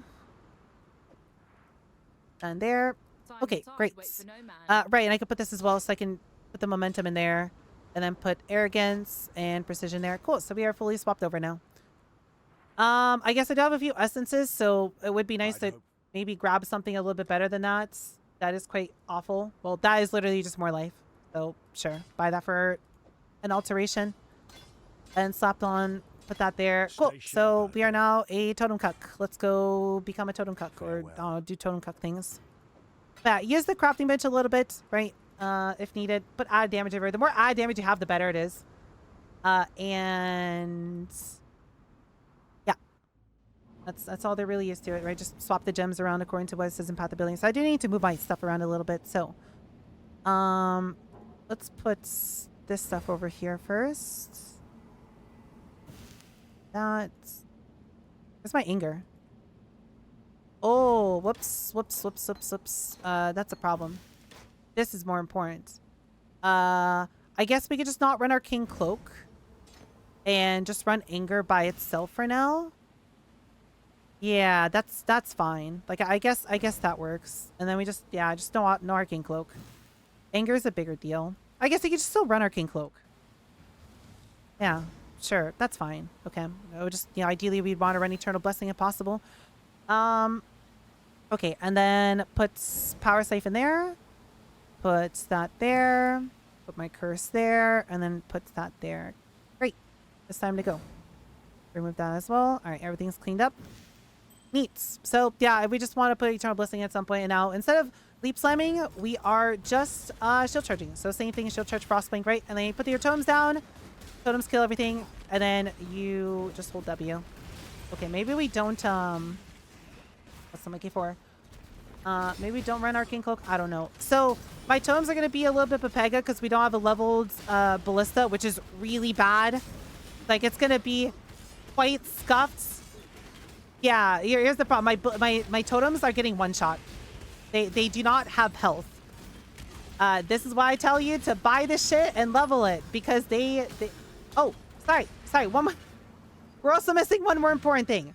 But yeah, this is why you buy the fucking gem when I tell you to, so you don't have literal one health totems. But we also do need to swap around our passive tree really quickly. So we drop EO and we drop the fire roll, and then we pick up ancestral bond. We pick up primal manifestation, and I believe we pick up the we don't pick up the keystone yet. Sure. And then we are just progressing all the way over to Prism Weave. And this also makes a big difference. Once you get to Prism Weave and get the Buy more flares, you dumb keystone, bitch. that is quite a large DPS increase. Because again, accuracy. We're going to get the is added accuracy, right? That's 250 accuracy. It's a lot. Anyways, yeah. So it's going to be slightly scuffed because again, I did not buy the gem when I told people to buy the gem. I didn't have a transmute and I forgot to go back and get it. So we're going to need to quickly just suffer for a little bit. No matter what, like even if my gems were leveled, this is going to be slightly slower than playing Firestorm. Keep that in mind. Firestorm and or Armor Brand, whatever you want to level with, is a meta leveling skill. So this will have slightly lower single target damage, but hey, we are playing our builds, right? That is the important thing here. I want us to be able to play our build sooner rather than later. I don't like, playing, some other skill, and then swap to your build once, right? You get what I'm trying to say. I want people to be able to play their build. So, we are swapping now because it's completely fine. It's playable. And, I didn't grab, whoops, Arcane Sigil. Let me put that there too. Right, it's fine. It's playable. It's only ever so slightly slower at this point. We could have swapped even sooner. I can kill that thing. I don't have levels. We might actually just need to quickly do a run of a zone just to get a little bit of XP. What was I saying?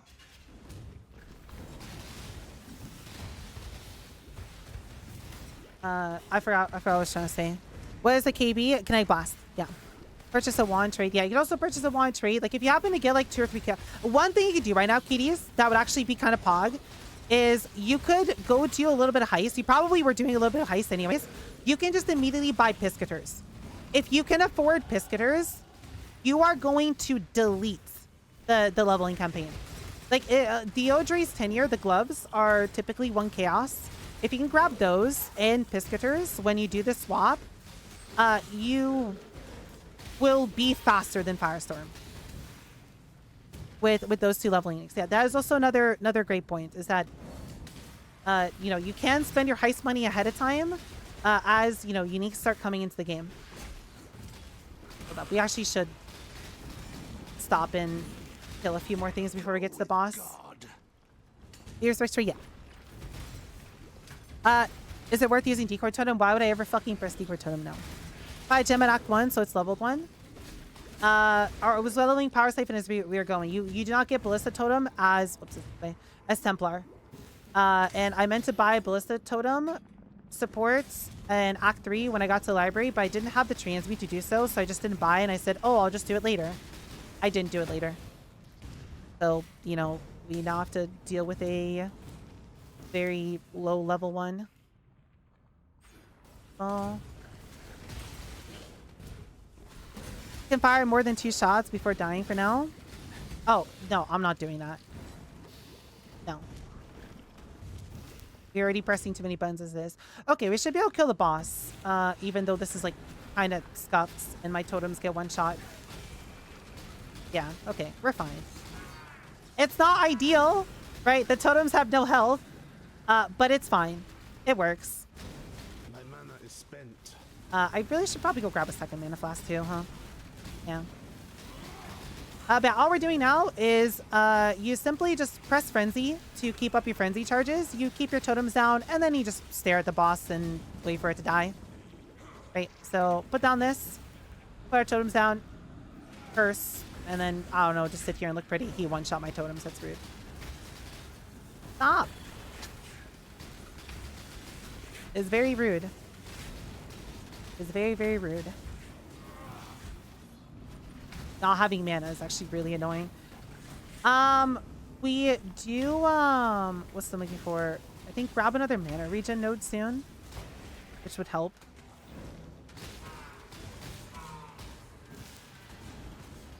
But, what was I saying? Getting 2 mana flasks is probably... I'm not really even using my second life flask anyways. So it's not like it's doing anything.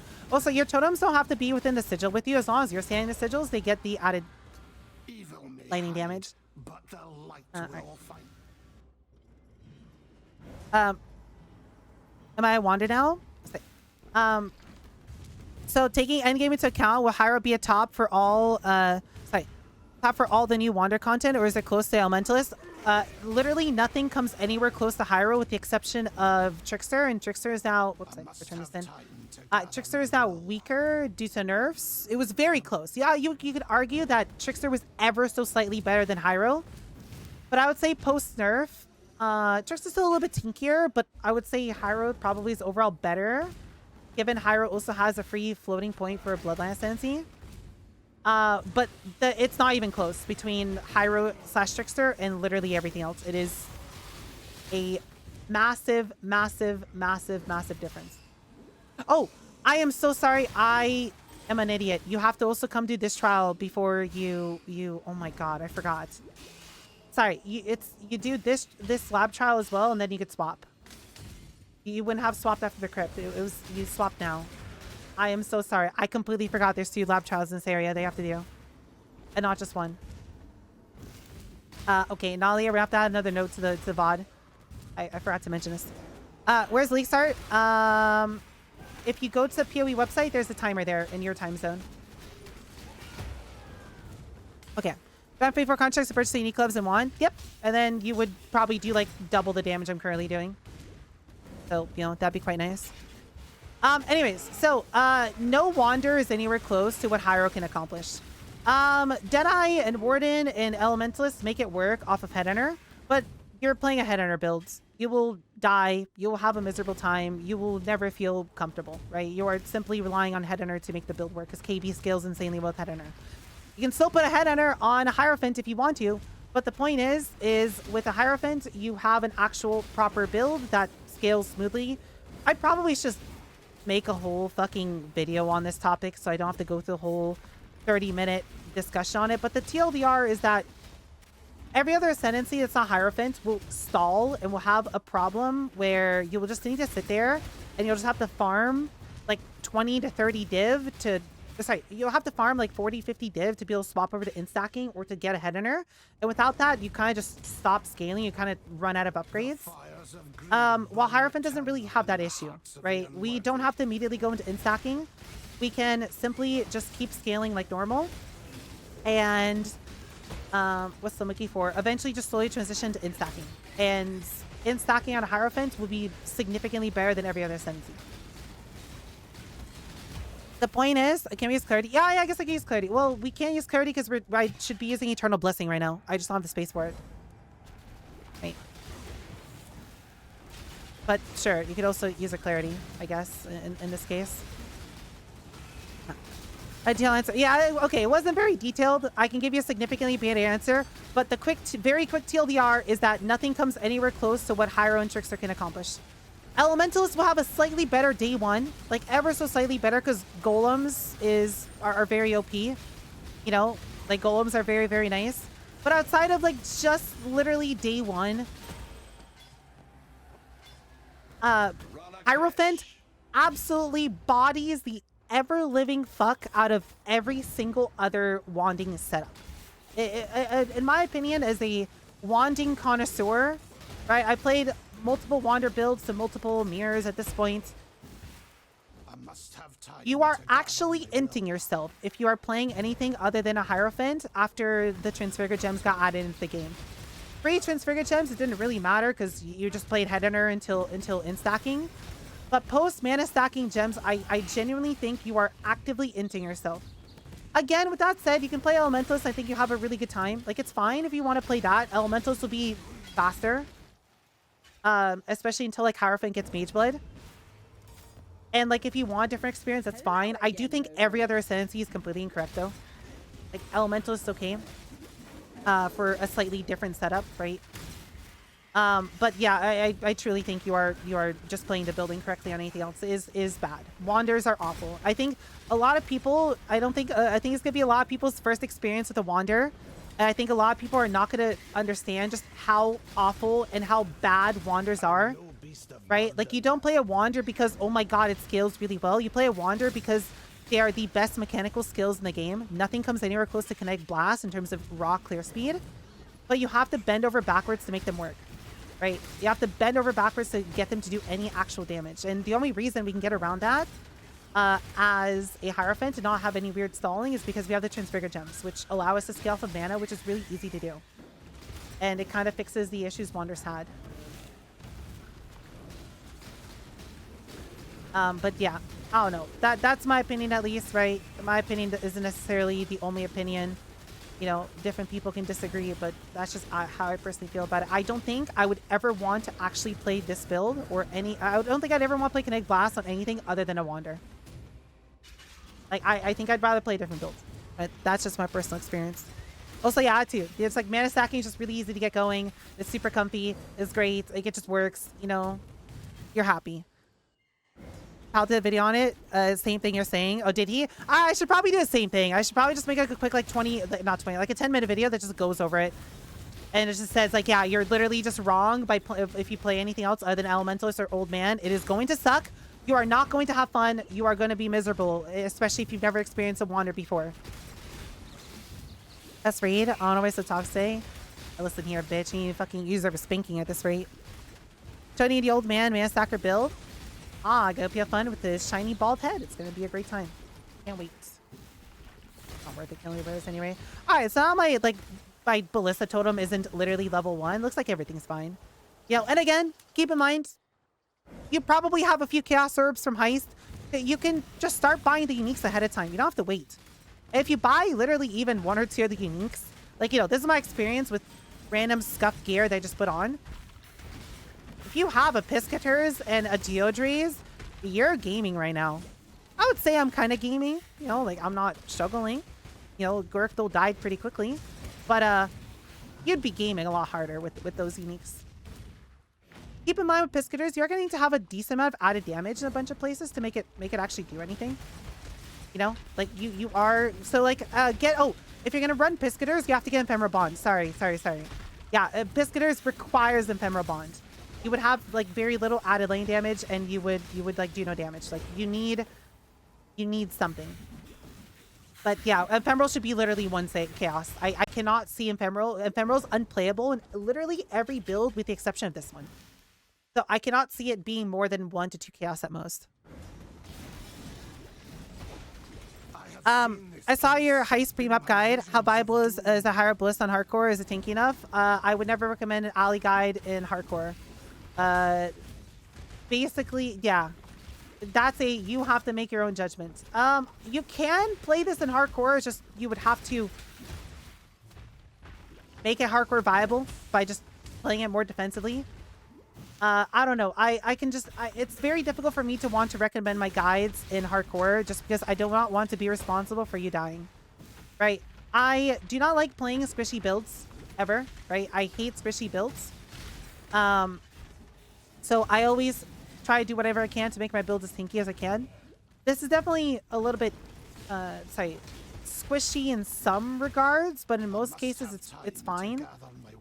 Right? And like once we get to mid and end game, it is going to be very tanky, but I put these in mind with software trade in mind, where, you know, we have access to all the gear we have in a software trade at, you know, X price points and whatnot to get it there. And again, I just don't want to be responsible for the death of your character, given the build is put together with, you know, software availability in mind. That's all. Probably so it's worth a shot. Oh, it's nice at least, but I do not have space for that. Right, I do need to see an actual chest plate. Is this good? Oh, that's really... Yeah. Great. You put Sigil in there, put Arcane Cloak in there, dump that shit. Oh, it's a fucking chest plate. Holy yeah. With that said, I think I've died like 4 or 5 times so far leveling, but that's just because I'm leveling as if it's softcore. I think I'd be okay personally if I level this in hardcore. Right? I don't think we'd have any issues. So we're gonna talk to Yenna here, then we're gonna go to the waypoint and go back to town and get a bunch of passive points. But again, I just don't want to be responsible for your death. You know, that is a decision you have to make yourself. So we talk to Aramir, get 2 passive points, and then gonna quickly vendor my stuff. That's a lot of life. Although, rather just keep mine, I guess. Whatever. That's even more life. I don't actually need these res, do I? No, so I can swap to this. That's a lot of regen too. That's gonna be nice. Ah, that's fine. I think the regen might feel a little bit better. Sure. Okay. And then we're gonna also quickly go to Whalem and get another passive point from him. Okay. Did I miss anything on chat? I play Wander because I want Diamond Wine to hold your hand through everything, so I have to think. Cool. I have 5 passive points. So we're going to pick up Prism Weave, and then we can swap over to the Act 8 tree. And the first thing you do is you pick this up, and now your accuracy cap. This Keystone is this Mastery is legitimately like 15% more damage. Your accuracy is that down bad. I mean, I think it's pretty self-explanatory when we're running additional accuracy as the 4th link. What other build, you know, that has to run additional accuracy? None. That's how down bad we are. Like, we need help. We absolutely need some help. Also be good, just saying. Well, I already did second lab. You do not swap until second lab. You make the swap once you get the totem node. Because otherwise, I don't know, totem placement speed just feels really bad, in my opinion. Alright. Anyways, so you are now playing a totem builds, right? You should have done your ascendancy, swapped over and whatnot.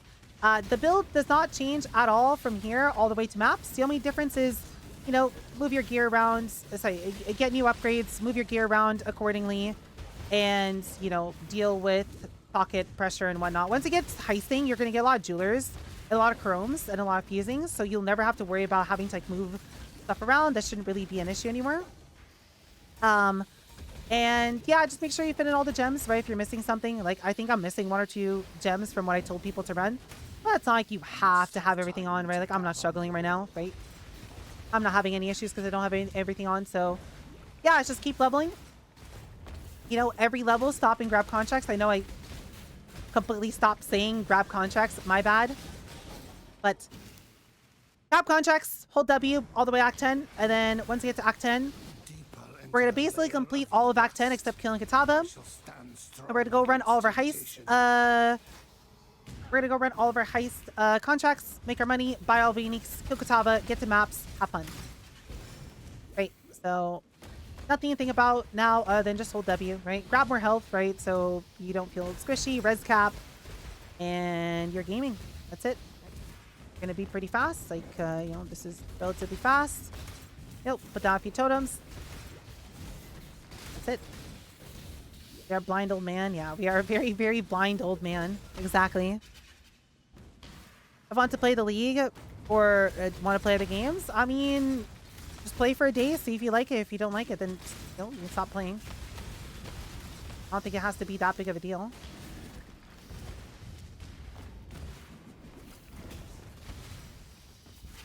Unfortunately.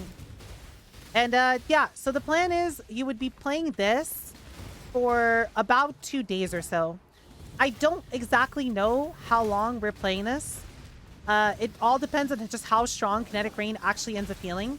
If Kinetic Rain ends up feeling very, very good, Then the plan is we get to T16 like this because there's no reason to swap earlier. We kill our like quest eater and exarch with totems, and then we swap. Then of course I'm gonna be ahead of everyone, so I'm gonna be able to test myself. And the day 1 update video is gonna go over what we ended up doing. But if it's good, you know, I'll mention the day 1 update and I'll update the guide accordingly. So we swap the KB sooner. And if it doesn't feel good enough, like if rain doesn't fix our issues of poor single target, then we're gonna keep playing this build at T16. We're gonna do the whole mana stacking swap because we're not currently a mana swapper or a mana stacker, right? We're gonna do all that, and then we're gonna farm another about 10 to 20 div or so. We're gonna have to play it by ear and figure it out on the fly, right? And then with that 10 to 20 div, we can craft like a new wand, and we can grab ourselves some slightly better gear, and then we can start playing Kinetic Blast, right? So best case, you're swapping at T16. Worst case, you're playing for about a day or two and farming at T16, and then we could swap the proper Wander, right? And it's like, we could technically play a Wander sooner. We could. It's just, again, if you've never played a Wander before, you do not understand just how absolutely miserable that would actually be. It is so bad that I would rather us do this for a day or two than to just say, fuck it. At least we're playing our build. We might be a little bit weaker, but at least we're playing. No, it is not worth it. It is that bad. It is actually that awful. This build be expensive, DDs? No, you literally should not care about prices. Prices is not, it's like, no price of any piece of gear is relevant for this build. Straight up, do not care. Don't be worried about it. Don't be anxious over prices. It is irrelevant. No, nothing will be expensive. The end game of this build will be expensive, yes, because we are playing the single most expensive build in the game. Period. There's no build that's going to be more expensive than this. Because we are an in-stacker in the late game, and in-stacking is just the best build in the game. That's the most expensive. But it's not like you have to just immediately, you know, just raw dog it to that. You are going to be making many small upgrades all the way up, right? Eventually your small upgrades are going to cost, you know, 10, 20, 30 div each, but you know, by that point you're also going to be able to make unreasonable amounts of money given how strong your build is going to be once you're at the 10, 20 div per upgrade range. You know, so the point is, it's not a problem. Don't worry about it. If you want to play the build because you think the build's going to be cool and you think KB is going to be poggies, then play it because you think of that. Ignore everything else. Did I play at SSF and haven't done lab yet? No. We're doing this in standard just in case we ever need to have access to our stash for anything. You know, like I went and got a few pennies to show what that would look like. I think KB totems will be a compensate for self-attack. Sorry, comparable? No, it's not even close. It is not even close. Your single target damage will be better, but my god, would your clear be a complete joke? You are effectively wasting. You might as well not play a Wander. Might as well play something else. You know, like it's nowhere close. It does work, and it's a good build, but like the whole point of us playing Kinetic Blast is the fact that we are looking to literally one-shot the whole screen in 1/10 of a second, and you cannot do that with totems. Totems are not fast enough. And the guy says Firestorm, never try the ability. Firestorm is a very broken leveling ability. Very broken leveling ability. Think KB? Okay, we don't get KB until level 28, bitch. Alright, listen here. Listen here. I can't wait until we get 6 link. Our clear becomes a lot better on our 6 link because we get to run Pierce and we get to run Return Projectiles, which like makes your clear be really silly very quickly. Right, for now we have to play, you know, everything gets its own individual power siphon, but yeah, with the 6 link, oh, we get to cleave the whole screen. It's gonna be great.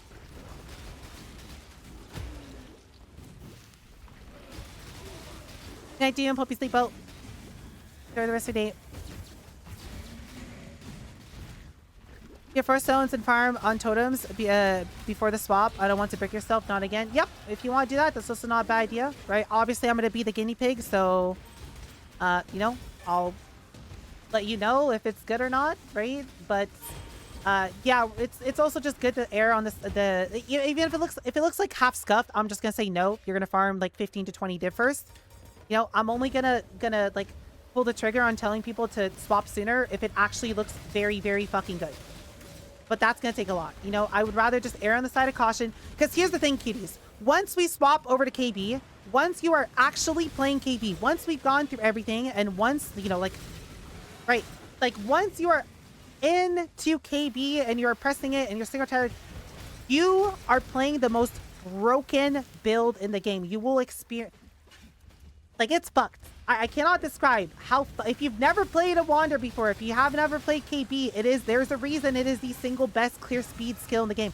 You will be so accelerated. It is ridiculous, right? It's just the only issue is getting there. But once we get there, once you get over the threshold of you are now actually playing KB Wander, oh boy, it's an experience. It is quite an experience. I think everyone will really, really, really have fun with it. You know? It looks so fun. Yeah, it's pretty fun. Actually, I actually like it. See, so this season, I really want to play a totem build. I really hoped that GGG like would have finally actually buffed totems this season. And I was really, really looking forward to it. I was kind of disappointed when there was nothing totem related changed. And I'm kind of happy that I get my fill of finally getting to play a totem build. Oh, we do need to hit the valve. I'm doing no damage. I am happy that I finally get to get my, you know, my fill of playing a totem build by us, you know, leveling with totems. Like, I'm satisfied. My, like, multi-year hunger of playing a totem build is now satisfied. You know, we get to enjoy it for like a day or two and then play KB and have a great time. So, good enough. Mass stackers are hyped to restart this. Yeah, stat stackers are very fun. Because you just, you know, AFK. Way to farm the 20 div you need for the build. Literally any strat you want to do. Any typical good Leaguestart strat would work. So, you know, essences are great. I'm probably going to do Guardians because I think that'll be fun. I haven't done Guardians in a little bit. And this build can handle it. Mind you, the Guardians are going to one-shot you, so you're going to die a bunch, but the amount of money Guardians make, you know. Oh, hey, we finally got a built upgrade. Pog! We no longer have to use the 1 ES, 1 light per second. Cool, we got an actual built upgrade. Anyways, I'm just going to accept that the Guardians are going to kill me a bunch. And whatever, you know, it'll be pretty quick money, so I'm looking forward to it. Beasts are also kind of okay if you're okay waiting a few days to, you know, cash in. You know, Expedition will be okay too because you just put your totems down and you just run away. But you'd also have to pick up like a block mastery. Sorry, like your attacks can't be block mastery. Luckily, it's pretty close. It's right here. Have to hop down to Righteous Fury, pick this up. Attacks can't be blocked. You're good. Why am I missing 5 strength? What isn't working? Ooh. Hold up. That's a problem. Okay, I'm gonna have to pick up this. I can't pick that up. Okay, well, I threw my heavy belt away. Okay, 1 second. Let me go craft strength on something really quickly. Okay. Did you play when Vol Power Siphon was good? Yes, I did. I played Poison Vol Power Siphon. I had a really good time with it. I like that build. That was the build of all time. On an assassin of all things. Okay, we put some strength here. Nope, can't put strength there. Hold up. Where can I put strength? No. No. Kitties. Oh no. Ding dong. Slight issue. Okay, that's a slight issue. I don't have an open suffix for yikes. So I guess we have to respec really quickly and drop this node and pick up 10 strength here. That's my bad. My belt was kind of carrying me. So sure, we'll just pick the little 10 node there. All right, back to 8. All right. Can Crane have mana scaling version though? No, it does not. We know nothing about the Transfigure version. Well, we know what it does, but we don't, maybe it does just randomly have like some sort of interesting scaling on it. I don't know. We'll have to see, right? But currently, no, it does not have anything. Oh, actually, sorry. We need to go back. No, we still need to keep going this way. Before you go to the next area in this zone, make sure you find not the door, but you have to find the resurrection site. Okay, it should be this way. Basically, this area will split at some points, and you can go either up or down, and you have to go down like this. And then here you will get access to a resurrection site, and then you have to quickly talk to Clarissa and help her out for a passive point. KB looks wait, looks like pure unfettered. How does? Oh yeah. Unfortunately, KB is pay to win. You do have to get a MTX for KB. Either or is fine.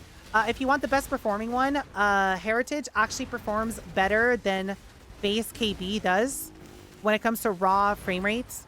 Oh, yeah, look, 8 strength. Hog. Well, I guess we can put that on. But like Heritage is better performance. It's also, in my opinion, prettier. But yeah, normal KB does look very hideous. It's awful. Oh yeah, I could have gambled for a belt. You're right. Whoops, I keep forgetting that we can gamble now. Bye, Tolman. Nice knowing you.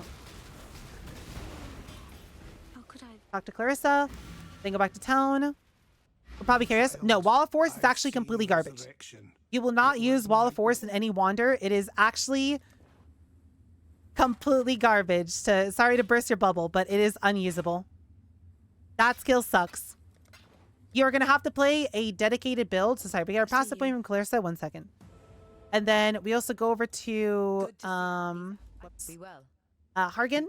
And we can grab a ring here as well. Although I really like my 2 rings, so I don't think I'm going to use one of them. But sure, grab it anyways just to see what it has on him. It has a bunch of bad damage. Nope. Lucky. All right, and now we get Disciple of the Forbidden for +1 minimum. This doesn't do anything right now. Then it gives us damage or power charge, but we're going to go pick up Instability for +1, so then we're at 5. All right, go to Query. Right, that's what we're doing. Yeah, we're going and picking that up. Oh, I should also pick up Mom, too. Forgot to pick up Mom. Play Viper Strike Mamba. I hope you have fun with it. Viper Strike's also a great build. All right, now we just come back and go up you bed. Boots. All this stuff.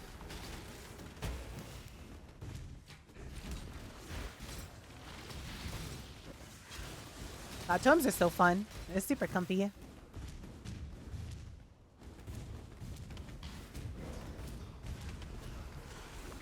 Okay. I tried following your mage boy for fun and turned yellow. Sad. Sorry for your loss. That's because you made fun of your old belt was actually doing stuff. Yeah, the old belt is actually fucking carrying me. Unfortunate. Is what it is. Got rid of it now. Okay.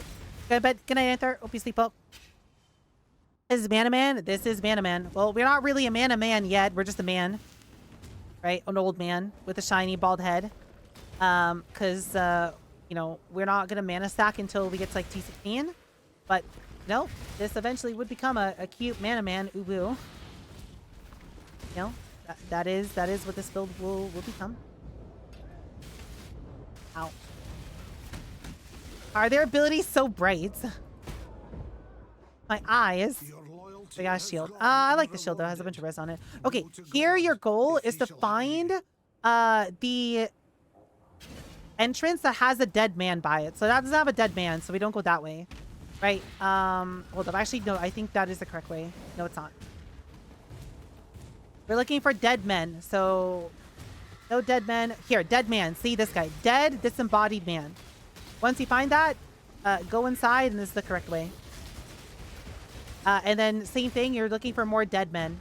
So you get out, and now you're looking for another dead man. If there's no dead man, you're going the wrong way. So not that way. Look, oh, no dead man here. Actually, I think, is this not the correct way? So, Allie, I literally just said, look for a dead man, you dumb bitch. And then you stop looking for the dead man.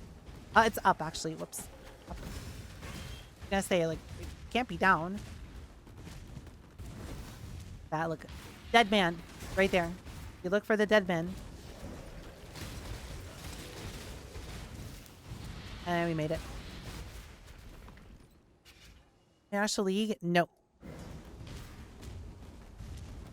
right, another I don't need more essence at this point. We're good. I'll probably just keep using my gear all the way to heists, right? And then, well, I would have bought piscators and whatnot by now, right? Ideally.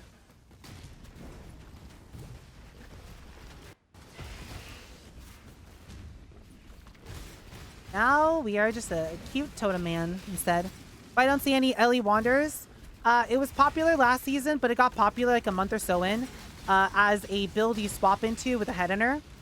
People are going to attempt to make it work as a league starter because, oh my god, look at the Herald node. The new Herald node from Lycia is going to be insane. Spoiler alert, it's not insane. The Lycia node is as good as 4,000 mana. We're going to have 7,000 mana for a 10 div budget. The point is, Elementalist is not very good.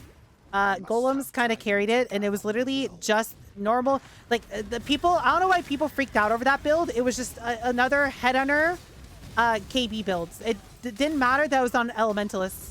It was just Headhunter plus KB, which is nothing new.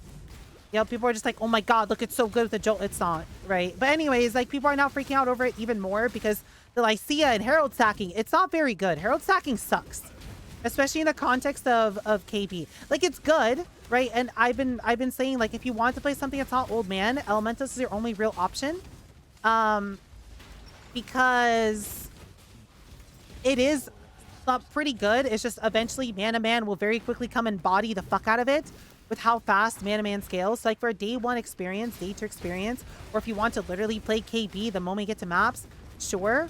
That's what Elementalist is good for. But anything past that, past like day 2, Mana Man just absolutely bodies Elementalist in damage and just in overall build. But yeah, a lot of people are freaking out over how good it's going to be this season. Because, look, it's technically better, but, like, you know, it wasn't very good to begin with. It was just, you just abuse Headhunter. And it's like, you also just put a Headhunter on a Mana Man. You know?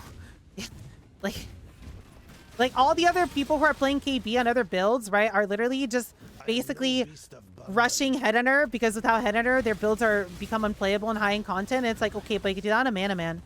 And you don't have to rush it because this build actually, like, ends up working without anything special. I don't know. That's my. I have very strong opinions on Wanders because I played quite a lot of Wanders, and you see all the people come and like, oh, I'm gonna play a Wander this season when they've like never played a Wander before, and it's just like, okay, you can do that, but like, no, you should at least like make sure you understand just how garbage Wanders are.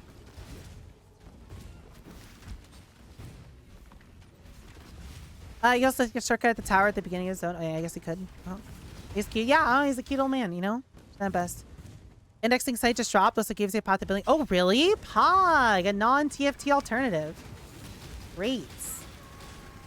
Cool. Can you like link in Discord? I want to go look at that. I don't have the mana flask. Unlucky. Guess we'll slowly kill him. How many tones can I have down? 5, right? Okay.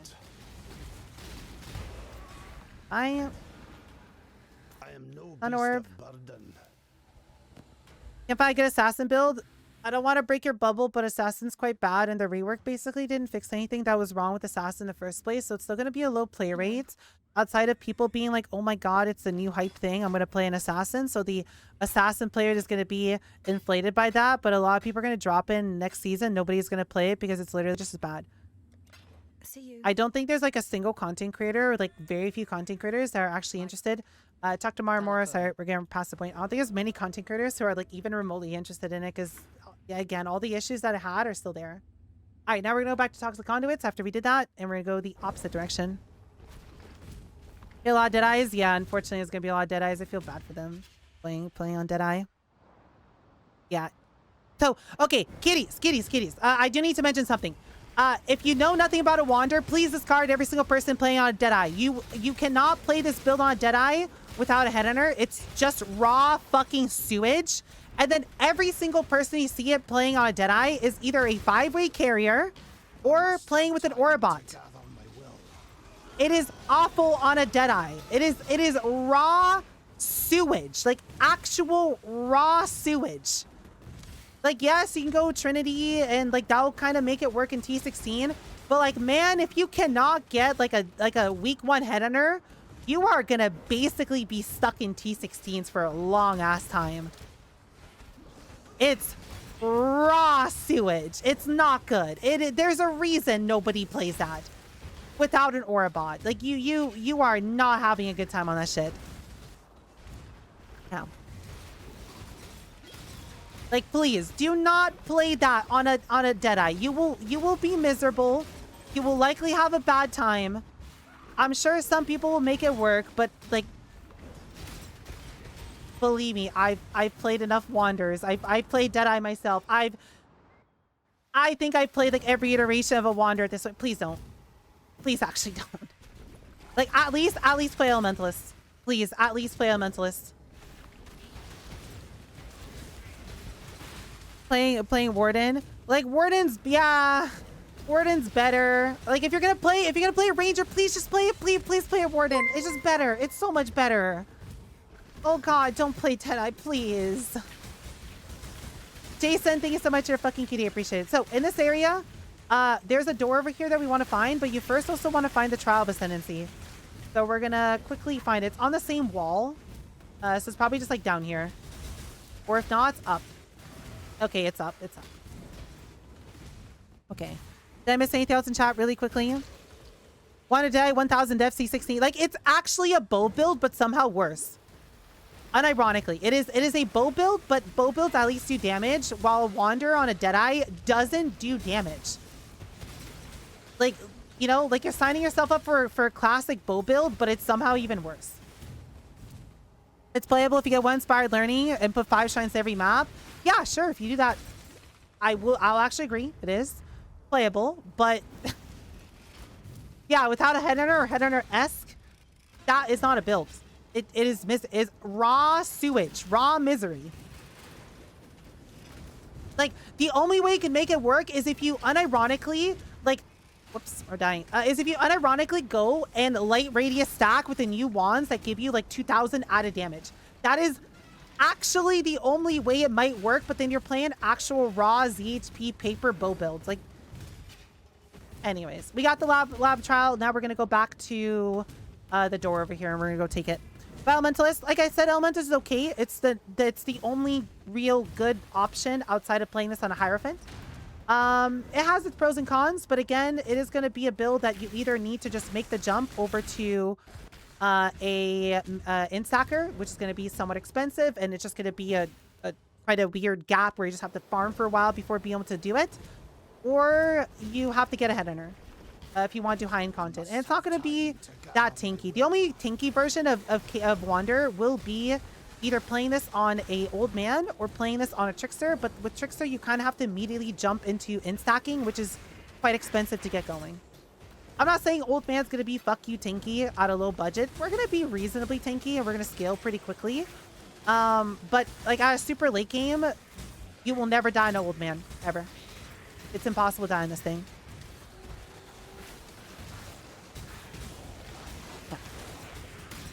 Also, yeah, Lazy is also a good option. Would a mana in stacking work better with Witch? No. It would not. You gain no benefits from Witch in the slightest.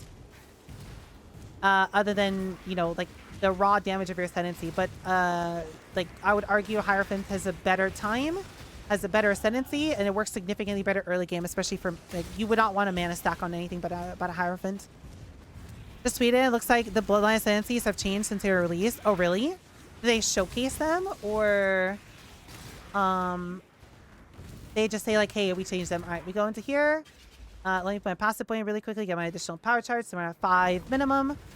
A little bit of extra damage. And goodbye, you gold.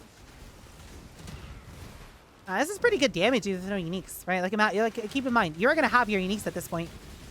Right, I'm just finishing this up with no uniques, but like, damn, you are actually gonna have some fairly solid damage with Piscators and whatnot, and like Ephemeral, and yeah, you should easily be able to get the gloves, the amulet, and the wand. Old man versus Twink, pick your poison. Yeah, exactly. Also, yeah, old man has endurance charges, you know, which is nice. I want to hand Allie to see me through several games where with mana stacking builds, but Lazy also has some really good builds. Thing is, Allie builds more Torn. Lazy's a great content creator. If you want to play Lazy's builds, play Lazy's builds. Alright, so we are now going to portal back to town. And we are going to go to Hargan. And get ourselves a passive points. And then, what are we doing next? Oh, right, do you need to pick up Mom? I completely forgot to pick up Mom. Okay. Grab that. And then we're going to go back to Bathhouse. And now we're going to go basically towards the right. Like up this way and then to the right. Lazy is on the very short list of content creators that I think are very base G and put out really good content. There are very, very, very few people on there.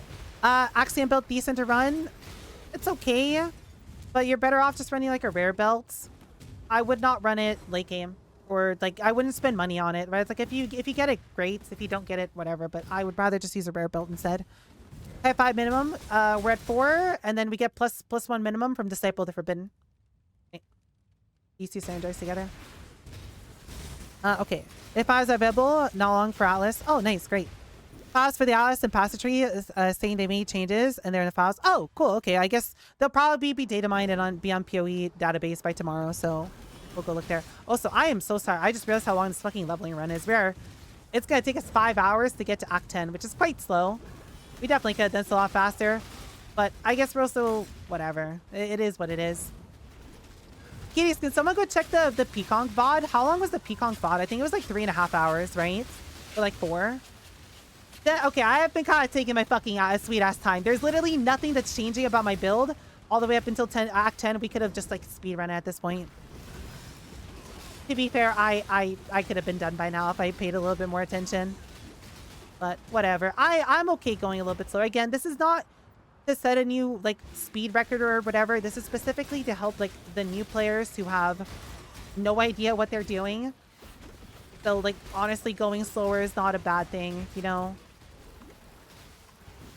The streamers watch. Hi, Thagrim. Hello, how are you doing? I must have time. Someone Thagrim, what are you playing this season? Sins, piety, but I will never forget what you did here. Well, if you fall in love with Power Siphon Totems, well, you can keep playing them if you want to.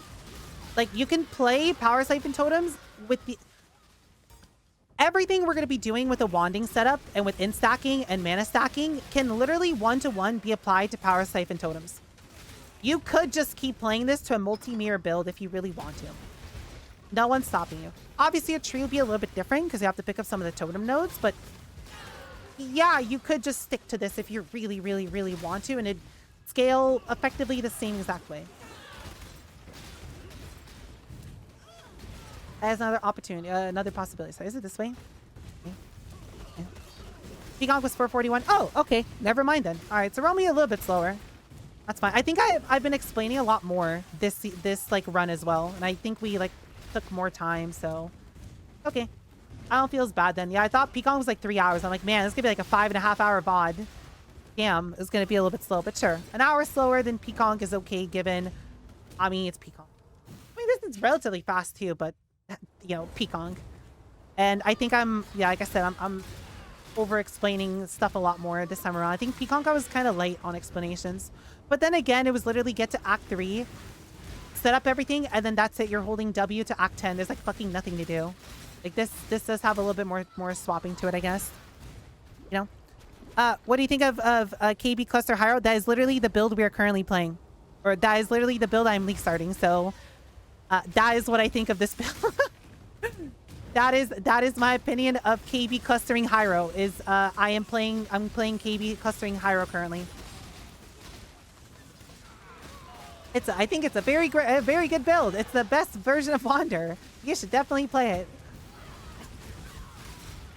You should definitely play KB clustering Hiero. Except you don't start with it. Please don't play clustering immediately. You won't have. It'll be okay, but you know, play Power Siphon Totems first for date, and then swap after. They have full campaign runs. I'm so they can't play like hours. Yeah, you know. I know like a lot of people have said, like ever since I started doing this in last epoch, I know a lot of people said that this is like very useful. So, you know, it is annoying to do. Believe me, I don't like doing these. Okay, no, that sounds like I really hate it. That's not what I mean. I am not a fan of doing these because by this point I've done so much testing that, you know, I'm just over the campaign. Like I don't want to keep doing more runs. It's like my 10th run of the campaign testing this build, you know? I'm over it. Right. So like I don't enjoy doing them from that perspective, but I do like doing them because I know a lot of people have said it helps them. So whatever, it is what it is. Just one, you know, it's just one more run, you know? It's just one more run. I can deal with it. There we go. I'm not changing anything about my gear until we get to Act 10 anyway, so we'll just leave that on the ground. Although that would have been good to pick up and to, like, try to craft a wand or some shit. You did a mana stacking build for D4 and a toad build for last part, didn't you? Yep. Those were in fact my builds. We were playing Yep Mana and Yep Toads. Then, Okay, we got our thingy. Now we just click the waypoint, go back to Lunar's concourse, and then go directly bottom right.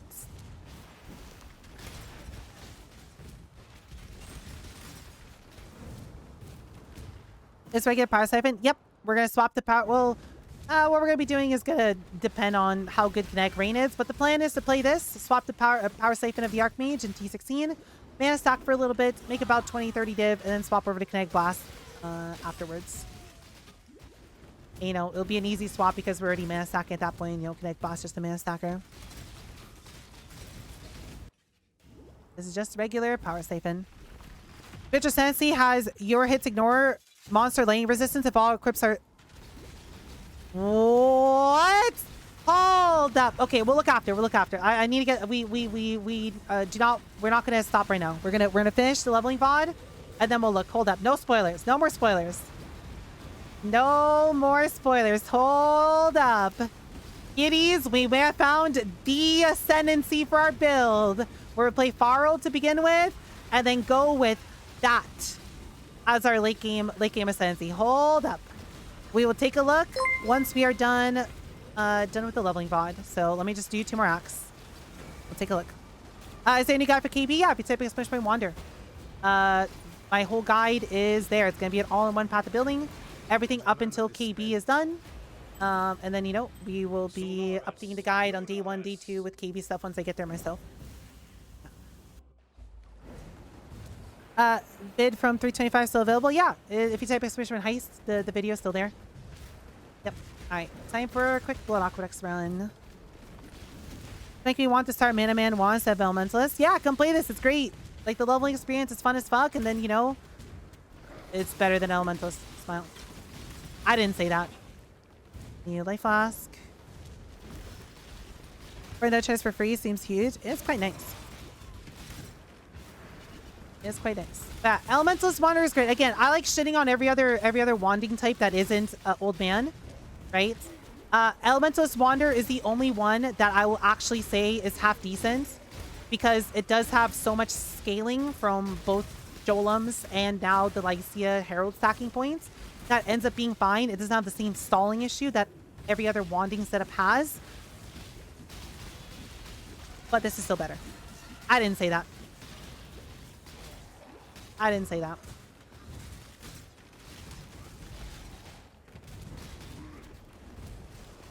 Ow. Also, Barthel, thank you. You're fucking cutie. I appreciate it. It's very kind of you. I just want to stop by and say awesome build. Thank you. No problem. I must have No time problem. to- Right. Hi, Gates. Oh, one thing we should do really quickly. Sorry, completely forgot. Hit Y. I believe your keybind is Y. I don't remember what mine is anymore. I think it's numpad 6. It's numpad 6. And click on Soul of Lunaris and Serve Golokthorol. These two. Click on these two. You'll be tankier. You can pick up Brine King instead if you want. It'll stop any weird like chain stunning issues you might have. But yeah, pick these two. Pick those two. And you're now tankier. Congratulations. That's it. You're now a free defensive layer. Okay, so we got Mom. What are we doing next in Act? Oh, sorry, we're in Act 9. Act 9. So we can go down here to Iron Will and get Constitution. And we pick up the Mastery for a little bit more damage. Well, let's go down here and grab this first because that's a really pog node. And yeah, my damage is good. I don't really care about picking up the node. I want to be healthier. We're about to get to maps. We're about to get to heisting. So we should make ourselves tankier because our damage is likely completely fine, which, well, it is, right? And again, just to verbally remind you, you are not killing Kitava in Act 10. Just want to say it now so you don't just randomly forget. We're going to be doing the majority of Act 10. We're going to, do everything up until the last quest of killing Kitava, and then we're going to stop. We're not going to kill Kitava, and we're going to do all of our heisting contracts, make our money, buy our gear, and then kill Kitava, which you'll end up two-shotting because of your gear. Smile. But yeah, you are not killing Kitava. Please keep that in mind. You will actively int yourself. When do you been complete acts with Heist 2 times already in 3 days after watching? Ready for next league?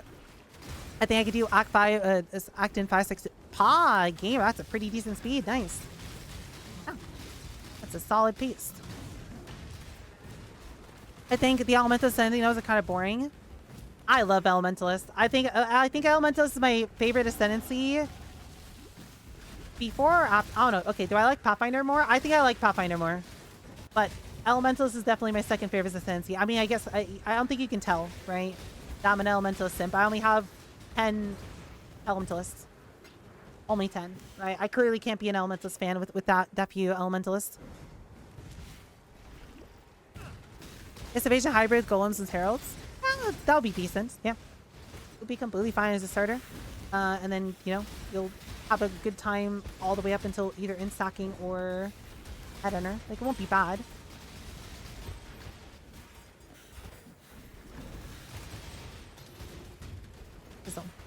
Alright, so in this area, we are looking to grab the waypoint, which is basically always in this exact path.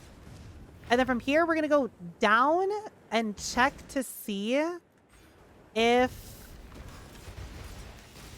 the thingy is here. We're looking for basically Stonehenge. If it's not here, it's going to be north. Okay, here's Stonehenge. I know it's not Stonehenge, but we're looking for the Stormweather chest. You click on it, and then you just got to kill all the monsters that spawn. To damnation with you. We get the Stormblade, and then we go back to the waypoints. I must have time to gather my will.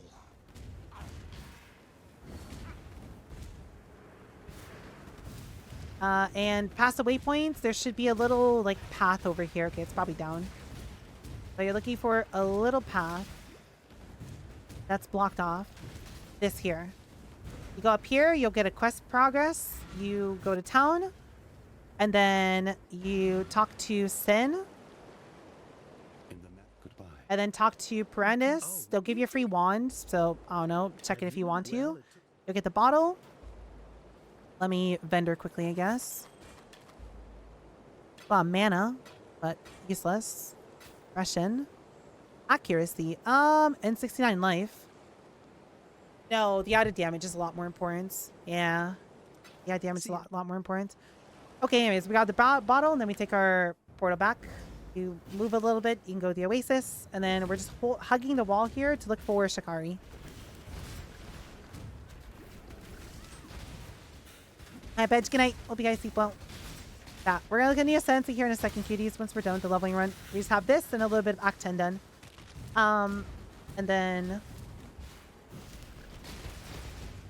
yeah, we'll look at it. It's getting kind of late, but that's fine.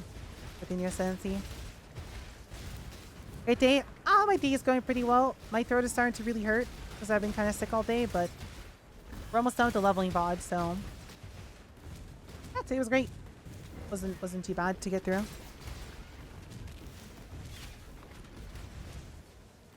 The campaign, yeah, that's also another tool. Like if you're a new player, Exile UI is great. It basically puts like all the different layouts at the top of your screen, so you can very easily tell where to go. Yeah, that is a great tool if you want to like improve your act times.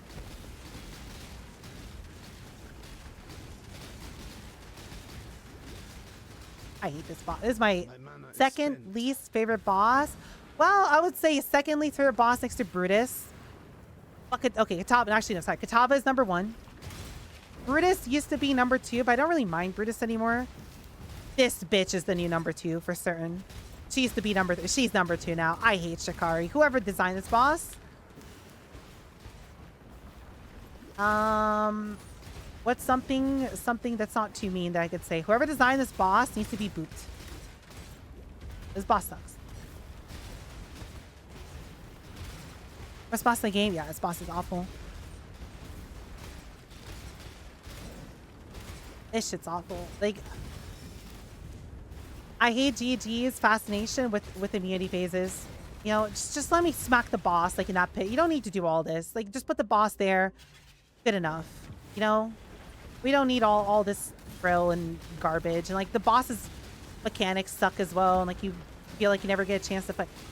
Everything in Act 9 is awful. Let me just rephrase that. All the bosses in Act 9 are... whoever designed Act 9 did not cook. In the slightest. In the slightest. Soon Lion, thank you so much. You're fucking cute. Yeah, that was very kind of you. Whoever made Act 9, I hope never gets to make Act 9 ever again. It's bad. It's also just sand. I hate the look of it. I'm not a fan of the sand. I think it's just because it kind of looks like Yuki. I don't know. It's not pretty. The sand in this game could look better. I think if it was more of like an orange color, it looked nicer rather than like a construction sand yellow. Anyways, we kill her. We leave. We talk to Shara. Grab a passive points. And put my new mana flask, life flask. I should grab the second one too. Then we take the waypoint back to the desert. And we are picking up more like a lot of blues.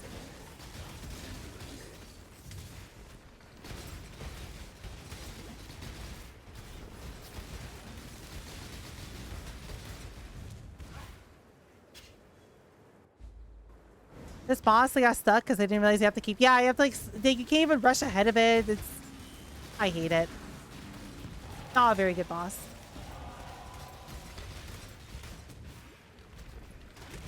Okay, we go find the waypoint over here, and then go to the lake. And we're kind of just like going top right. It's kind of easy to miss where the boss is. Just look for the crafting recipe. On League Launch, there should be a crafting recipe right next to the boss. And use that as your target. I cannot wait. Like, once we actually get to play the season, I cannot wait for 6 Link. Because, like, you know, the clear of this is okay. But, like, the clear of this gets so much better with Pierce in return. Like, holy shit, it's night and day. Okay, should be somewhere on here. Down? Yeah, down. Here it is, this guy. This guy is not very good either. Basilisks suck. Can he he can petrify the totems. Okay, that's rude. And then he can burn all them as well. Rude.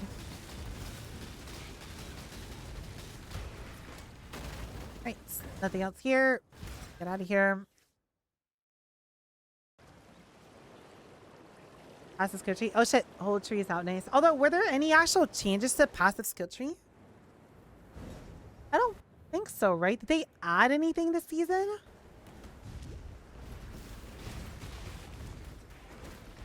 I want to say no, right? I don't remember there being any changes other than, you know, like the Atlas got changed.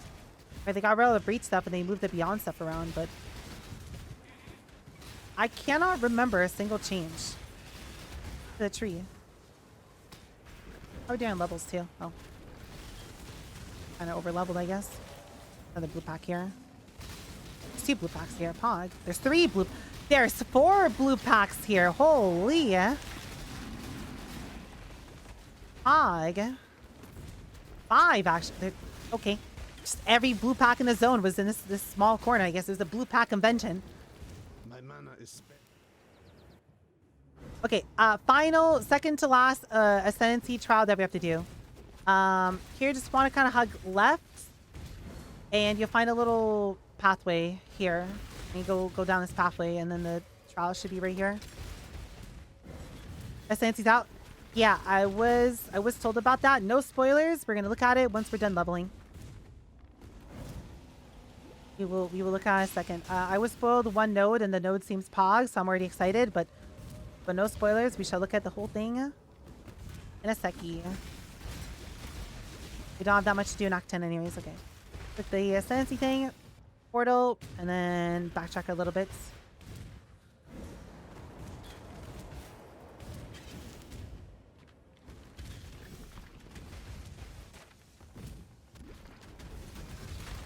Oh, bloodlines? Oh, I see. Okay, okay, right. So we get to see the changes, sure. That's a good point. We'll go look at that too once we're done. I must have time to gather my will.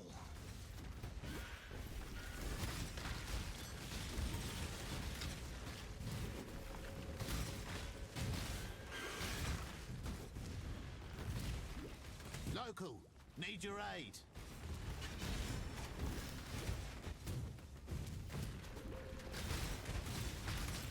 I can't wait to go make some tea after my stream today. My throat is not having it. Like, I don't want to talk anymore because it actually really hurts to talk.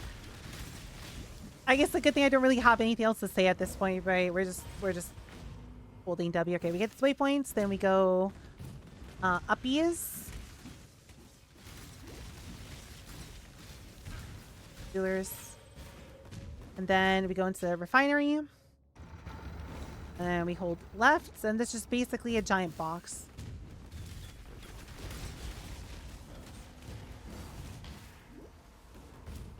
At least one test run. Yeah, sure is at least one. And if you stop yapping, yeah, I'll die. Yeah, exactly. If I stop yapping, I'll wither and die. So I have to keep yapping, unfortunately. It is mandatory.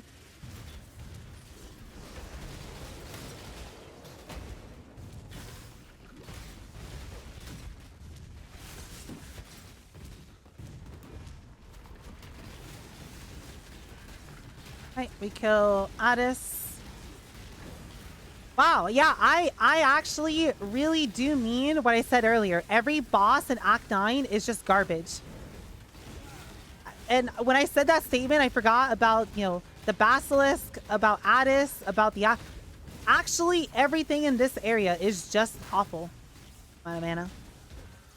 Okay, just kill me. My mana is spent. Sir. Kill me.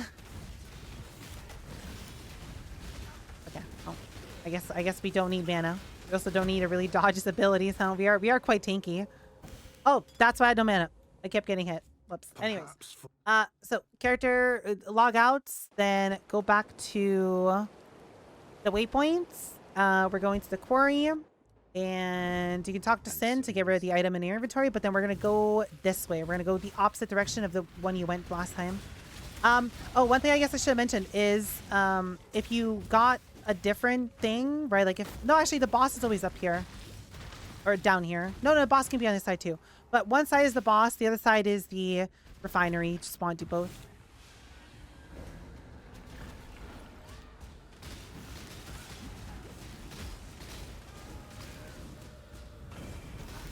Yeah, this thing's awful as well.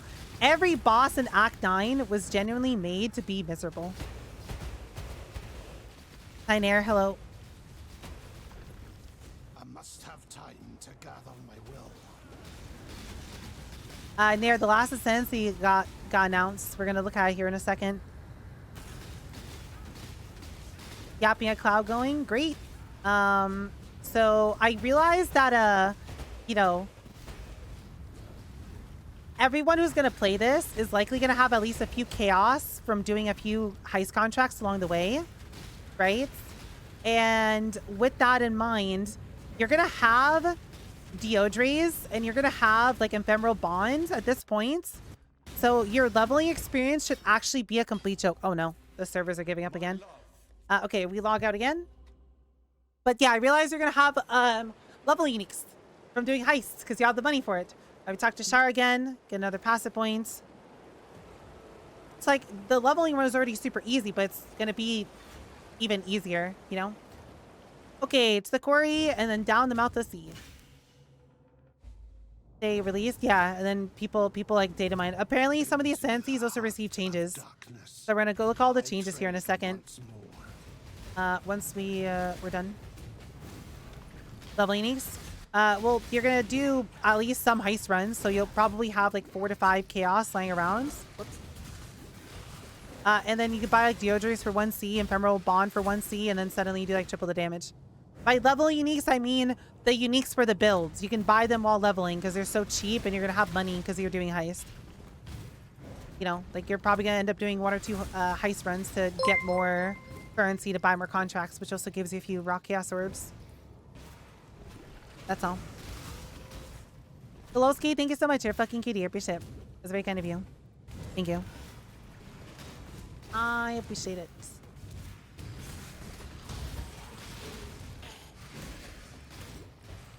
Yeah, I guess having mom isn't really helping with my mana problems, huh? This completely fixes itself, by the way. Next I can't speak. Next act, because then we get to our third ascendancy, and that is going to give you 0.5% of mana regen per second per totem. So be at 2.5% mana regen, which is quite solid. Okay, so that takes care of most awkward. Oh, so I only have half my mana, right? I should be running, you know, my Eternal Blessing at this point, so I'd be having less of an annoying time, you know. That's just a case of I've just been holding W. I haven't really like been stopping to like upgrade my gear and whatnot. Card 60. Oh, you're right, it does. Okay, so you would have Ephemeral Bond. But you'd stop Deodres at a minimum. And Deodres would be quite nice. Yeah, I'm gonna be making a few more adjustments to the leveling section of the guide, kiddies. So, you know, grab yourself a new copy of it tomorrow. So I'll be updated for tomorrow. But I'm just adding a few more things, right? Like buying Deodres as soon as you can and whatnot, and like grab yourself Piscators, but you need a lot of added damage to make Piscators worthwhile, which, you know, should hopefully make it even easier to level up. Bleed on me, right? Bleeds also eat your mom. It's a wand build, not a totem build. Actually, I am equipping a wand. I'm playing a skill that requires you to attack with wands, so it is a wanding build, actually. Okay, fuck you, Brian. Alright. So now just pick whichever direction you want to go. You gotta do all three of these. So, oh no, let's go the Shab first. I must have time to gather my will.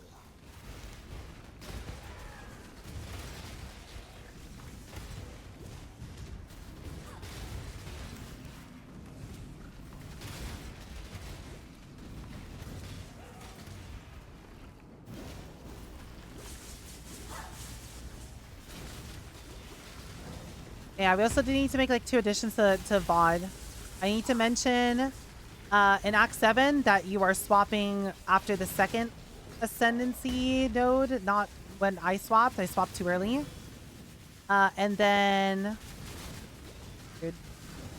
What was the other thing I had to add?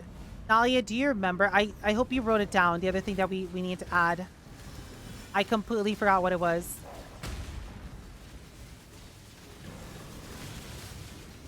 The heist thing. Okay, yeah. Great. Yeah, and then we also just need to add the Act 7 note of do not swap when I swapped. You have to do like 2 more zones first. Song is playing.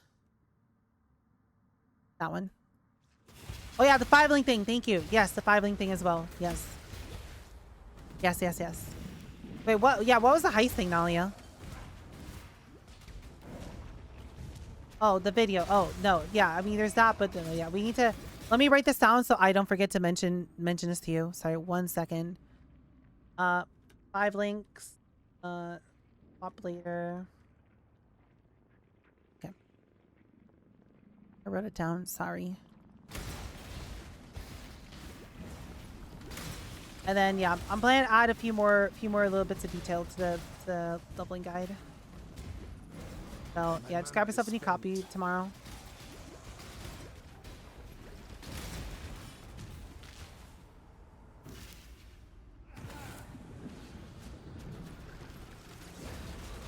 I also don't like the health scaling that happens at the end of Act 9. It always just feels like no matter what build, it always just feels like the end of Act 9, the bosses just have hands. Right? Because it just feels like they have like double if not triple the health.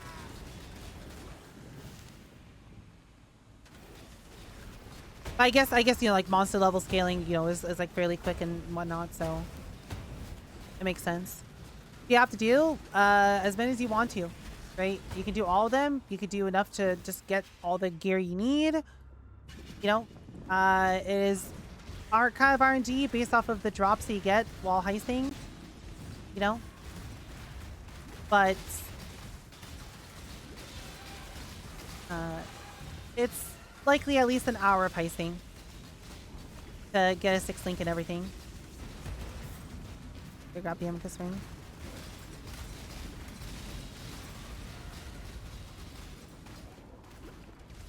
Yeah, at least do all the lockpicking at a minimum. Sure.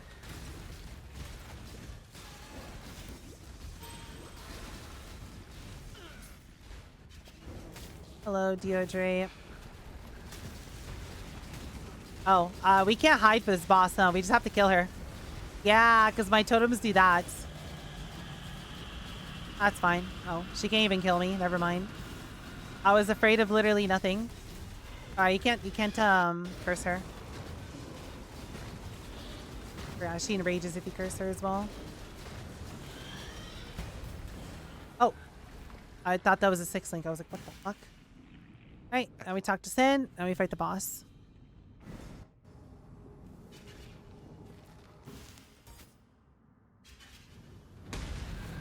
Hello. You do have to move the totems out of the curse pool.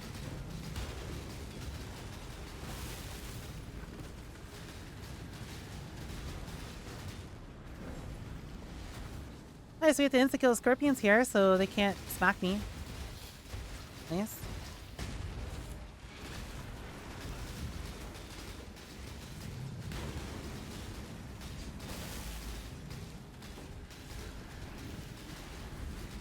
Oh, some of them are still in the pool, unfortunate. It just gives them temp chain, so they just stop attacking effectively.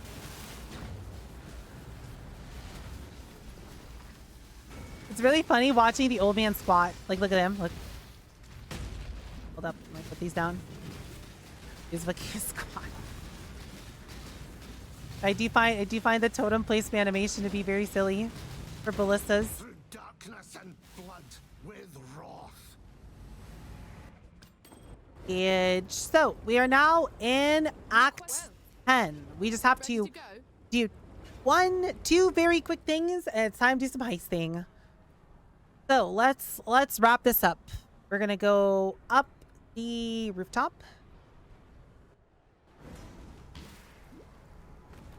Go over to the apex, kill these guys, and then like kill the next 2 waves as well. Right. Wave plus the boss. Talk to him, and then we're gonna run it down the rooftop. At this point, you can just stop killing stuff because it's irrelevant. You're, yeah, you can just stop killing stuff. You just literally just run past everything here. Ignore every monster in Act 10. But I guess we'll still kill stuff just for the sake of it. Also, Brian, thank you. I appreciate it. Failed man. Old chance failed man with old. Shut the fuck up, bitch. I'm literally younger than you. Cannot say that.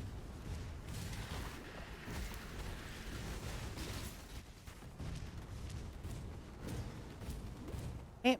And then here at the square, we are going to immediately run it down. And then to the left. Yeah, I'm just going to ignore most of the monsters in here. And then you're going to hold against this wall until you find the entrance. You go over here. You go down to the control blocks. Is before mine, so it's a lie. Or a younger eye. Shut the fuck up. Listen here, bitch. Shut up. All right, and then here we just have to get to the boss at the end. And then I have to do one more thing, and it's heisting time.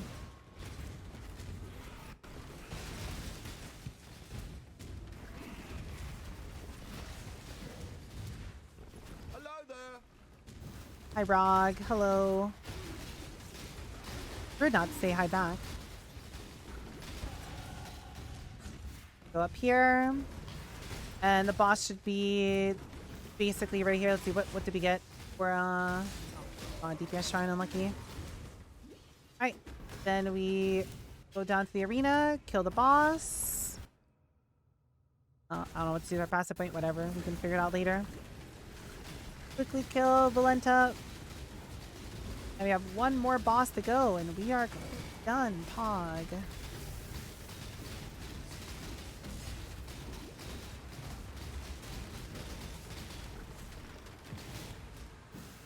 Okay, guide, no problem.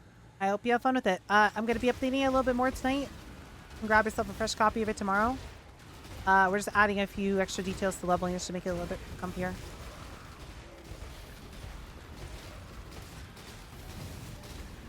I am very much looking forward to playing this. Oh God, when was the last time we started Wander outside of Freesia? Freesia doesn't count. We ignore the Freesia incident. That was awful. We ignore Freesia. I think the last time I actually played Leaguestart Wander, oh my God, it was 2 years ago. when Exarch and Eater released, or like 3 years ago when Exarch and Eater released, and Lost Ark came out, and I wanted to play an in-stacking Scion, so I League started in-stacking Scion. We log out. And I just made it work, and I killed Exarch and Eater with a million DPS, and it was miserable. But my thinking was, oh, I'm just gonna go play Lost Ark, and I'm gonna come back a week later, and everything's gonna be cheap. I didn't even come back to the season. Aware. Anyways, we talked to Lonnie, grab herself a skill book, and that's the final skill book, so you can type /passives. To make sure you have everything, right? Everything should say 1. So as long as everything says 1, you are good to go. You gotta be passive. All right, we're now gonna go back to control blocks. We're gonna exit, and let's wrap up the shit.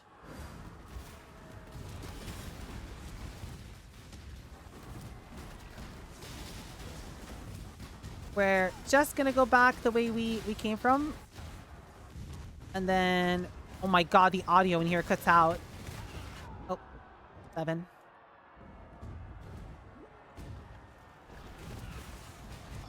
I guess we'll just go this way. It doesn't really matter which way we go. And we are just looking to go basically top right.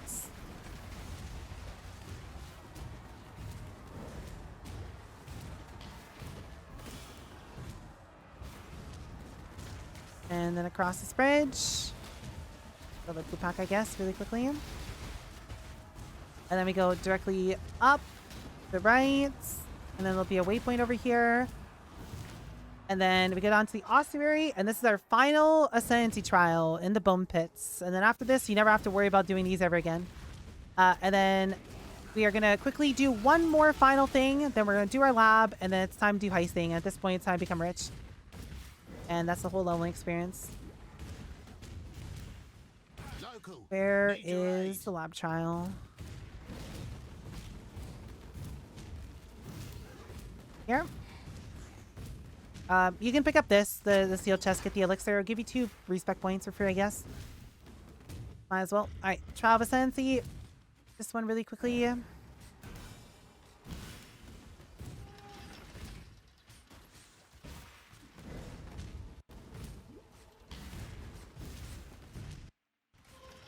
Servers are still not happy.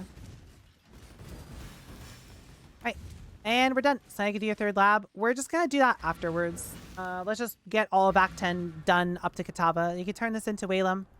Okay if you didn't get it. Be free passive points.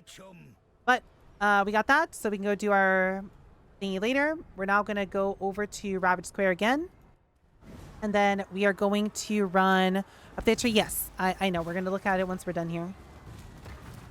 Now we go this way, and to the right, and down, and to Church Courts. We got 2 more zones left to path through. Yeah, I'm just going to completely ignore every monster. There's no reason to kill anything here. You might gain 1 extra level, but you'll just get it from doing heist anyways. It's just a waste of your time. Plus, these monsters are kind of assholes to fight. I'd rather just run past all of it anyways. Like, we're high enough level. I'm 63. That's great. We honestly are over leveled at this point.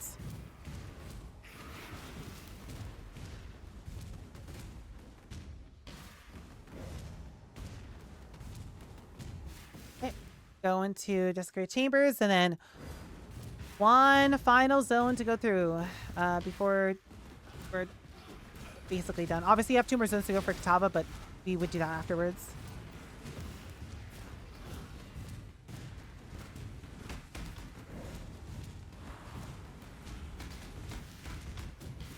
How many emotes have you added? I think we're at 770 emotes or some shit like that. It's like 700, 800 emotes. I am almost full. We're almost out of emote slots. We only have 1,000. Aware. Okay, and then you can kill all these. There's like a lot of blue packs here before the boss. So I guess if you want a little bit of XP, you can kill all them. Anyways, let's just go in. Put this down. Put that down. Smack the boss.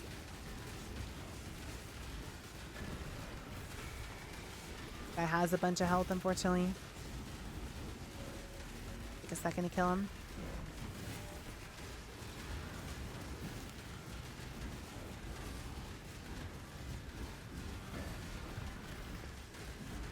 All right, buddy.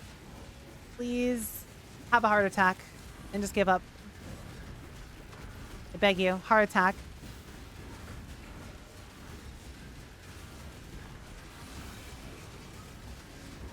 Any point now. Heart attack. Yeah, heart attack. Okay, great. We are done. So now we log out. All we do is give this to Bannon. He now turns to Innocence. Decoiling. Spoilers. And then we talk to him one more time. And that's it. We're done. So at this point, you can either go directly into Heist or you can do your lab. It's up to you. You can do your lab afterwards as well. But I'd probably just go get my lab done. Or maybe do, I don't know. Up to you. Do either way. But the point is, we are done. Get that shit done. Go over to Heist.